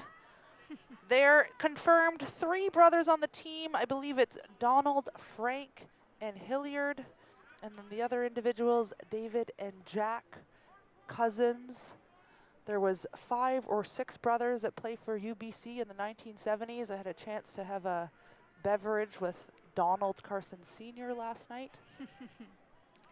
And here we go, UVic, nice inside line pop to 12 right after a stable scrum. Chris Gamage right there going to forwards, coming around a corner, straight arm, not having it. That forward runner not allowing the inside center to tackle him cleanly. And no surprise there, number 8 from UVic, another Carson. That's Nick Carson there for UVic. Great runner and great power for this UVic squad. Micheletti playing advantage there, not gained. So UVic coming back. Looks like it's going to be about the 42-meter line. Do we go for goal? Turns out number 10 has an excellent mullet underneath his scrum cap, which we saw when he got player of the game in the semifinal. Yeah, for those that have been with us all day, we are keeping track of the excellent hairstyles and facial hair that's coming out of this tournament for the month of November. That number 10, Gabe Casey, he's from Ottawa. I'm sure he has some family here. 4th year business student, 6'3" at 10. And the mall, there's a whistle. Yeah, unfortunately both teams having a lot of troubles here with their lineouts. Snow and wind, like weather playing a factor here while they're trying to throw this ball in, unfortunately. Having to reset some of the set piece. At least you can see the mark with the snow on the ground. In regular season play, UBC beat UVic 22-7. Yeah, look at the teams trying to get the snow out from in between their studs to have a nice clean drive. UBC front row at hooker, Jacob Bossy started the last game as well. And on the left, Connor Sampson and Bryce Warden supporting props. Lots of inside lines off that scrum. We've seen UVic do it. Now UBC doing it. Long runner, inside support from number 13. UVic is there to make the tackle, Noah Bain.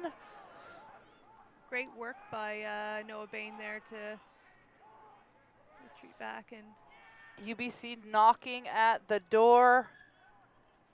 Whistle. Ball might be held up. As you may know, we see what you see. We are nice and toasty in Kingston Hall right beside the pitch, but we are looking at the same screen that you're looking at. So ball was held up, and UVic has an opportunity here to have a goal line dropout. One of the new rules that was changed here from World Rugby, rewarding the defensive team for holding up try. Murdoch Casey letting us know that number 10 on UVic, Gabe Casey, has not washed his scrum cap since high school. Thank you for that pro tip. UBC here, a little bit of a bobbled ball. UVic right on it. Good clean out by the UVC forwards, and then a pick and go and a big tackle by number 5, UVic. Algan Lade from Calgary, Alberta. Well done. Great defensive effort here by UVic, cutting off that pass. Oh, and a nice tackle there by Nick Carson. Messy breakdown and forcing that knock on. Well done by UVic. It's great Lots of defensive. high fives all around. Yeah, great defensive effort by UVic, being able to hold up a scrum, nice distance with that goal line dropout, and now trying to build some phases and get back into the UBC zone. Front row for UVic. Prop Carter White, number 2, who's excellent in the semifinal, supported by Spencer Cooper and Devin Fatt. Opposite to them on UBC, Connor Sampson, Jacob Bossy, and Bryce Warden. Chris Gamage putting the ball in. Probably one of the most stable scrums we've seen, these two partners versus on the 4th game. We've had lots of instability before. Ball's available. Chris trying to draw a penalty, doing a good job talking to the referee. Good job by the young number 9, as I mentioned. Calgary Saints came through the AJ program. I'm sure there's lots of Saints right now watching online, including his parents, who have been incredible supporters of the Calgary Saints program. Yeah, so awesome to see those young players develop and grow into really exceptional rugby players, and really the players to watch here in this tournament. Carter White throwing in. Great quick throw, back ball, love to see it. And UVic hitting up in the middle, but looking for this boom side, trying to catch some defenders. Looks like footing seems to be a little bit slippery here. Oh, and UBC doing a great job.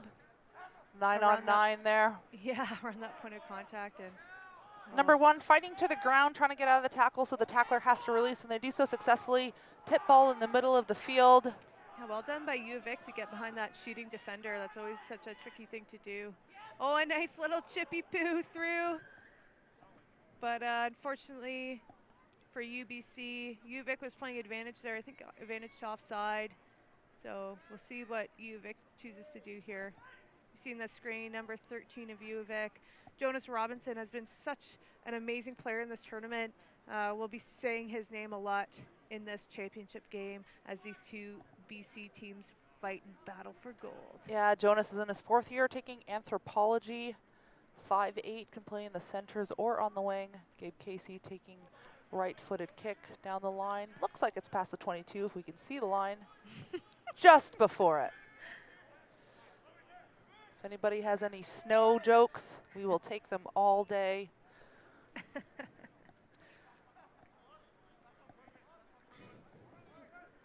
UVic looking for a 5 or a full lineup here. Oh, but unfortunately. Oh. Unfortunate. The eager beaver trying to tap that mark through and knocks on that ball. Free kick. Negated, therefore going to a scrum. I think it might have been numbers why they got the free kick. Yeah, I think so. My gosh. Got a feel for these young gentlemen playing in this weather. You can see the eyes squinting, trying to avoid snow getting in. 2 flankers on this side, Zarya Djokovic for UBC. And Don Carson there for UVic. Should have just taken a guess that it was a Carson. Yeah. Flip of a coin, really.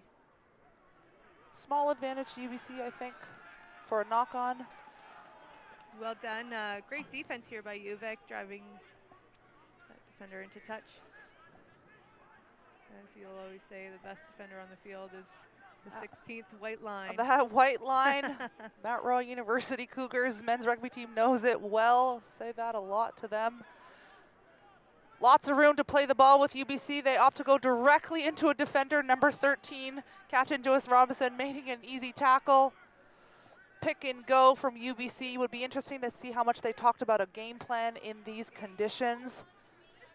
Yeah, something that we really like to see with UBC is how diverse they are with their attack, and they're able to be so unpredictable, so hard to defend. So hopefully we'll see more of that unpredictability here as UBC starts to have more attacking phases here. But we have a UVic ball here, 5-man line out.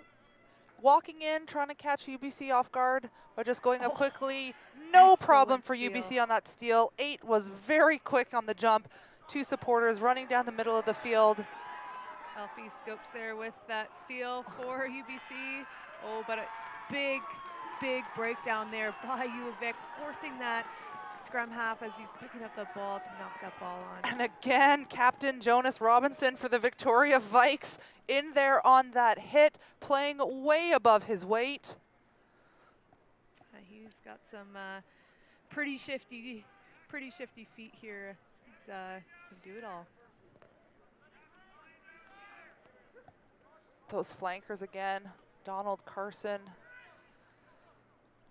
playing on that number 6 jersey, Zarya Djokovic for UVic. Zarya spent some time at the Mount Royal University, our 15s and 7s season. Very supportive rugby family. Ball's out at the back. Jack Carson is on it. Chip ahead. Oh, you can see players cannot get full speed when they can't get full traction on the ground. But well done to you, Vic, for maintaining possession there. And I think we have got a penalty here for you, Vic. You have to think that the referee, Micheletti, is going to start having conversations with UBC. There's been multiple penalties in a row, although they've been for different items.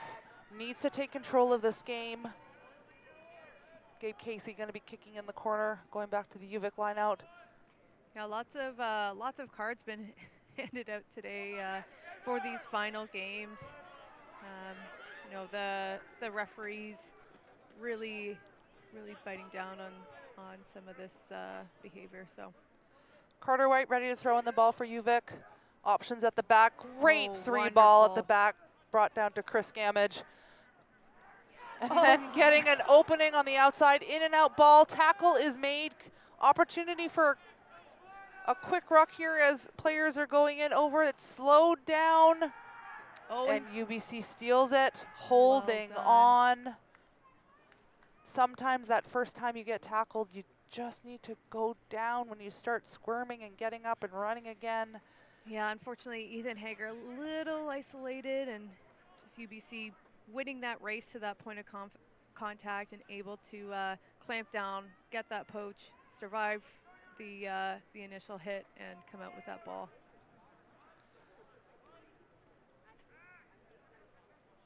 UBC throw in here. Nice ball to number 8, Alfie Scopes. UBC looking to launch their very unpredictable attack, but UVic doing a really good job slowing down the momentum. Not a lot of UBC players here attacking at pace and opting. Somebody lost a jersey. Oh. Cover your eyes. Getting the jersey back on here. Oh, but a hockey style, putting the jersey over the head. This is not the weather I would want that happen to me.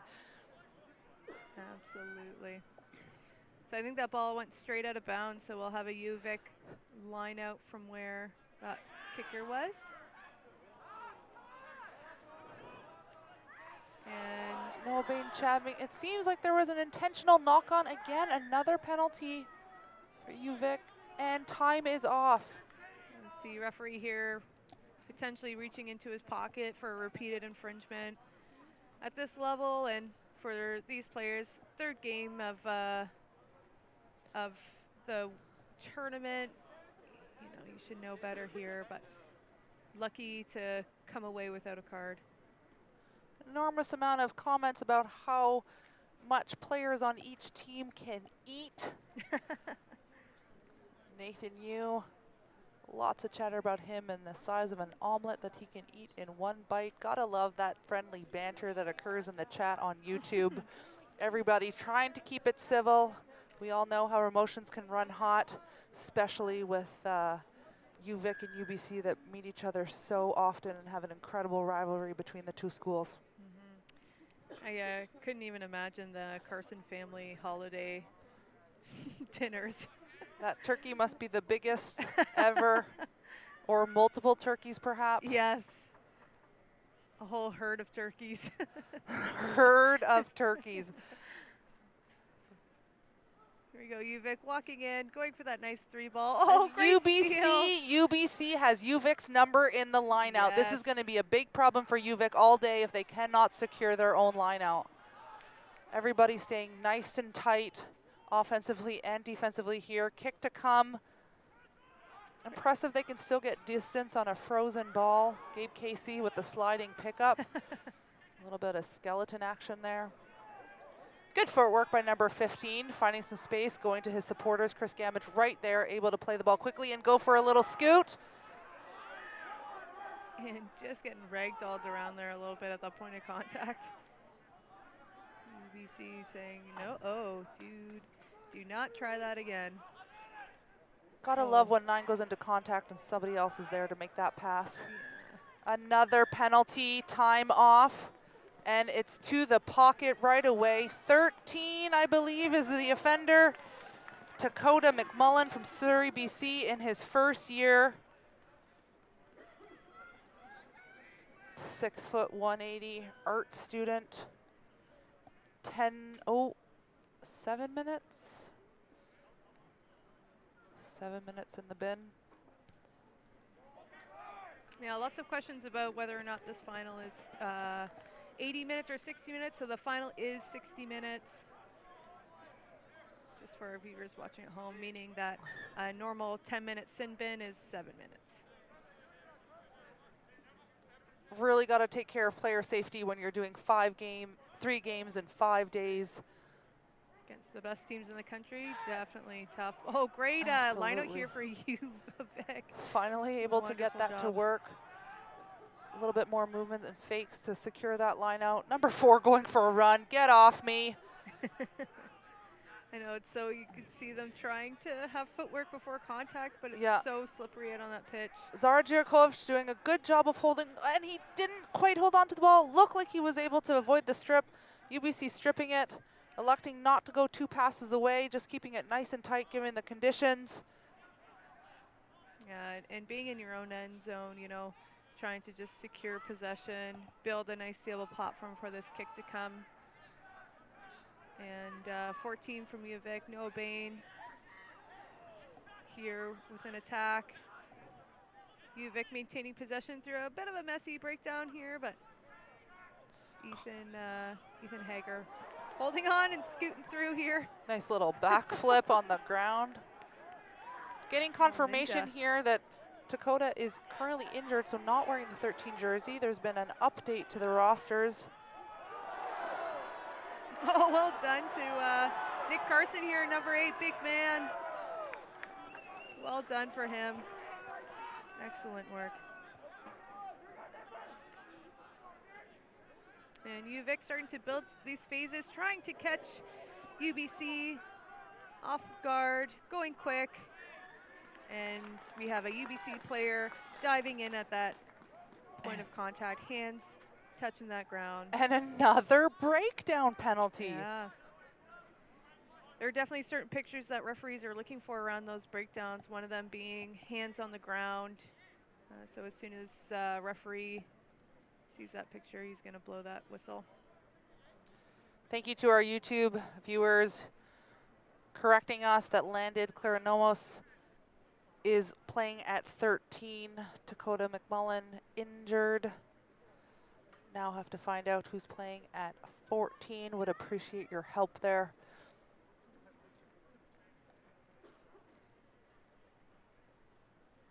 First attempt at goal for Chris Gamage today. Calgary is cheering for the young kid. Yeah, kicking in these conditions, you know, snow's coming left to right, so kicking into the wind, but that's a great strike. Oh, and unfortunately the flag stayed down, but great attempt here by Chris Gamage. Right idea by UVic as they've gone into the UBC half, and then even though it felt like they had momentum, couldn't quite get away. Not a bad idea trying to get a penalty goal for 3 points. Big dropout kick in the snow. Gabe Casey letting it bounce, tiptoeing the sideline and touched that white line. So hard to see that line now on the sideline, so it's hard from our perspective for sure, but you know, with AR standing right there, he's got the best view. We'll probably see the snow blower coming out here at halftime to blow off the lines again.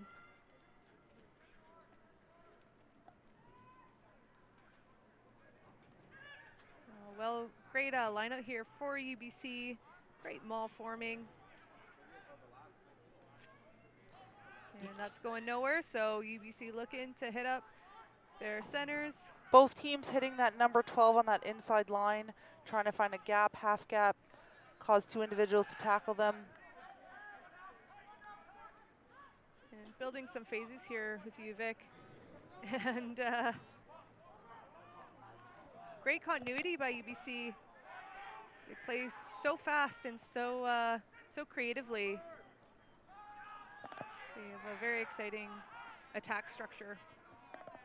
Was really impressed with them in the semifinal. Oh, And Noah Bain with so the close. intercept.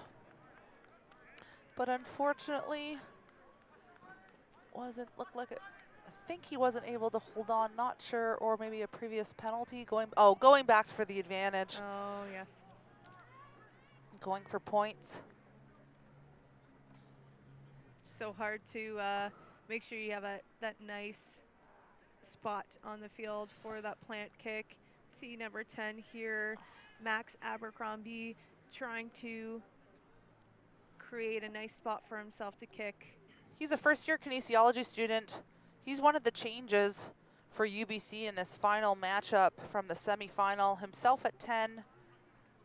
And then a couple of changes with wingers and centers moving to wing, but he's the individual that's come off the bench and getting that starting number 10 spot.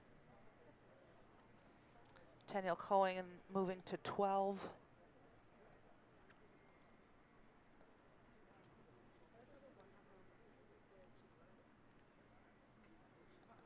I feel like I have to be quiet during his kick to pay the respect that he deserves. Crowd doing a really good job too of respecting the kicker, and it's good. So UBC extending their lead here, 8-0 over UVic. Feeling like we're in a snow globe, a little winter wonderland here on Nixon Field. Absolutely. As our photographer said, though, it does lead to really good pictures, so. Absolutely. Pictures to be cherished forever. Number 11 kicking off for UVic after that penalty kick. Ethan Hager from Brantford, Ontario in his 5th year. Good tackle made there. Quick ball. A runner. They really like attacking that channel right near the ruck, maybe, you know, post pillar, running that inside line so then they can go back and get a kick. Nice strong kick there by Max Abercrombie. We have Gabe Casey fielding this kick. Looking for some friends here as the counterattack ensues. Oh, and here we go. Jonas Robinson, fun player with the ball in hand, that's for sure. Oh, unfortunately. Micheletti had his hand out though, going back for the advantage. True rugby legend Steph White watching on the YouTube channel. Oh, Steph Rugby White. Canada Hall of Famer and life member, former Rugby Canada board member, and first Rugby Canada captain in 1987 in their first test. A living legend. Absolutely.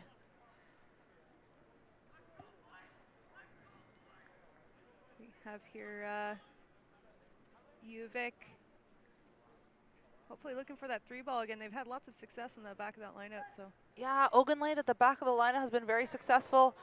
Unfortunately, a miscommunication there, but Chris Gamage picks it up quite cleanly on the ground, is able to go down quickly, but penalty the other way.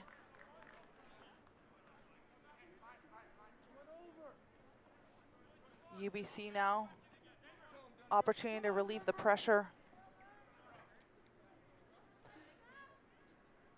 Inching towards 1,000 people watching from YouTube. Also have lots of folks on the Rugby Network. A reminder, this championship is not U Sports sanctioned yet. It is run by the Canadian University Men's Rugby Championship Board. UBC getting ready here to throw in the line out. Just over halfway. Oh, unfortunately, ball is not straight in this line out. And Canadian Rugby University Championships. So fortunate to have so many wonderful sponsors here, such as Lougheed Wealth Management and For the Love of the Game. We're going to be joined by Dave Lougheed at halftime. Talk about his foundation. Big contributor to rugby in Calgary, here in Ontario as a Queen's alumni as well. Just under 2 minutes here to play as half. Gotta hope that snow stops going. The lines are starting to disappear on the field. Can see UBC perfectly ready on that left-hand side of your field. They're gonna come up flying on defense. Well, it looks like UVic changing a bit of their structure here with their backs as Robinson moves to first receiver here. But big scrum here by UBC, and UVic not able to launch their attack, so we'll see how UVic holds on here. And Gabe Casey's big boot making an appearance again, easily taken by the UBC back three, well positioned. Great job for UBC getting in positive positions here to help field some of these kicks. Both teams doing a really good job playing to the conditions. No 50-50 passes. Little commentators curse. Apologies to number 4 from UBC, Frank Carson. Little pass there, just a little low from Jack Carson. Yeah, sorry, bud. I think time has stopped. Looks like there's an injury on the field. Number 3, tight head prop for UBC. Bryce Warden from St. John, New Brunswick, in his second year. Unfortunate part of the snow, you can tell it's packing snow. Look at the bottom of everybody's cleats. Look completely all filled in there. Makes it for really slippery conditions, and I'm sure their feet must be freezing. Absolutely, you need those little hot paws Yeah. in your feet. No judgment if any players have hot paws in their pockets or in their shoes right now. Wow. You would not see me with my socks down in weather like this, let me tell you. Socks pulled up all the way up to the knees. Players just chit-chatting. UVic trying to get refocus. They've had some opportunities, but just haven't been able to convert and continue to put phases together. UBC doing a good job of putting a lot of pressure on them, coming up hard on defense. See how this scrum goes. UBC slightly has the edge at scrum time, pushing UVic back. UVic still managing to get the ball out of the back of the scrum, so credit to their tight 5 and back row. We'll see what UVic does here with the center scrum. Center scrum's always great because you have lots of options, but ball gets bobbled out of here, and unfortunate ball is knocked on here by Nick Carson. So we'll have a scrum for UBC. And some players know each other, lots of history between these two squads. And cool heads prevail as both sides trying to diffuse the situation, knowing that it's not worth it and that we're here to play some really good rugby.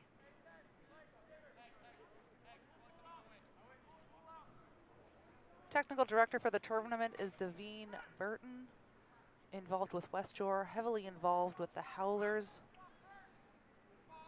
Great supporter of the game.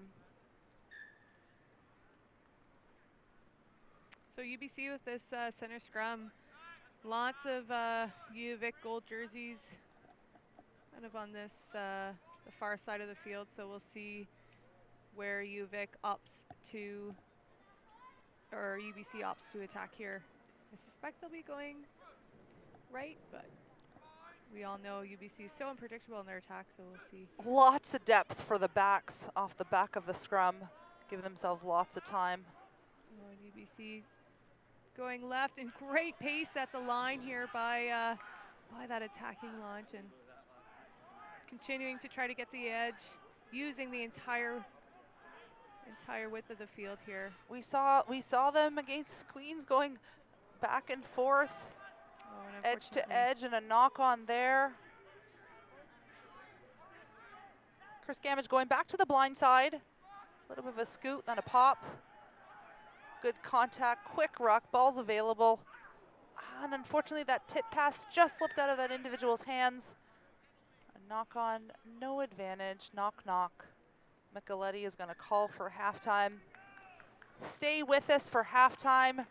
As I mentioned, we're gonna be speaking with Dave Lougheed. It is 8 UBC, 0 to UVic in these very snowy conditions. This match is brought to you by For the Love of the Game. Don't forget to go get some refreshments at the Langara pub on site. Both teams heading straight into the tents. Not surprising, trying to get some warmth. Referees as well. Thank you for listening. We are just on the YouTube channel, almost at 1,000. Get your friends to join. More on the Rugby Network as well. Very pleased to be joined now with Dave Lougheed on the mic. Fellow, Calgarian with me in Calgary now, originally from Ontario. Went to Queen's University and Queen's alumni. 4 Rugby World Cups under his belt. Great supporter of the game. Dave, happy to have you here. Great to be here, and it's been just a great tournament all week.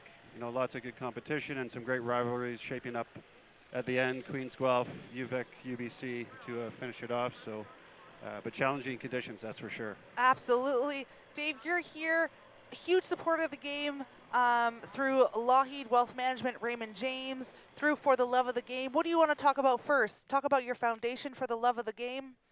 Sure, it's you know, I call it my positive distraction. We just try and provide exceptional experiences for our top talent or top potential talent. So recent tests, we had Brock Webster, Tyler Rowland, Siaki, you know, all alumni of the program. We've got Will Purcellier and Tyler DeGood over in France. So you know, what we try and do is send them to experiences that will kind of allow them to benchmark themselves against some of their peers around the world. So down in New Zealand into the High Performance Academy, and just you know, give them that next level of experience. So it's been great, and you know, it's been working.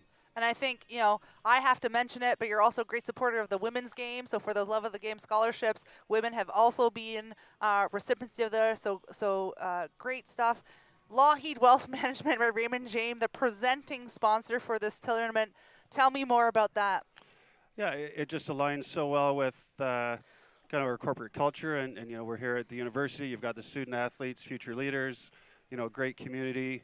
You know, I always say, you know, soccer's a global game, but rugby connects the world, and it's really, you know, allowing us to bring all the universities together into a format that gives them some better competition, some great rivalries, and build to the future as we, you know, come out of where we are right now to get everything going with rugby back on track in Canada.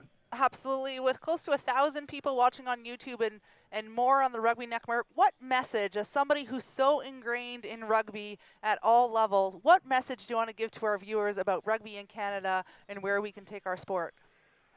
Yeah, it's up for us to create our own reality. You know, we're at a point now, and really it's about coming together as a community, you know, moving forward. It's what's our vision moving forward, not where we've come from or why we're here. And we've been dealt the cards. Our players are great players, and we forget that the rest of the world is getting, you know, good as well, and they're getting competition. So, but we do have an opportunity. These kids right here, call them kids, but student athletes, you know, looking out to 2027, assuming we can qualify back through that. This is, these athletes are going to be the core of our team. So we've got to embrace our best talent at this age, work with them, nurture them, and continue to attract the best athletes we can to our sport across the country. Absolutely. And on that note, the U18 coach Mike Curran, U20 coach Jeff Williams, and Pride Academy coach Phil Mack were here this week watching in person. So important to have that representation, to be able to see players live and also talk to them. That culture of rugby is so important. Any final words from you? Yeah, just to the people watching, there's athletes out there that we can use in rugby, and whether they're coming from basketball, football, volleyball. Tyler Ardron, ex-volleyball player, goes on to play in some of the best leagues in the world. We need those athletes, and we've got to nurture our own and attract new talent and new fans and new spectators. And it's great to see on a cold day in Kingston with 3 inches of snow on the field.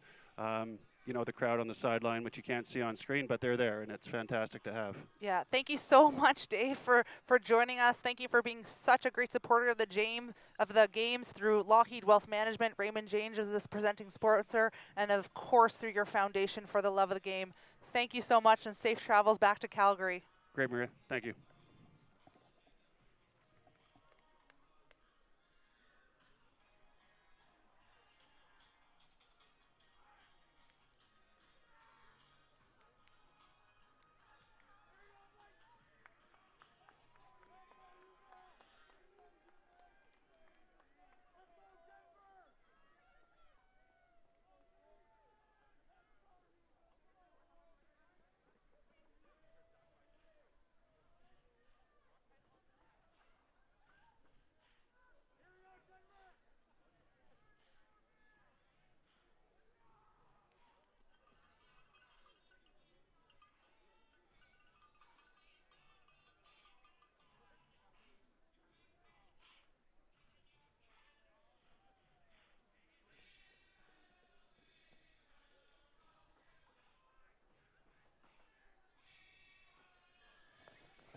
And welcome back to this Canadian University Men's Rugby Championship presented by Lockheed Wealth Management.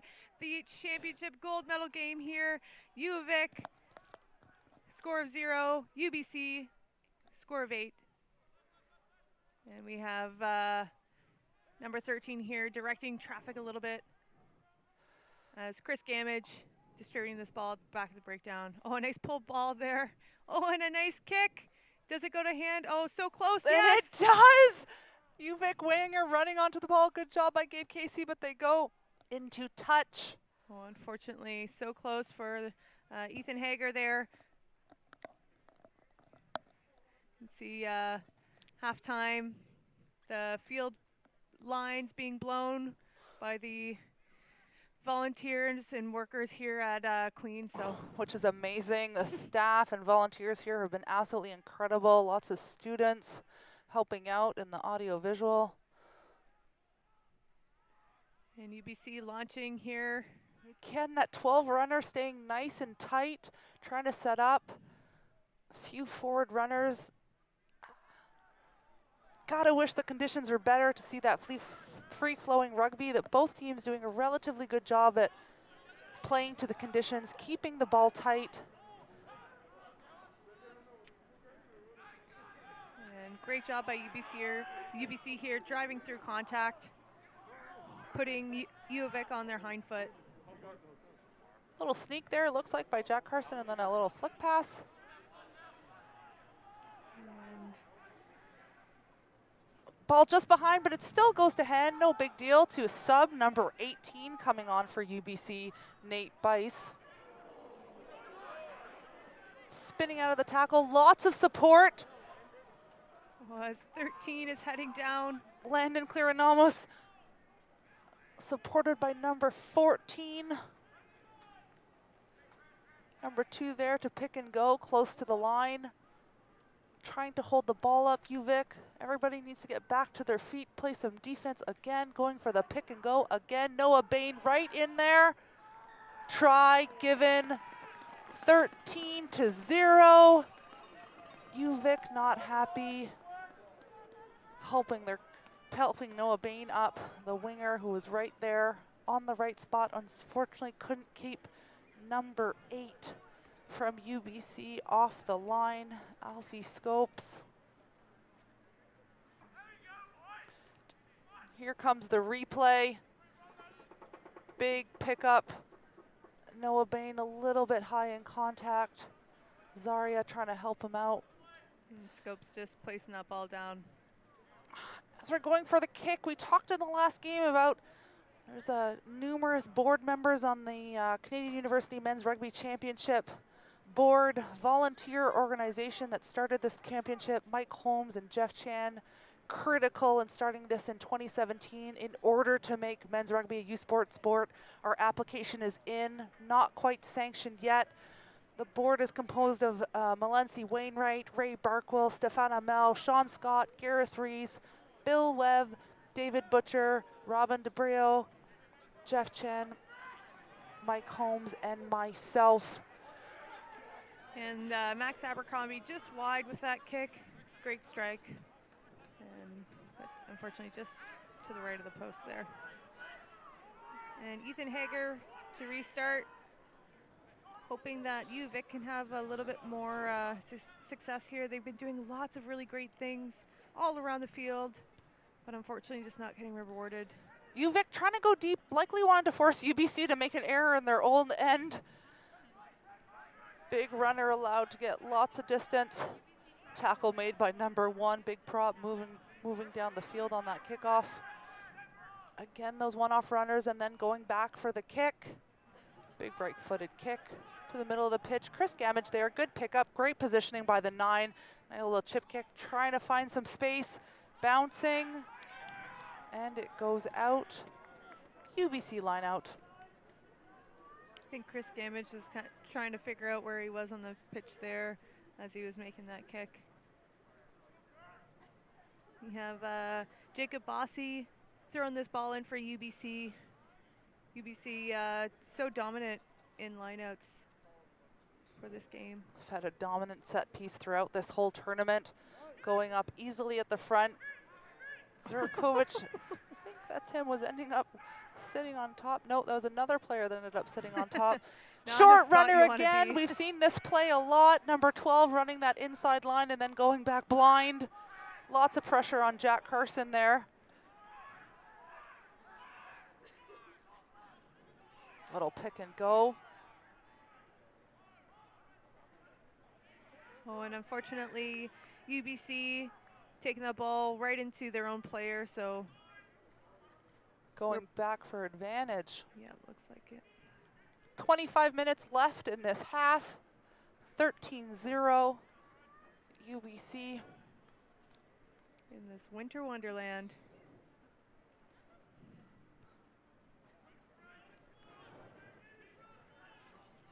Appreciate those tuning in. Going worldwide.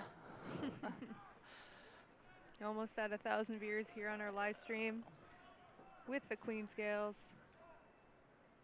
Don't forget to like and subscribe. Up at the front, UVic steals the line out, but then it's bobbled and goes back to UBC. And UBC taken out of bounds here into touch, so it will be a UVic. Carter White throwing this ball in. UVic sideline incredibly happy about that tackle into touch. Line out down to Chris Gamage and he slips, unable to recover the ball. He's on top of it. Hopefully, yep, they can. They were able to secure it, move those bodies out of the way, and knocked on UBC now. Lots of space to play the ball. Gabe Casey back there, and it's a double knock, so it's going to come back for a scrum. You can see it's a bit of a slip and slide out here on the field. You can see lots of players losing their footing. So hard to play in these conditions. So much snow within their cleats. Nice information tidbit from YouTube that this is a world-class university rugby tournament. You bet it is. And that in 2019, UBC was beaten by only 3 points by the New Zealand University champions and 5 points to Bordeaux in the club champions, the club university championships. Pretty cool stuff to be able to be watching these athletes, some of them currently involved in the national setups. some future national team members, and most importantly, a whole bunch of rugby lifers. Scrum to UBC, easily taken at the back, and again, that short ball, keeping it tight. Chris Gamage coming in to have to make the tackle. Out of one tackle, pick and go from number 7.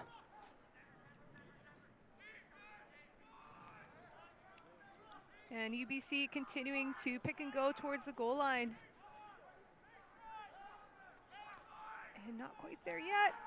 And they hit that blade of grass. They are in. Number 7 had the ball in his hands. UBC now up. Owen Ratton.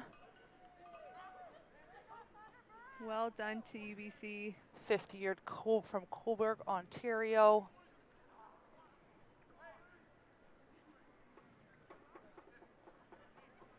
See here, so close on that first initial hit, but 6'3", 230. Hard to stop that near the line. He's in science. Was involved with the Canada U20 National 15s team. Max Abercrombie getting ready for the kick right in front. Seeing some sponsors on UBC jerseys for in regular U Sport competition. Not allowed to have sponsors on jerseys, but as this is not a U Sport sanctioned event and men's rugby is not U Sport sanctioned, they are allowed to have sponsors on their jerseys. Really lucky for UBC and UVic, essentially running varsity programs similar to a few universities in Ontario. Other universities across the country completely self-funded, either through sponsorship or donations. You can definitely see the impact that that is having. BC and Ontario being hotbeds for rugby in Canada, and that's slowly spreading across the country as more universities are getting involved and more universities are getting exposure to this championship, as we saw with Dalhousie, Calgary, and RMC. Pretty awesome, all of those universities that donated to get Calgary here at this national championship. That's pretty special. Absolutely, $750 from the Prairies University conference teams. I think it was number 8. The ball just went through his hand, so it's UVic line out.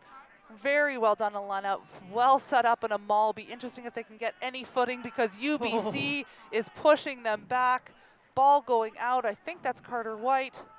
Yep, with that beautiful haircut. Yeah, he's got a good one. Oh, and big tackle here. I think this is this Carson on Carson? Oh, and UVic just trying to establish a little bit of structure here. Get some go forward play. Hoping to get some points on the board here as UBC leads UVic 20-0. That try scorer number 7 making a big tackle on UVic. Gabe Casey knocking on the ball, but then it was penalty advantage, so it's going back. Micheletti doing a really good job controlling the game. Gained control early when UBC was penalized numerous times in a row. Tap and go from Chris Gamage to number 4, running into 2 UBC players, now a third. Ball's available, nice and quick, going back to the left. Long ball, probably one of the longest 9 to first receiver passes we've seen all game given the conditions, but it's gotten away from him in contact. Yeah, well done to UBC for bouncing on that scrambled ball, and I think we have an injury here. Time is off. Hopefully it's not shoulder dislocated. Therapists so important in these games. Constantly walking up and down the sidelines, have to pay very close attention so they understand the mechanism of injury, especially during serious injuries. Credit to all the therapists for each team for probably working tirelessly. We know who the physio is for UBC, Lisa Ruggles. Yeah, so important. I know all of the rugby players out there knowing how crucial athletic therapy staff is and how they allow you to keep playing through injury and just try to bandage you up as best they can. Oh, look at the supporters here. Good for them. Rain, snow. braving this cold weather. Absolutely amazing. How is that individual on their camera without gloves? Yep. And their phone. Beautiful day to have a nice little Bailey's in your coffee watching some good rugby. Absolutely. We'll do a little special shout out here to anyone that brings us some special beverages. Maybe not allowed here. We are in Kingston Hall. Yeah, Lots that's of fun in the booth. Players just refocusing, grabbing some water. UVic clapping that individual off. Great sportsmanlike. Not sure if they got up or not. A sub for number 1. Excellent scrummaging and line-out work from number 1, Connor Sampson. Not a bad last name either from Vancouver, BC. 5th year. Kinesiology student. Congratulations to him if this is his last year with UBC. Be nice to cap it off with a championship. 20-0 right now, 18.5 minutes left to go. Scrum to UBC. Just inside the 22-meter line. Oh, and so unfortunate. I think that you got to blame that one on the conditions here. You can see so much snow on the field. It's so hard to get that drive from our Type 5 from both sides. So I think we'll try to reset, reload, dig some of the snow out of the boots, and UVic's back row that we can see right here. Number 8, Nick Carson in his 4th year. We've already talked about Zarya Djokovic. and number 6 there, Donnie Carson. Oh, sorry, 7, Nathan Yu. Nathan Yu, the big eater, as we've seen in the YouTube chat. Also got a funny comment that the crowd pan was the most Canadian crowd pan they've ever seen. Completely accurate.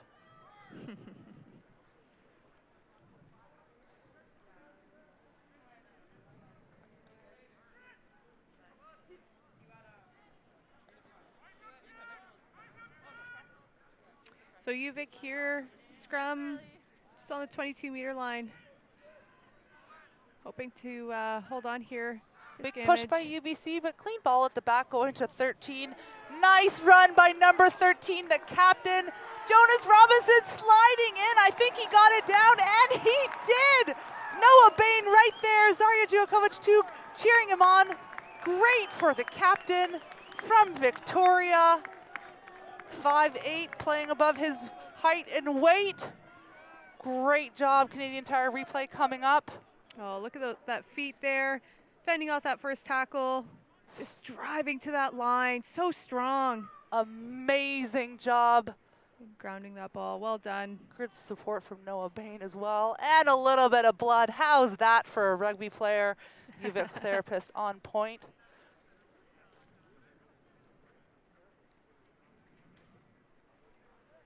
And Chris Gamage here, trying to add 2 points. Individuals might have noticed Dave Brown on the jersey of UBC. Dave Brown tragically died in the last few years, and UBC wears his name as a commemoration. Chris Gamage, looks like the kick is good. Great kick. Wonderful work here by Chris Gamage. Oh, look at this replay here. Way to go, Jonas Robinson. Get on it. Good job. Yes. Love to see that. So UVic within 13 points of UBC here. 2 converted tries. It can be done. UBC elects to go high and recovered by number 22, Austin Pinwell. Well done. It's an excellent kick and an excellent recovery here. I think we have a knock-on from that first receiver, and we will have a scrum to UVic. And apologies, number 22 was Killick Saxer from North Vancouver, BC, 1st year. What a great take by Killick. first year art student, 5'9", 160.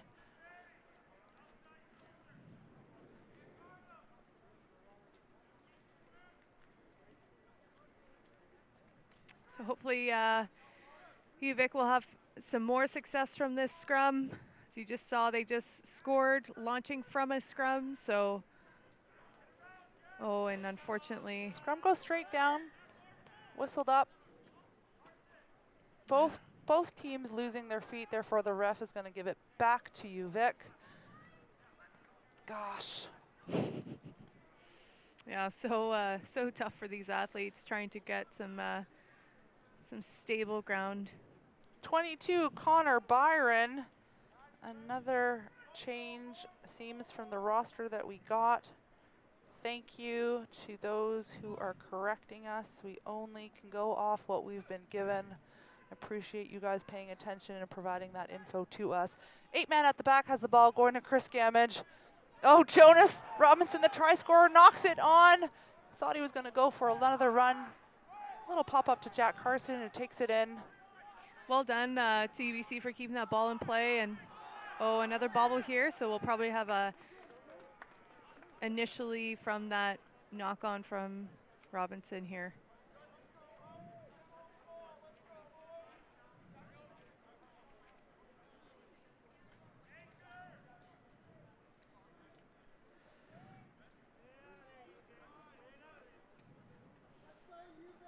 So that player before number 22, Connor Byron, with that nice catch off the kickoff. He's actually a fourth-year geography student from Abbotsford. Lots of Abbotsford Rugby Club supporters supporting him, watching. And Jack Carson with this feed. Jack Carson trying to find some footing Trying there. to find some footing, a little bit of speed. Really hard for these athletes to do footwork before contact. Something that coaches work on so much. And here we are for UBC. Jack Carson having to go in. Somebody else going to play 9. They might pick and go. Number 2 is there. Yep, pick and go. To the right side of the field, getting closer to the posts. And Jack Carson looking to load up another forward pack. And sending it out to the backs here. But great pressure here by UVic, forcing that ball carrier to just take the ball himself. Cut back inside. Right in front of the post, so they have options both ways. Great forward leg drive from UBC, and then a quick pick and go. Another one coming off to the right side, right in front of the post still. Lots of support there, trying to drive, get those UVic tacklers off.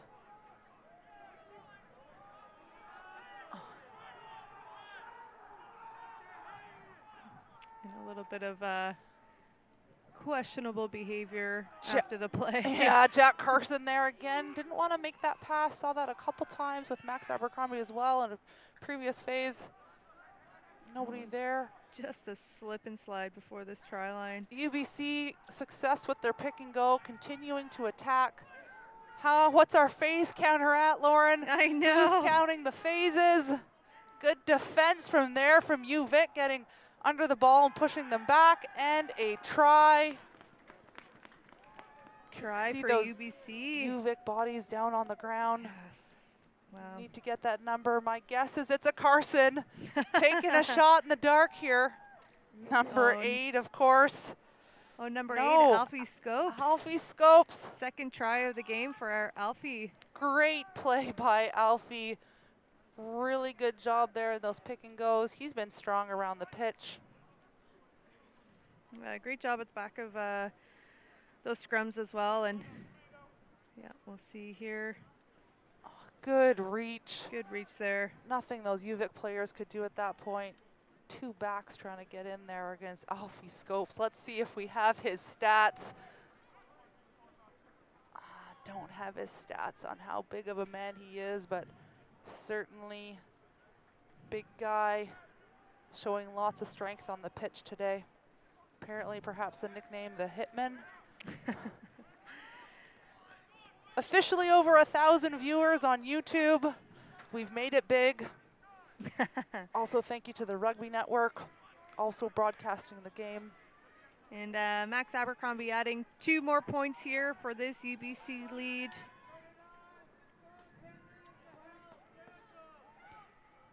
As Ethan Hager kicking off from that last try. Again, going for the long kickoff. Trying to put UBC under pressure, but haven't been successful with that tactic much yet, unless they can force a turnover. A few subs coming in for UBC as well. Oh, great kick there by Abercrombie. Ball bobbling here for... Oh, and a big tackle by the sub. It's Evan Norris there with a big tackle for UBC, number 23. A little bit worried about our sub list on the UBC side, given that we've had a few corrections to date. Really hope that is Evan Norris, because that was a big tackle.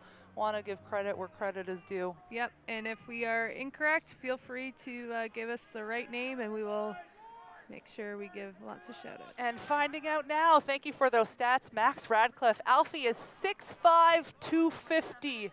Whew. That is a unit. Big boy. I believe he might be off the field now. Looks like a sub has come in who's playing 8-man, unless Alfie has moved to the other side of the scrum. Chris Gamage getting ready to put the ball in. Oh, and thank you to our viewers. That's Ethan Barry with that big tackle at number 23. Thank you so much for everybody helping us out. Really appreciate it. Oh, and Abercrombie, a nice little, Matt Persillier. It's a nice little chip through, but unfortunately,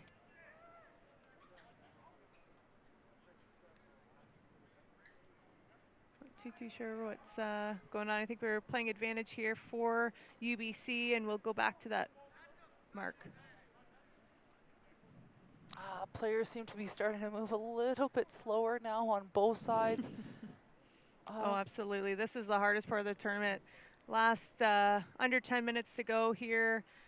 You know, they've already been playing 2 full games in 6 days. So grueling on the body.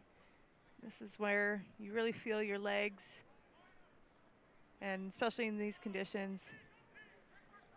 And UBC here just trying to run out this clock, looking for maybe going for a shot at goal. I think they already called it. I think the decision is once you call a shot for goal, you have to take it. Yeah, decision made. Running out of time.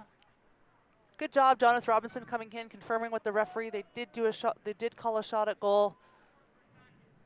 He's had a great game. Yeah, he's Number had a great 13, tournament. Jonas Robinson. Tough to be on what was right now the losing side of this, but still just under 6.5 minutes.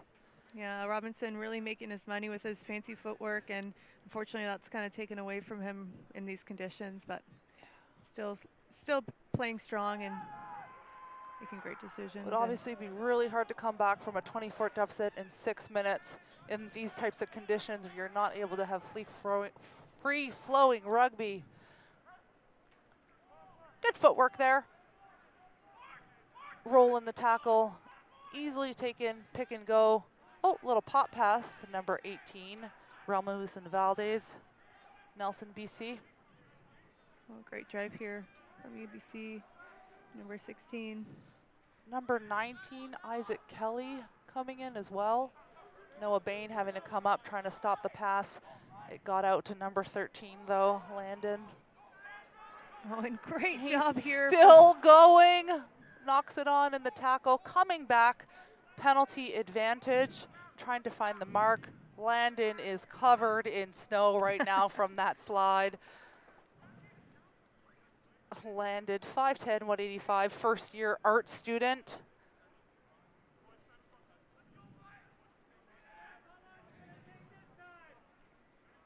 And really, really hard to see any green underneath that snow here.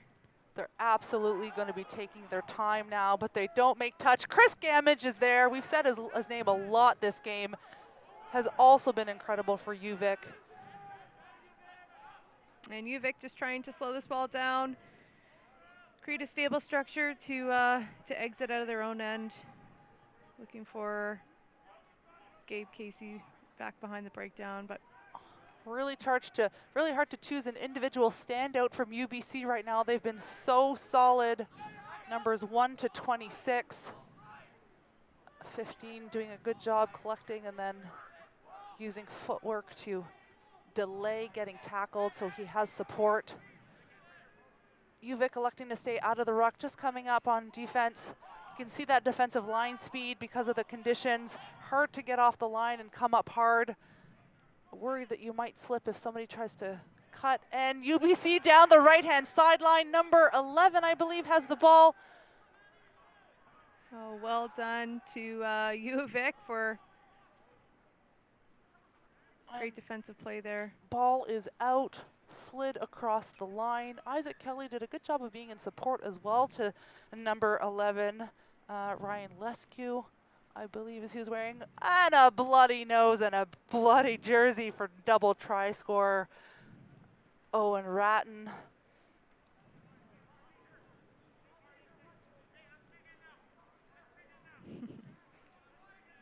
Three minutes and 20 seconds left. You gotta think that UBC has secured their third national championship, having won the first two, 2017, 2018, losing to UVic on a kick at the end in 2019, and here we are in 2021. Oh, well done here, driving to the line for UBC. Do they get the ball down or is it held up? He's gonna go have a chat with AAR. Time is off. Micheletti doing a great job here, not calling it if he didn't see it. As a referee and as a player on the field, that's all you can ask for, that the referee calls what they see. He's going to have a chat with his assistant officials, ARs as they are called. I think he's coming back to give the penalty because he's walking with determination to the mark, and he is. That is absolutely the game now. No chance for UVic to come up. Few more minutes though to keep their heads held high. Interesting competition with the Coastal Cup. UVic playing UBC and TWU, as well as the Pride Academy. I believe it's a 6-team competition in the fall. Pretty great to see such good competition for men's side in the Can West. Looks like Isaac Kelly's mom is in our YouTube chat as well. Proud mama. Hi, Mom. Way to go. Very proud. Abercrombie with the kick. He's hit one of these before, so see if he can do it again. From the far right touch line, high, likely a little short, and it was. I think the direction was well. And of course, Jonas Robinson, so involved in this game, gets the ball. Lots of subs have been in UBC now. I'm assuming they've cleared the bench, giving everybody an opportunity. You can see them starting to hug it out on the sideline in the tent. They know they have this secured. Nice high kick from UVic. Doesn't go 10, bounces. Not the way you want to end a run in a national championship with an error. Hopefully still time for the scrum. About a minute left now. UVic obviously should be holding their heads high, making it to the final. Absolutely. They've played really exciting rugby all week, and they've been such a pleasure to watch. Such a creative team. Seems like a really great group of guys out there, and definitely a solid showing here at this national championship. Scott Manning before the game says his squad was excited to play. Wanted to make sure they got through that semi-final. No first-time jitters for Scott, as his first year coaching after the legacy of Doug Tate. UBC getting through. Number 23, I believe. Ethan Berry, what a run. Subs getting on the score sheet. Well done to UBC. That was a great launch there and great leg drive for Berry through all those points of contact. Can't be stopped. Last try just now scored by Ethan Berry, number 23. prior to that, I don't think we caught who scored the try before this one, which was a pick and go. Well done to Barry. Look at this leg drive. Good footwork here. 2 in and outs, both successful. Gabe Casey chasing, just didn't have enough time. Looked like he was gaining ground on him. What a slide. Bet there's going to be photo finishes there. With a little bit of a dust up as he's sliding. Max Abercrombie, another kick for him. Flags are up. That is the game. UBC, Canadian University Men's Rugby Championships. Unbelievable job. And really well done to UBC. What an outstanding tournament for this team. They've played so creative under these really difficult conditions, been able to really play exciting rugby, and you know, they've just been such an outstanding team this week. Every single player on the pitch needs to keep their heads held high, win or lose. What an incredible show of guts, determination, and grit to be able to play in these conditions. Snow still swirling. Lots to be proud of here for all 8 teams participating in this tournament. The future of men's rugby is bright with this competition and the regional play that we've had and the competition within each region trying to get here to this national championship. National championship next year is in Vancouver at UBC. Seeing some of those replays now of how tough conditions it was in the snow. 2021 Toronto Arrows Canadian University Men's Rugby Championship presented by Lougheed Wealth Management, Raymond James. As you heard, we had the opportunity to speak with Dave Lougheed at halftime. Such a passionate supporter of the game.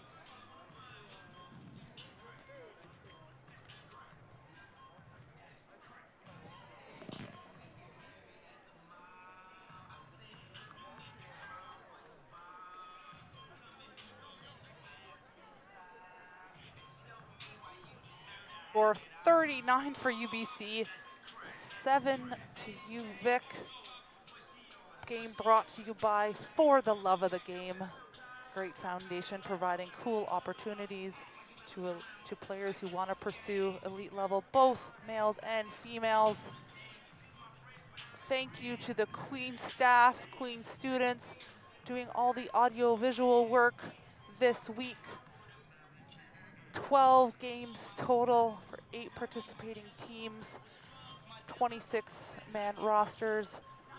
See, Curry Hitchborn was their head coach for UBC, just came off the side of the screen. 9 years with this program.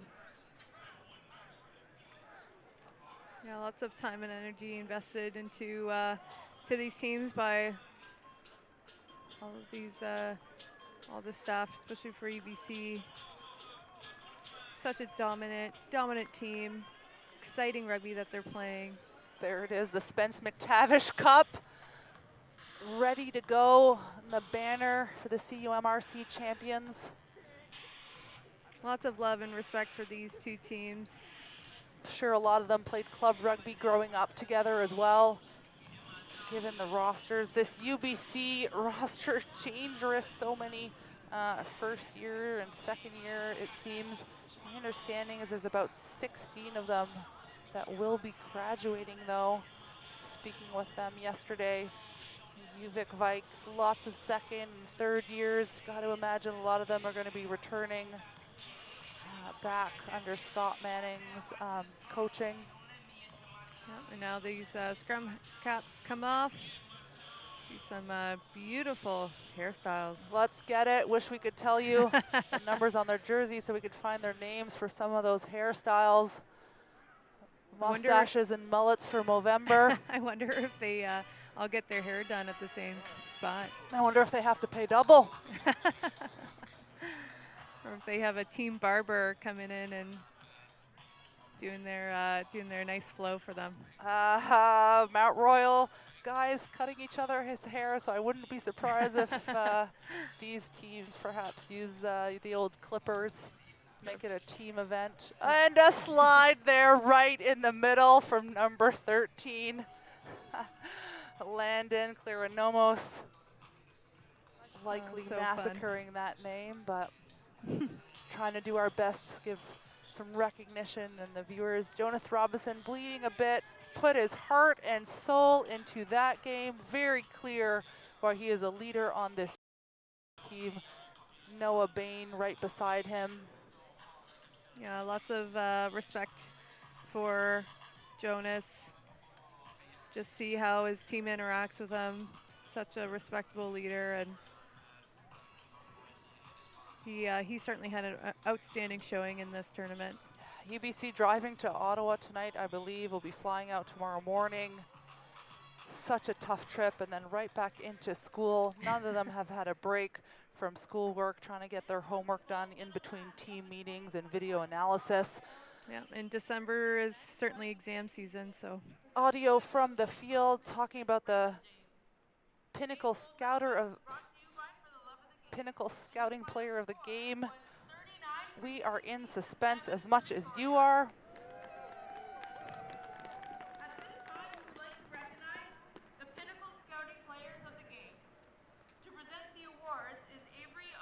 If you can hear it, the pinnacle scouting players of the game are coming up on the field. If you can hear the field audio. The player of the game from Victoria is number 9, Chris Chris Gamage. Gamage, Calgary Saints going wild right now. Especially his younger brother, Alex. I'm sure they have played a lot of rugby together, kicking comps and whatnot. Very well deserved by Chris Gamage, involved in the U20 Canada setup. Is number 4, Frank Carson. Number 4, a Carson brother. Not surprising. Frank Carson, one of the brothers of Don and Hilliard, son to Donald Sr. Really good job in the line out from him. Congratulations once again. And Well now on to the deserved. championship medals. Before we give out the medals, let me take some time to thank a number of important groups at this year's championship. Give it up for our team's event staff, volunteers, coaches, officials, and partners.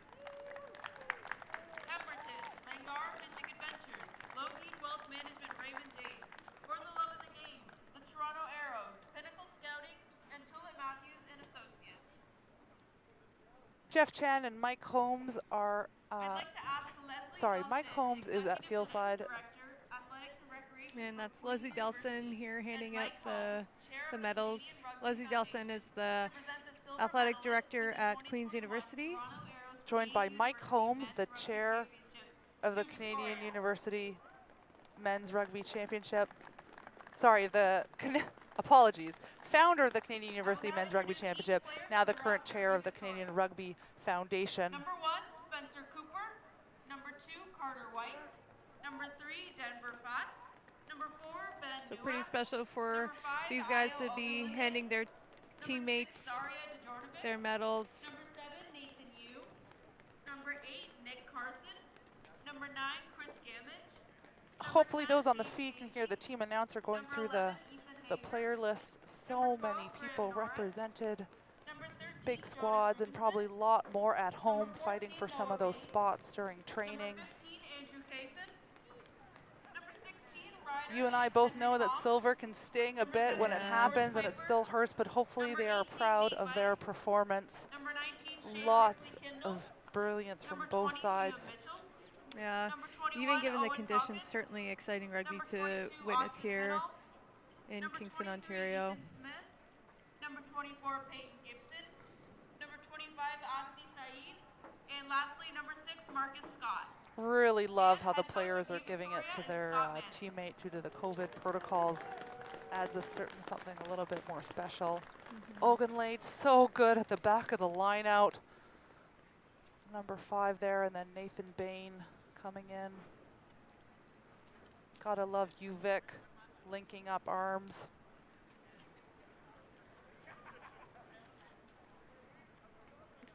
Carter White here, or yeah, Carter White. That haircut, now that he doesn't have his ears taped up. You're a glorious individual, Carter White. Number 2, a little bit of a stash to add.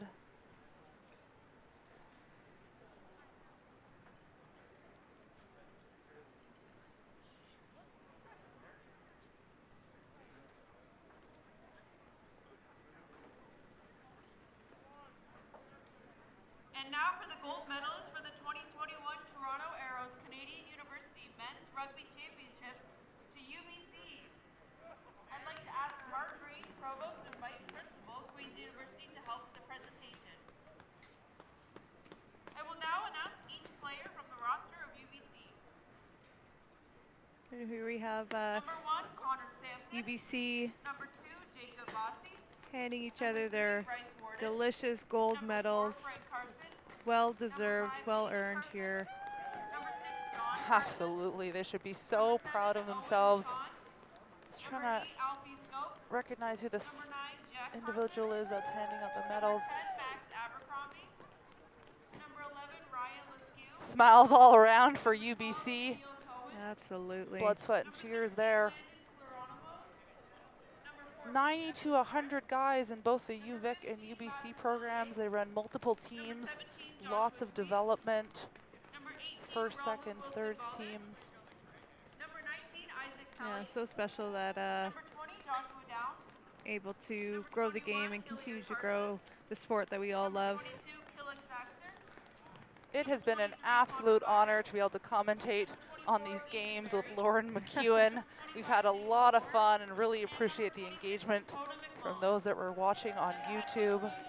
Absolutely. It's been such an amazing experience to be here and to have this tournament here at Queen's University, and just after having the women's tournament here as well. So pretty special, pretty lucky for Queens, and thank you so much to everybody who's been supporting us and giving us such positive feedback. We really appreciate it, everyone. Absolute Toronto Arrows founder Bill Webb in the blue jacket just fixing the banner. Jeff Chan with the Spencer McTavish Cup. Jeff Chan, the chair of the CUMRC and one of its founders. Also the chair of the U Sports Men's 15s Application Rugby Committee. Trying to get men's rugby 15s as a U Sports sport. You can obviously see the support here. Would do amazing things for rugby in Canada on the male side, as we've seen it's done with the females. Rick Bourne there as well with his mask under his chin. Langara Pub sponsor, I believe. Awesome. Amazing for this UBC squad. Beautiful photo finish here at the end. Everybody trying to get the touch of that cup. Congratulations to all. As we wrap up our awards, UBC chant we would like to remind you that going on there. not permitted on the field. Thank you. And Congratulations to all teams that participated here today. Hall 8 seats.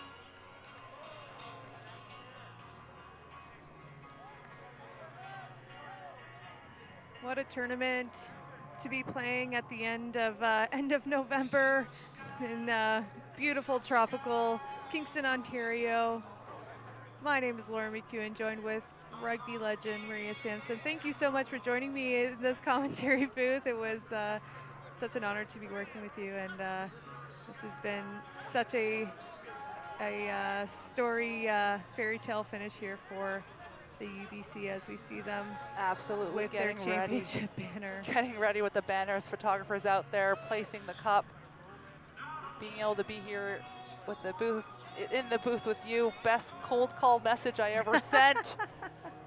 Thought it might be fun for you to have somebody banner with, and it's been a hell of a ride Absolutely. these last games.